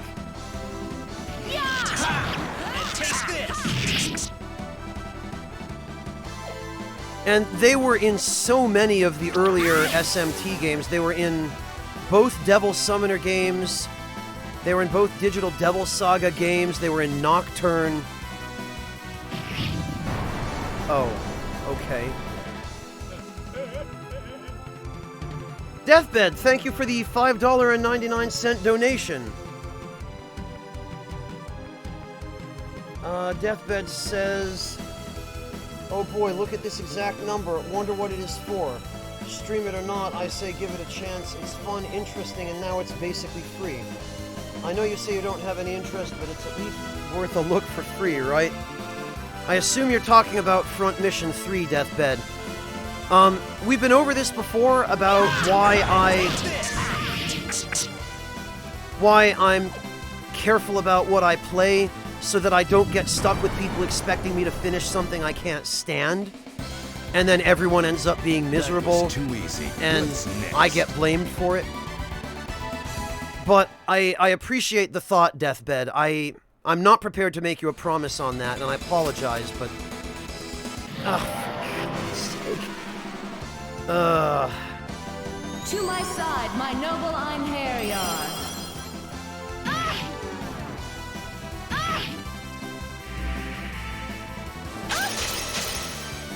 I've watched LPs of Yakuza, Shermo.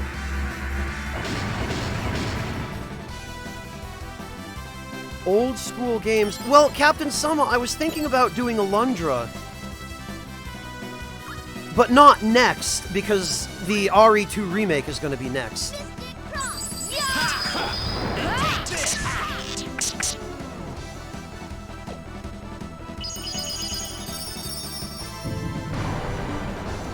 And I have a couple of other games planned for after that.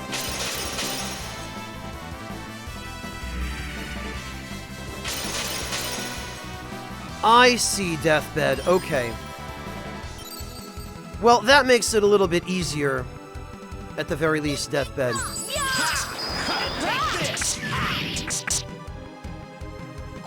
Okay, yeah, see, the Holy Sword Seraphy kicked in there.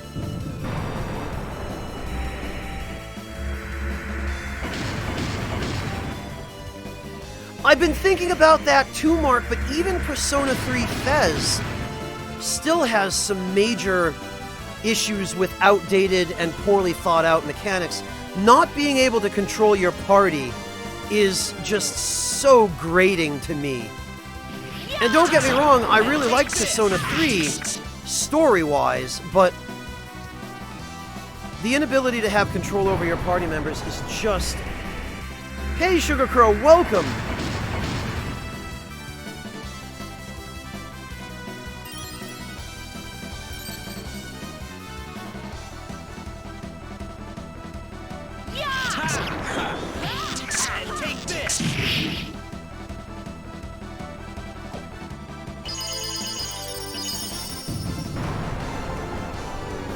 Sam, don't do that.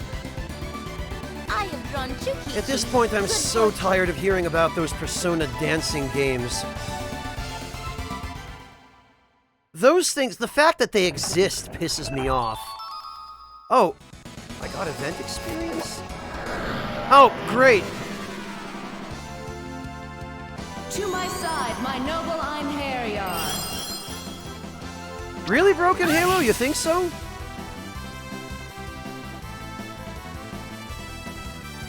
Dandy Wizard, just be glad RE2 doesn't have ads. And take this! Because this is Capcom we're talking about.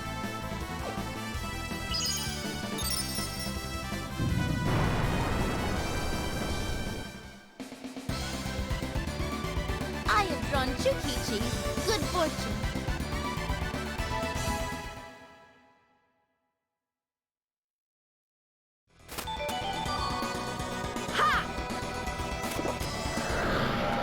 Sam, even if they are, and they may be, I'm not saying they're not necessarily good games if that's the kind of thing you like. But first of all, I hate dancing games in general. And second, after having played all of the other more recent Persona games and a number of the earlier ones, the, you know, SMT and Devil Summoner games, I can never not see the dancing games as blatant asset reuse and cheap, lazy cash grabs. And for that reason alone, notwithstanding all my other reasons, I just can't bring myself to play them. I can't bring myself to pay for them. Because it just goes against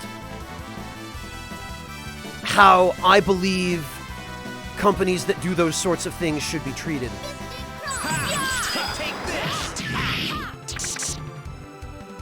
So just on principle, I refuse to support Atlas for making those games, you know? It tried to, Haretsu. Any more painful memories.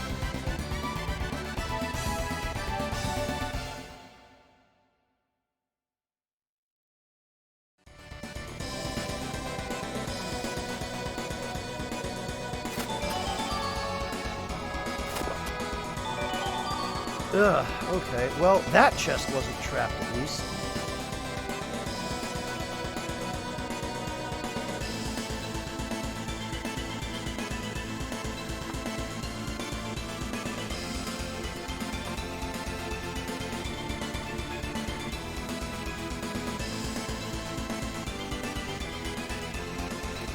Alright, this, I believe... Whoops.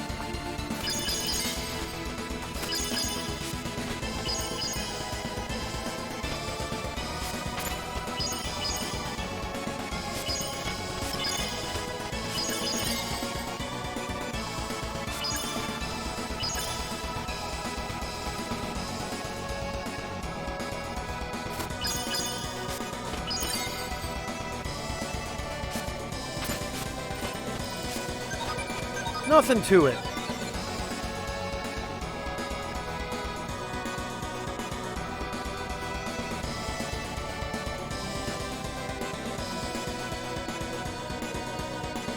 That's correct, Mark, and I have zero interest in Persona Q.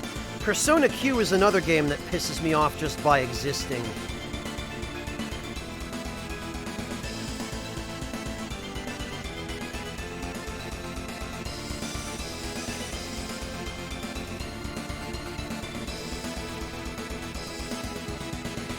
Well, Sam, I do own P3P.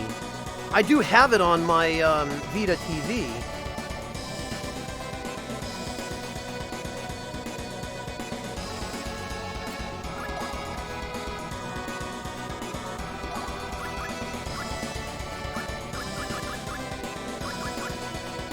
Shermo, the simplest way to explain it is chibi Persona crossover fanfic.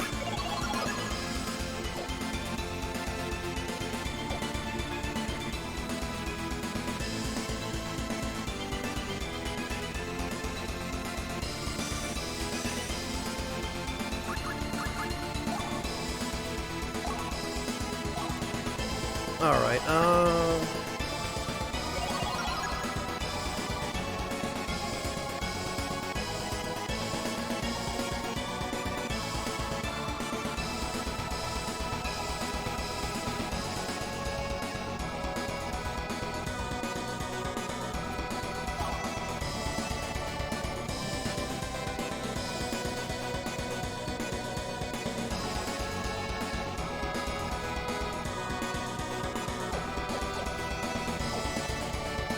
Alright.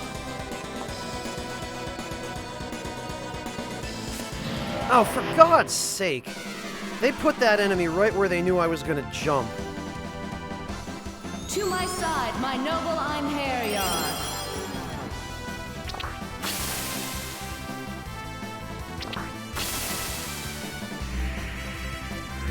Alright, come on, base metal.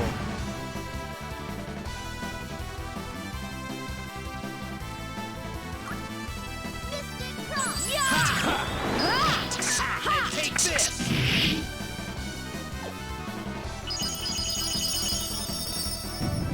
Yeah, Sugar Crow, but is that a bad thing? He seems like a really snuggly cat. Seems like you got really lucky there.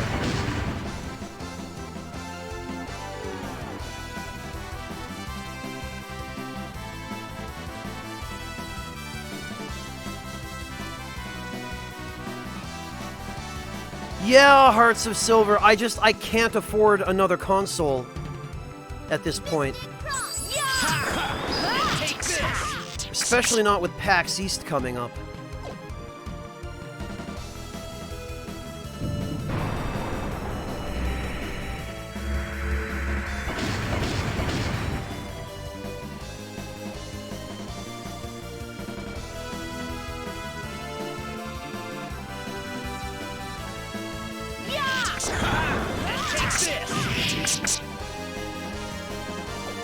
That is a good yield of magic crystals.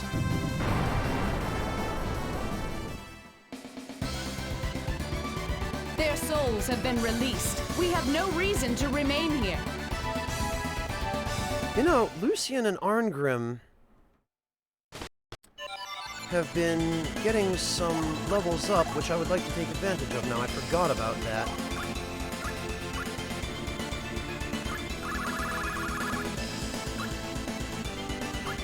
Right. Reverie. Set up Reverie.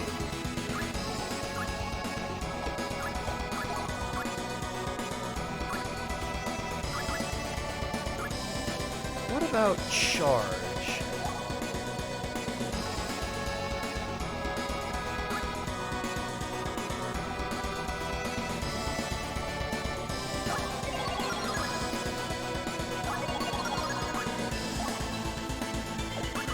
Actually,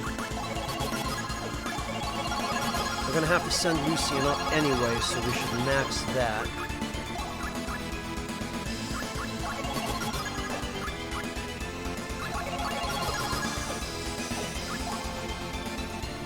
Okay.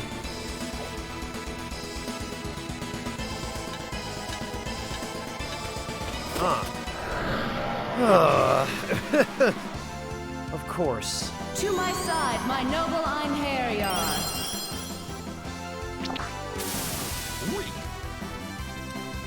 Arngrim just took a swing, and that slime was so low, and Arngrim decided to punch high anyway.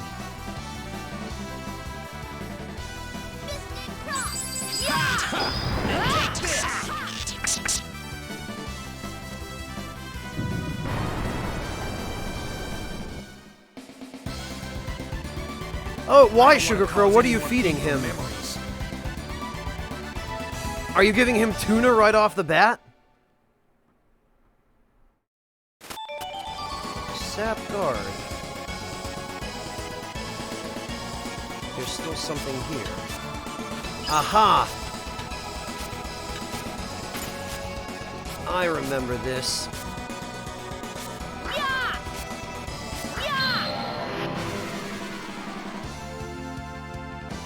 To my side, my noble Einherjar. Don't do anything rash, my friend.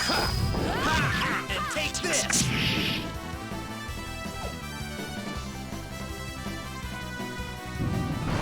That's correct, Random Purse, he is.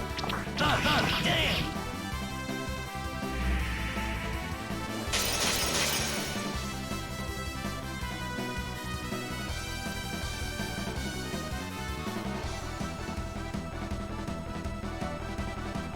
Oh, okay, Sugar Crow, gotcha.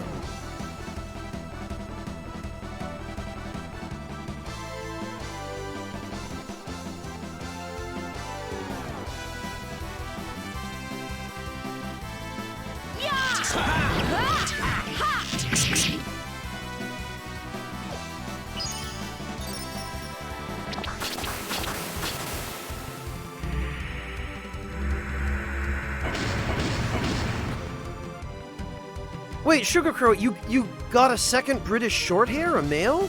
Am I reading that correctly? Or are you talking about Neko? Take this! Because Neko isn't the British Shorthair, is he? He is? He looks nothing like a British Shorthair, or he looks nothing like Okatsu anyway. Really? They're the same breed? And take this!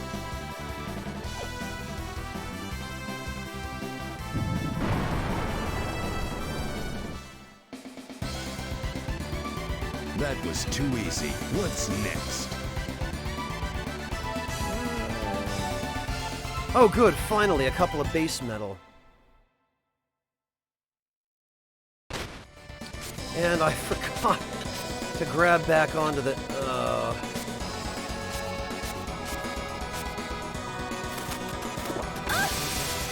Of course. Oh, and a Beast Slayer. Okay, well...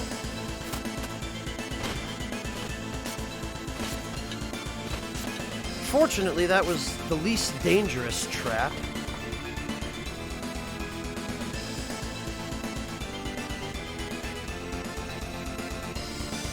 Oh, okay, Sugar Crow, I see.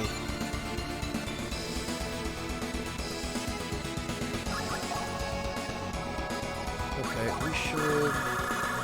Yeah, we should definitely stock back up on elixirs. The one problem with the Guts auto item combo is you burn through elixirs really quickly.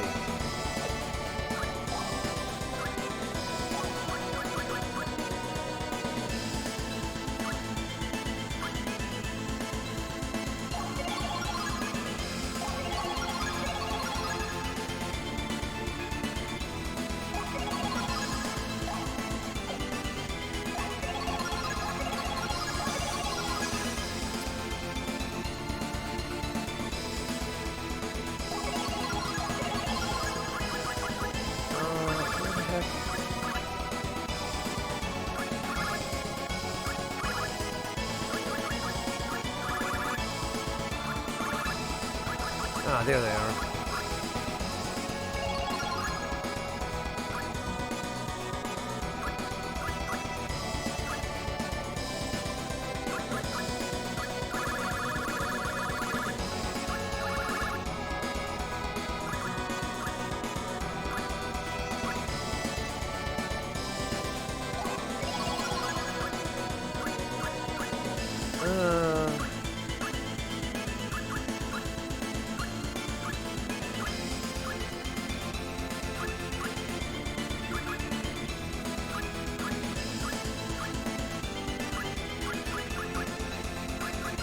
Okay, I guess.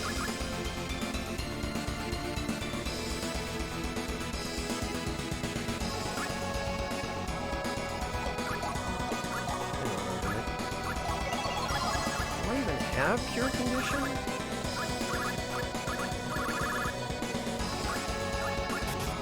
I do, okay. Well, in that case...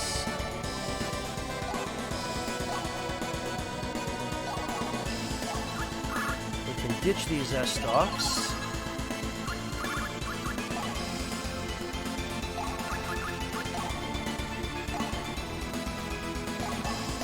Footman's axes are trash. One Ether Scepter can be a Tome of Alchemy. 10 Horned Blade we can ditch. Composite bows we don't need.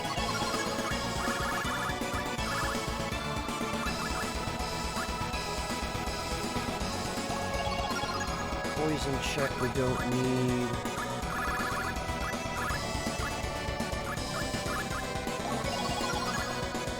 Those we don't need. Nor that.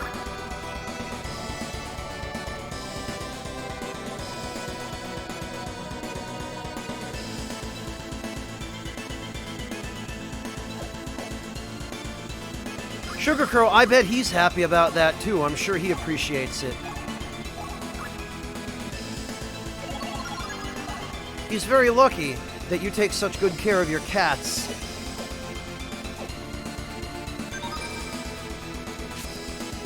Ah, wait a minute.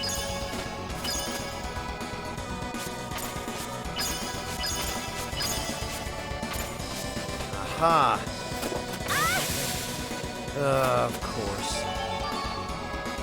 Combo jewel.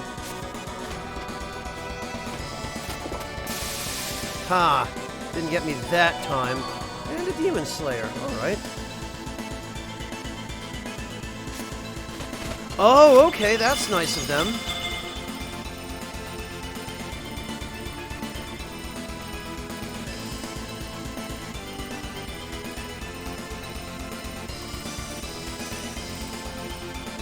Actually, probably ought to save again now that I've gotten that.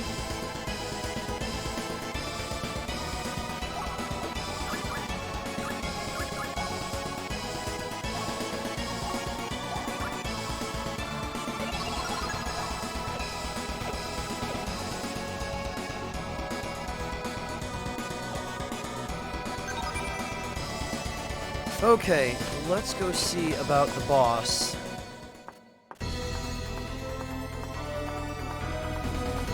Oh, these guys. You're a servant of Queen Hel of Niflheim, eh? I will not hand over the soul of the woman sealed in the crystal. How rude to be called a servant by you. You're nothing but a scared child making empty boasts. Say what you like, my powers may be meager compared with the rulers of the gods, but still they are enough to deal with the likes of thee. Come to me, Dark Warriors. Battle Duck awaits with us. banana chips? Sugar Crow? I've never heard of a cat food like that.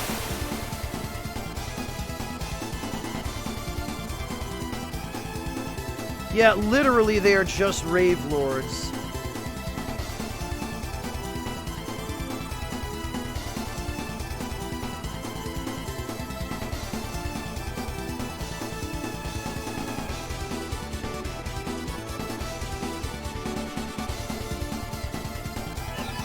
Alright, well, I think perhaps what we should do...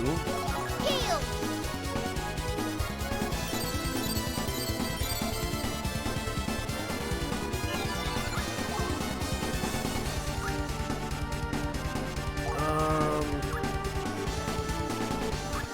Where the heck is the... Yeah, there we go.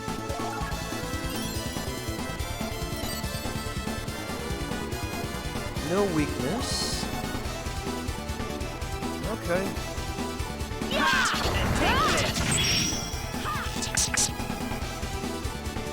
I'm fairly certain these guys have tomes of alchemy that I can get from them. Ah, great. Actually, probably better that I whip the counter. Yep, there's one. Valkyrie, grant me power!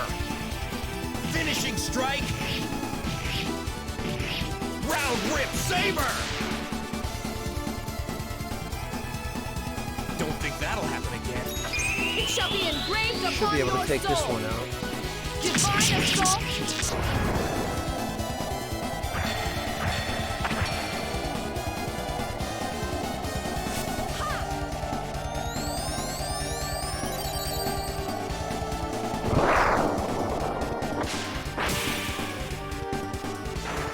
Shining no hope Finger of survival. Sword?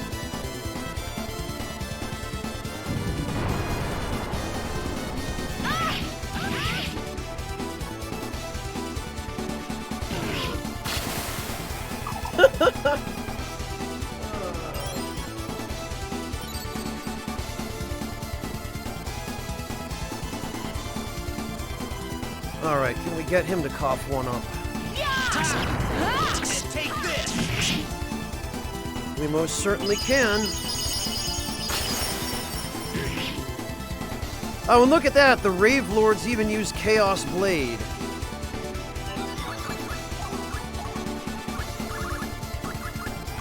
Sap power. Sap power!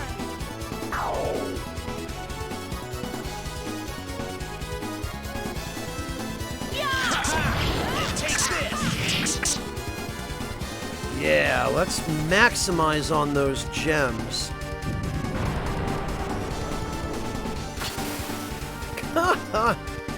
God, those glare guards.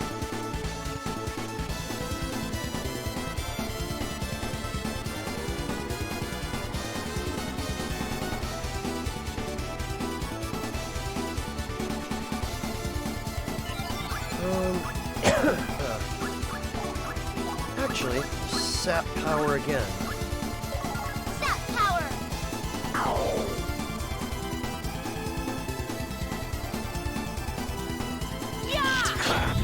And take this!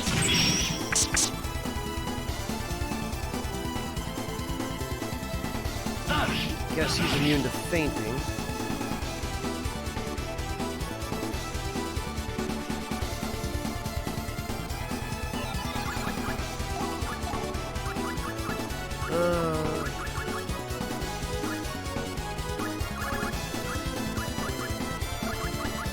Well, what the hell? We'll just heal up, I guess.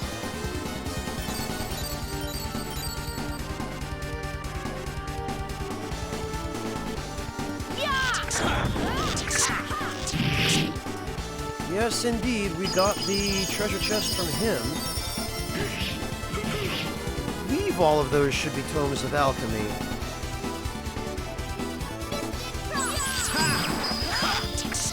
And take this!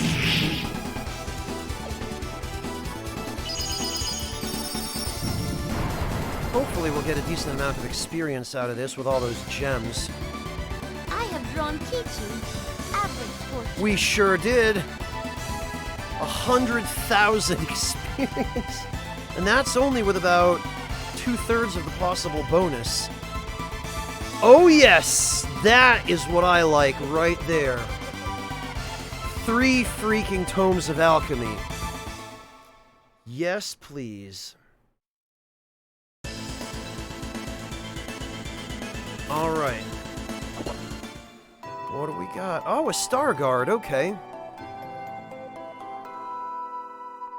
I seem to recall this being a good gauntlet. Now it's mine! Suck it, Odin. Oh, the Holy Wand Adventia. I don't think this thing can even use great magic, actually. Mine. Yoink. And the Robe of Britain, I will bloody well be keeping that. Fortunately, none in these chests, Sage, because these are artifact chests. 80,000 event experience. Very nice. But... Ha! Ha! we are not done yet. Because there's a mighty check. Well hidden behind that crystal. Now I've got 3. We only need 1 more.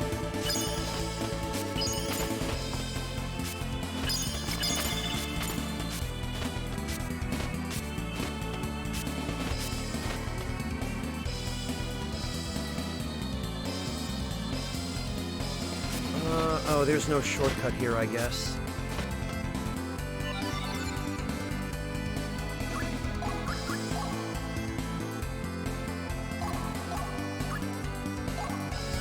Wow, and it sucks, actually. It's about half the power of the unicorn horn. Alright, well... 7,500 materialized points?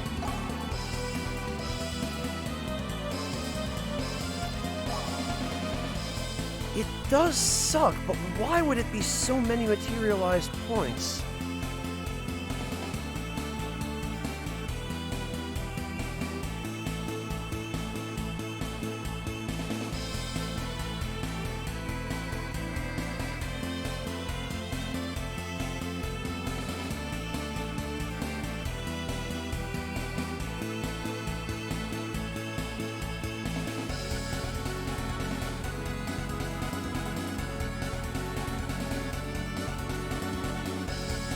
You can't, Zeromaru.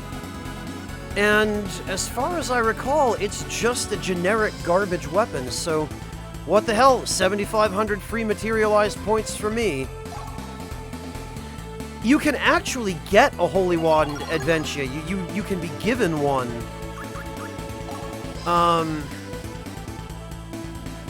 Counterattacks by firing multiple beams of light in it. Okay.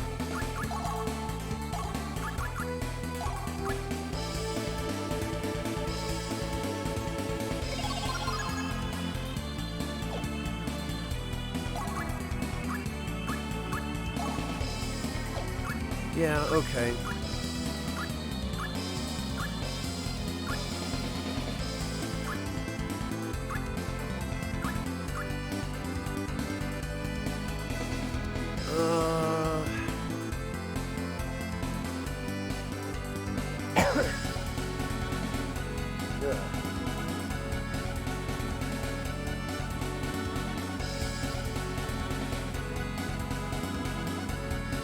Oh, hi, Alapex. No, it doesn't have a hidden power. It would say so if it does. That's one of the really nice things about this game is it doesn't do that irritating, edgy thing where it goes out of its way to lie to you or hide from you when an item has a useful latent effect. If an item does have such an effect, it will generally tell you outright.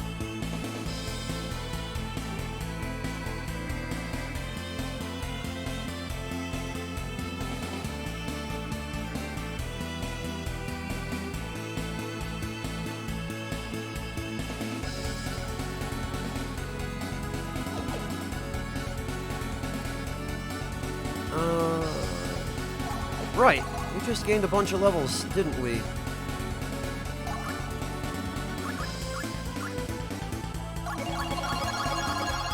Yes, maxed out Reverie, that's what we need. And... okay, well that didn't last long.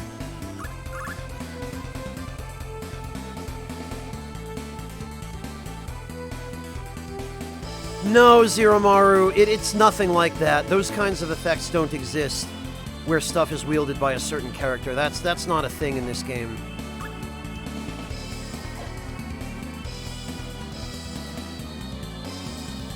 Actually, I'm happy to see that we are fairly close. We're about 7/10 of the way toward an Orichalcon.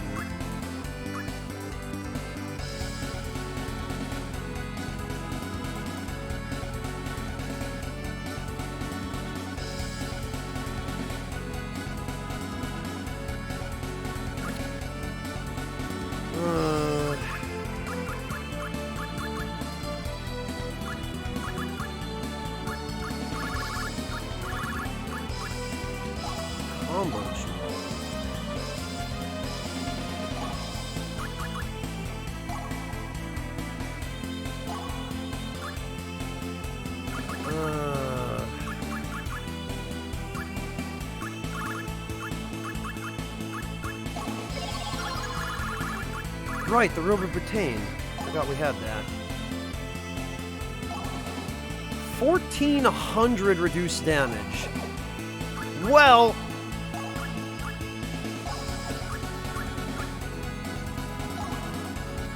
how about that?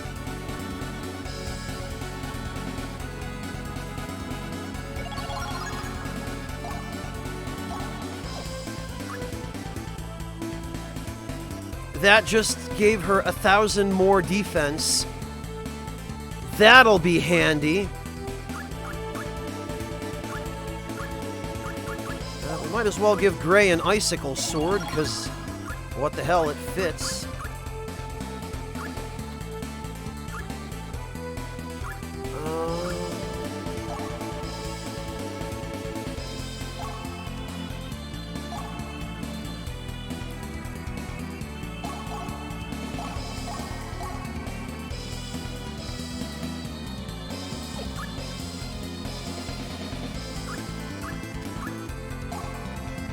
Okay, so the Mirage Robe just, it adds a bunch of avoid.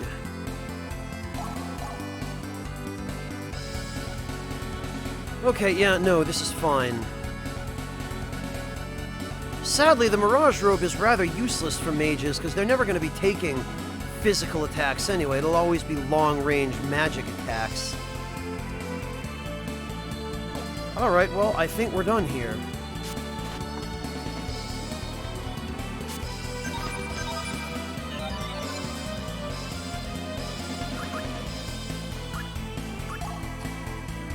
And let's just... Oh, we didn't even need a single...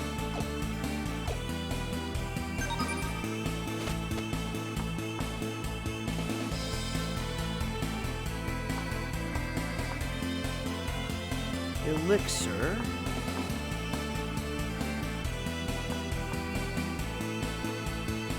Fairly sure that the exit is this way.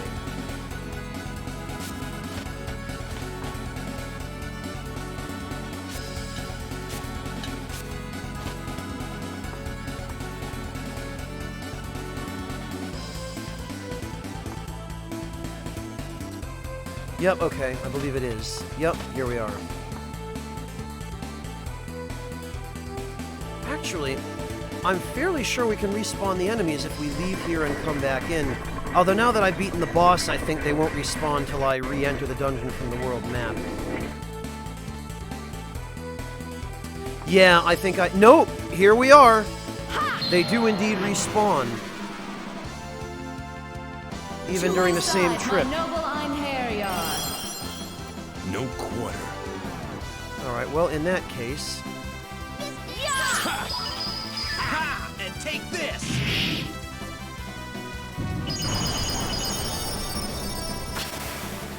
Ha ha!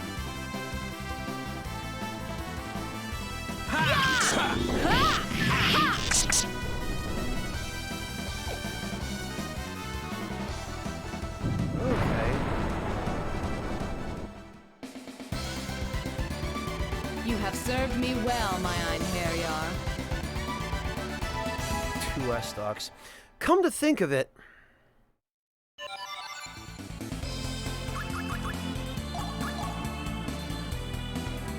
Yeah, okay, first of all, Wrenching Swing needs to go first. And his counterattack needs to be Wrenching Swing. What the hell?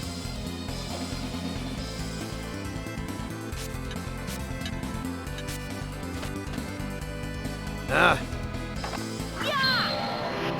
Alright, let's just test it. To my side, my noble Einherjar. This won't be easy. Take this!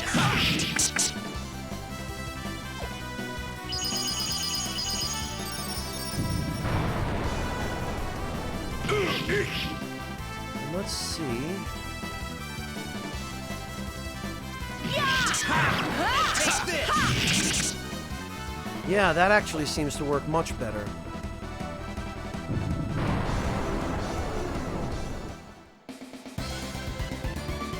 You have served me well, my Einherjar. Alright. And actually, this being the case, I think...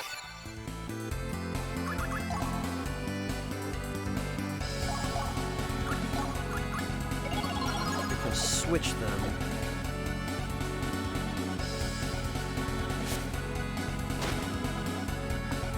Alright, we are done here.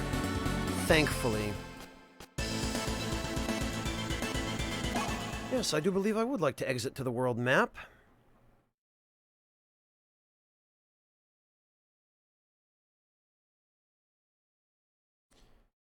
And I think it would be prudent to save the game.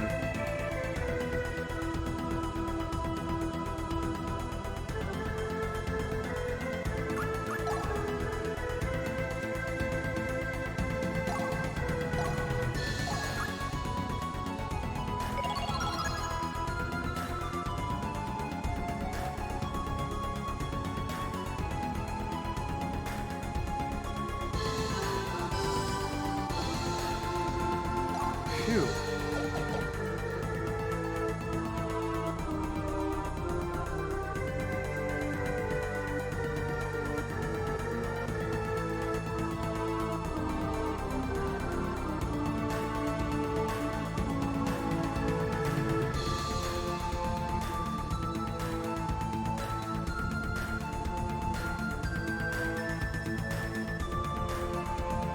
And it looks like we're all set for the time being.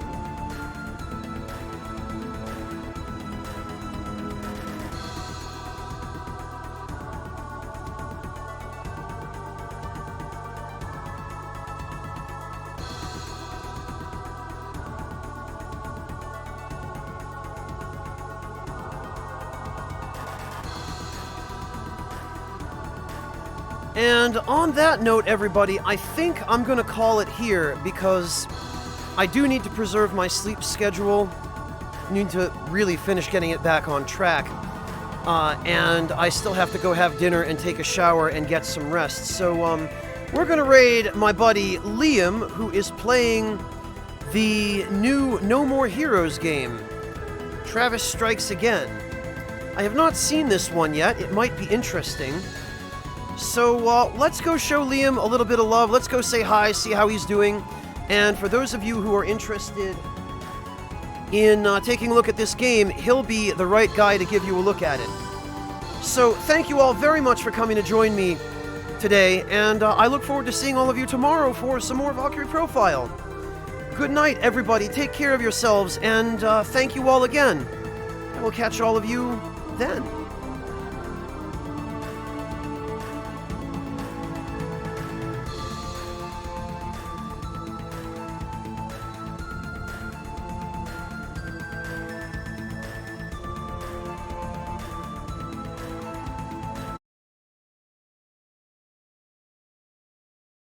So neat.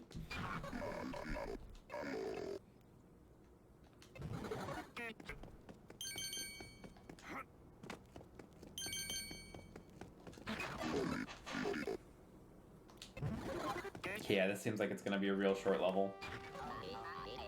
Oh shit. Hey, German spy.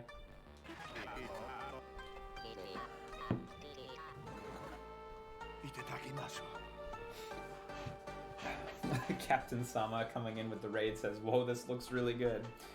It looks really good, but there is a certain irony that this level is like intentionally unfinished. So it's all like UE4 prefabs. How you holding up? I'm doing good today. Thanks for asking, German spy.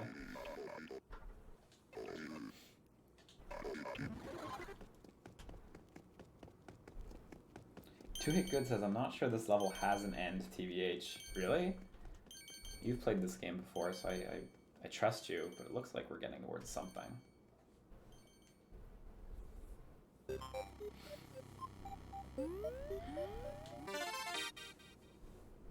How's this game so far? I've heard mixed things. I think mixed things is a good assessment. I don't think this game is a masterclass. It might be the best playing No More Heroes, and the tightest controlling one, but it's got issues. The levels are too long. They're insanely long. Like, we did a level last session that was like an hour and a half long, and the first two were both an hour long.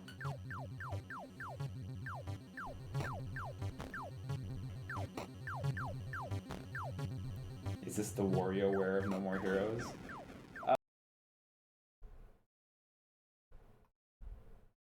Games kind of just feel like the same game, unfortunately. This is one of the first ones that's really like a mini game. There was like a brief racing mini game earlier in the previous level, but they weren't really different like this until just now. So I think here, if I had to guess, this is probably going to go on until I die, which is fine. We'll see how long I last. Stormo says Divided Opinions is basically a summary of Suda51's entire career. Yeah, it's true. I really do enjoy this game. I think the core gameplay is really fun, and the few mini games you do get to play that are different from the core gameplay are enjoyable. For example, this. But like, this game has a really bad sense of pacing, like surprisingly bad pacing.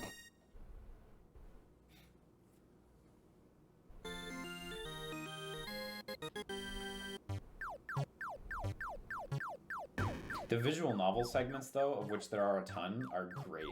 They're really enjoyable, actually. I'm surprised at how engaging the dialogue is in those. So by the way, you shoot by pointing the left stick, which also moves you in a direction. So you can't shoot while you're stationary. Wow, yeah, this seems pretty tough now. I think we're definitely supposed to game over.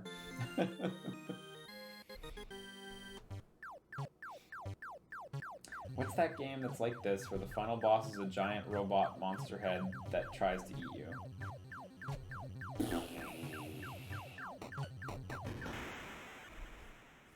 Oh my god, did you just get it in one guess? Sinistar? Fuck. 4 people guessed Sinistar? Jesus, I would never have guessed that. Have you beaten all the DLC for Spider-Man? I have not done the last one. Just the last one, though. Yeah, I'm just gonna... just gonna let myself die on this.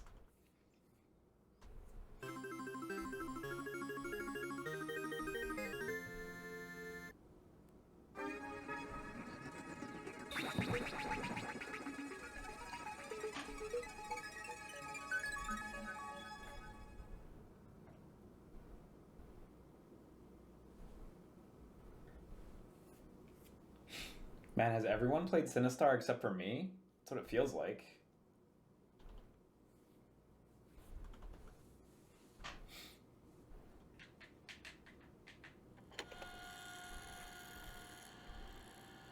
Yeah, boy, you know what? All the levels were so long. Maybe it's nice to get one that's really short for once. John Winter himself. As if I'm supposed to know who that is.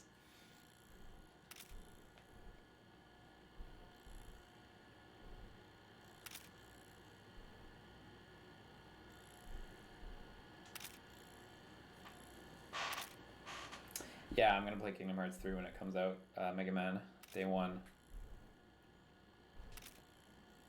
Just an FYI, if you want to tune in though, the chat is gonna be set to sub only for spoiler reasons. So, which I hate doing, but I think it's probably the right thing to do given the context. Okay, let's hit the faxes. Boy, lots of reading today.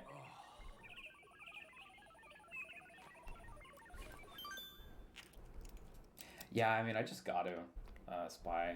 It's what was the last game that I did sub-only mode for? It was another story-based game, but God, I can't remember. I should have fucking done it for Nier Automata. Like, I got that game, like, the minute it came out in Japan, and we played it way ahead of time, and somehow someone was still able to spoil me, like, within 40 hours of the game releasing. Fucking ridics. Oh, it was Danganronpa V3. Yeah, that was it. That was it. Wow, I'm surprised you guys remember that. You guys are amazing. Is there a way to set up a non-subscriber / spoiler chat for instances like Cage 3? Yeah, I do have a spoiler chat, so I think everyone will just have to go to that one. Maybe I'll rename it for that purpose, though. I don't know. Okay, new facts. Hacking the CIA led to a terrifying discovery. We realized why almost 30 years of time passing had apparently reawakened the Death Drive Mark II. Deep beneath CIA headquarters sleeps the Death Drive mother machine, the Death Drive AAA. This mother machine was an all-new tool of war. After creating the clones, they could be controlled remotely after being sent into the field. The clones were loaded with filtered cameras, making the opponents they faced in battle look like nothing more than the bugs you've been fighting inside these games, erasing any sort of guilt and doing away with both the physical and mental damage sustained by actual soldiers in battle. These drones were the ultimate war machines. After Vietnam and the Middle East, these drones, incapable of suffering PTSD, would prove to be the most amazing and terrible solution possible to America's military issues. Clearing 6 games will cause the DD AAA sleeping beneath CIA headquarters to reset and eventually restore itself. And you're about to make this happen. However, I want you to remember this. I am in no position to stop you. Actually, with such an accurate idea of the timing of the system restoration, I should be able to handle this. Crisis means opportunity. We will fight for hope. God bless America. Okay. A couple people asking if I'm going to stream the RE2 remake. I'm actually not going to because I'm busy that week. Like, it comes out on Friday. I'm completely busy Friday to Sunday night, and then Kingdom Hearts comes out on Tuesday. So unfortunately, I'm just gonna miss that one for streaming. I'm gonna play that one on my own. I actually played the demo today, finally, for the first time. I remote played it on my PlayStation Vita, and it was a nice ass time. Boy, that game feels so good. Also, cause you're big scared. Yeah, maybe. Hell's Chainsaw. Ooh, I wonder if Miss Starling's gonna be in this one.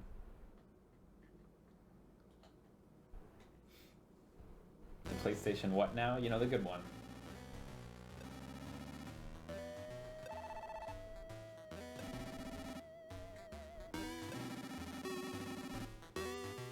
Damon Riccitiello from Utopinia.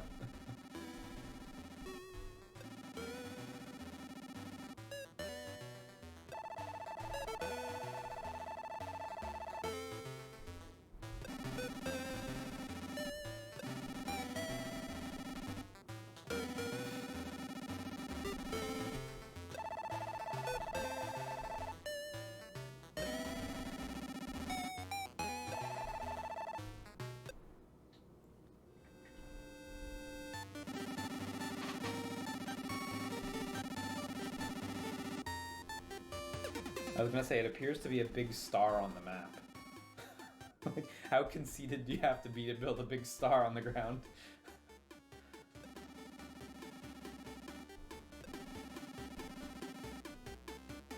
Oh shit. Oh shit, no more Heroes 3 shit here. Yeah, I realize he's got the same name as the CEO of Unity now, I believe. John Riccitiello. I do realize that. I didn't say anything because I'm not sure if there's an intentional connection there, but...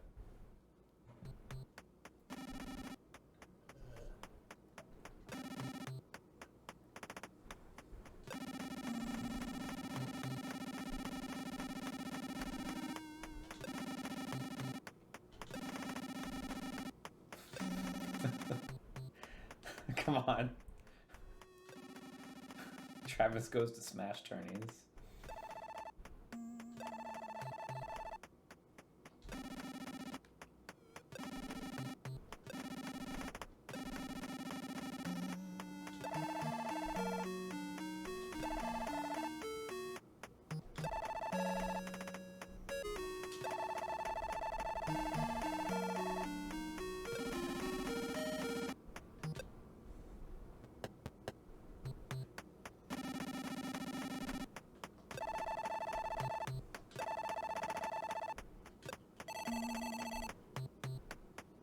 She has a Mappy shirt.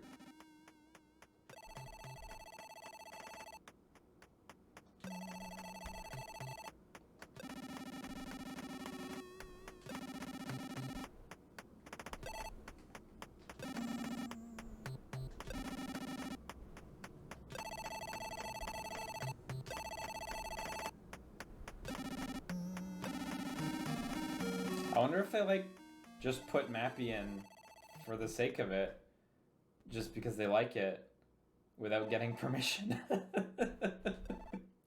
Okay, no, they're talking about it. They must have gotten permission to put Mappy in. They must have. If they're talking about it specifically, they must have, surely, right? What is Mappy? It's an old arcade game. Juliet Chesterfield.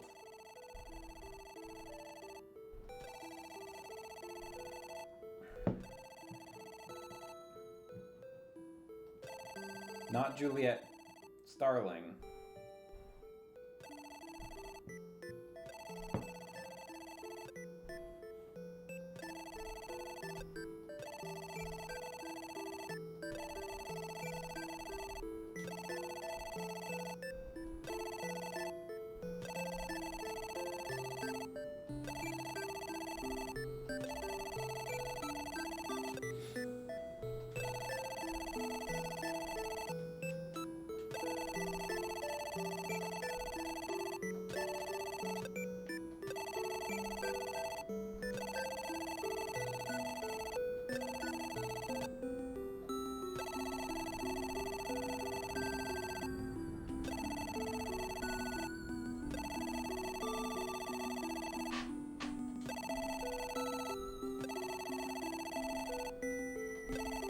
know she was an influencer. Okay, so yeah, she likes old video games.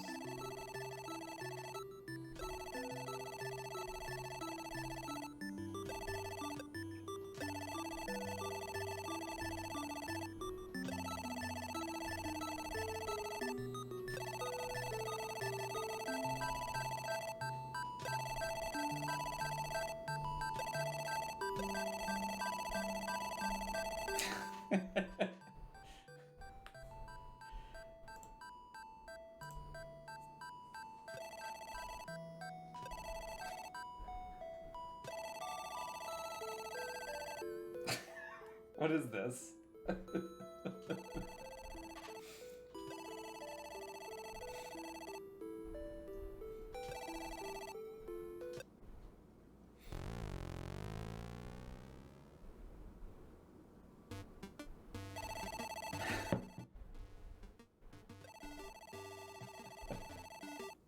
How old is Travis? I don't know, I thought he was in his 20s, but if he was in a UT tournament, gotta be older than that. What, 38? Is that the case, really?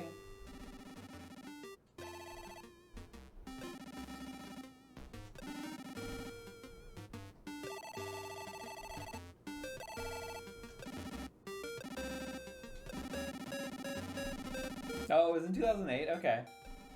Wasn't that long ago. In the finals, too. Okay, Google says he's 37.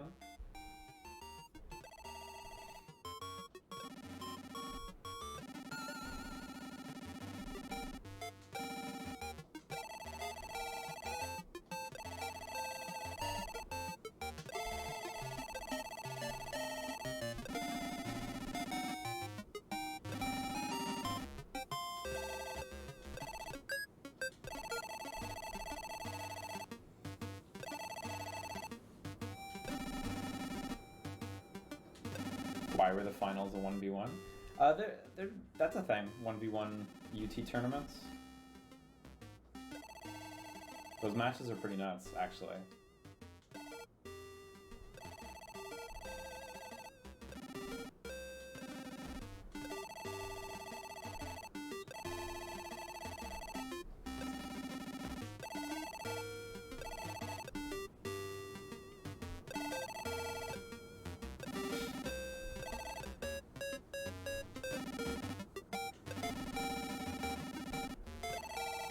My bike.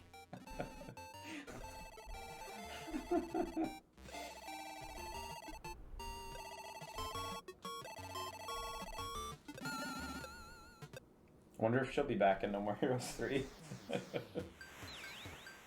Just another friend for Travis.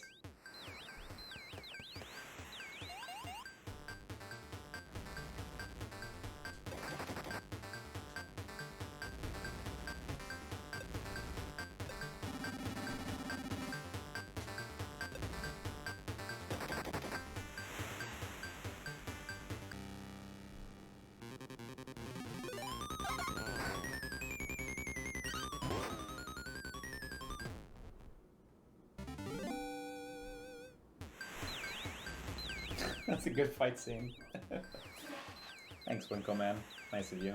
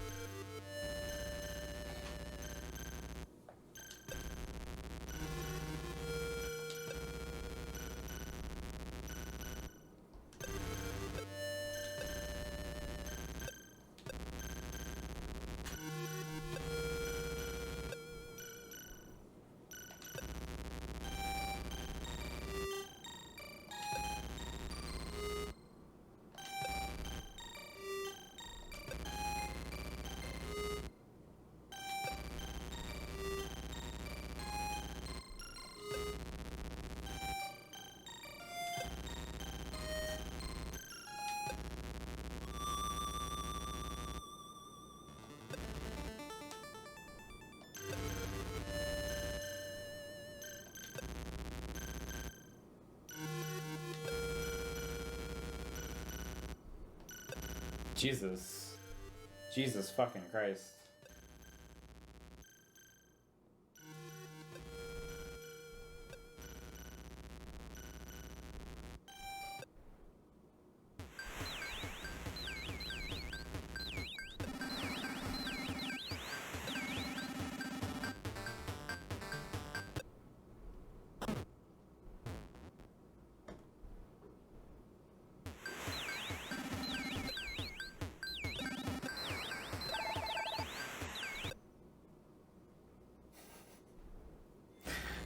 Sheen's great.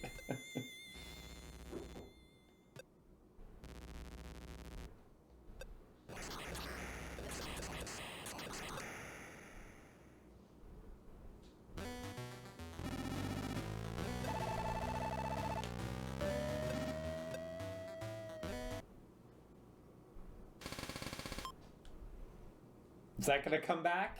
Are we finally gonna have something actually recur in these events? Thus far, they've all been like one-off characters, so... Yeah, I don't really know what his deal was besides being a piece of shit. No More Heroes 3 main villain.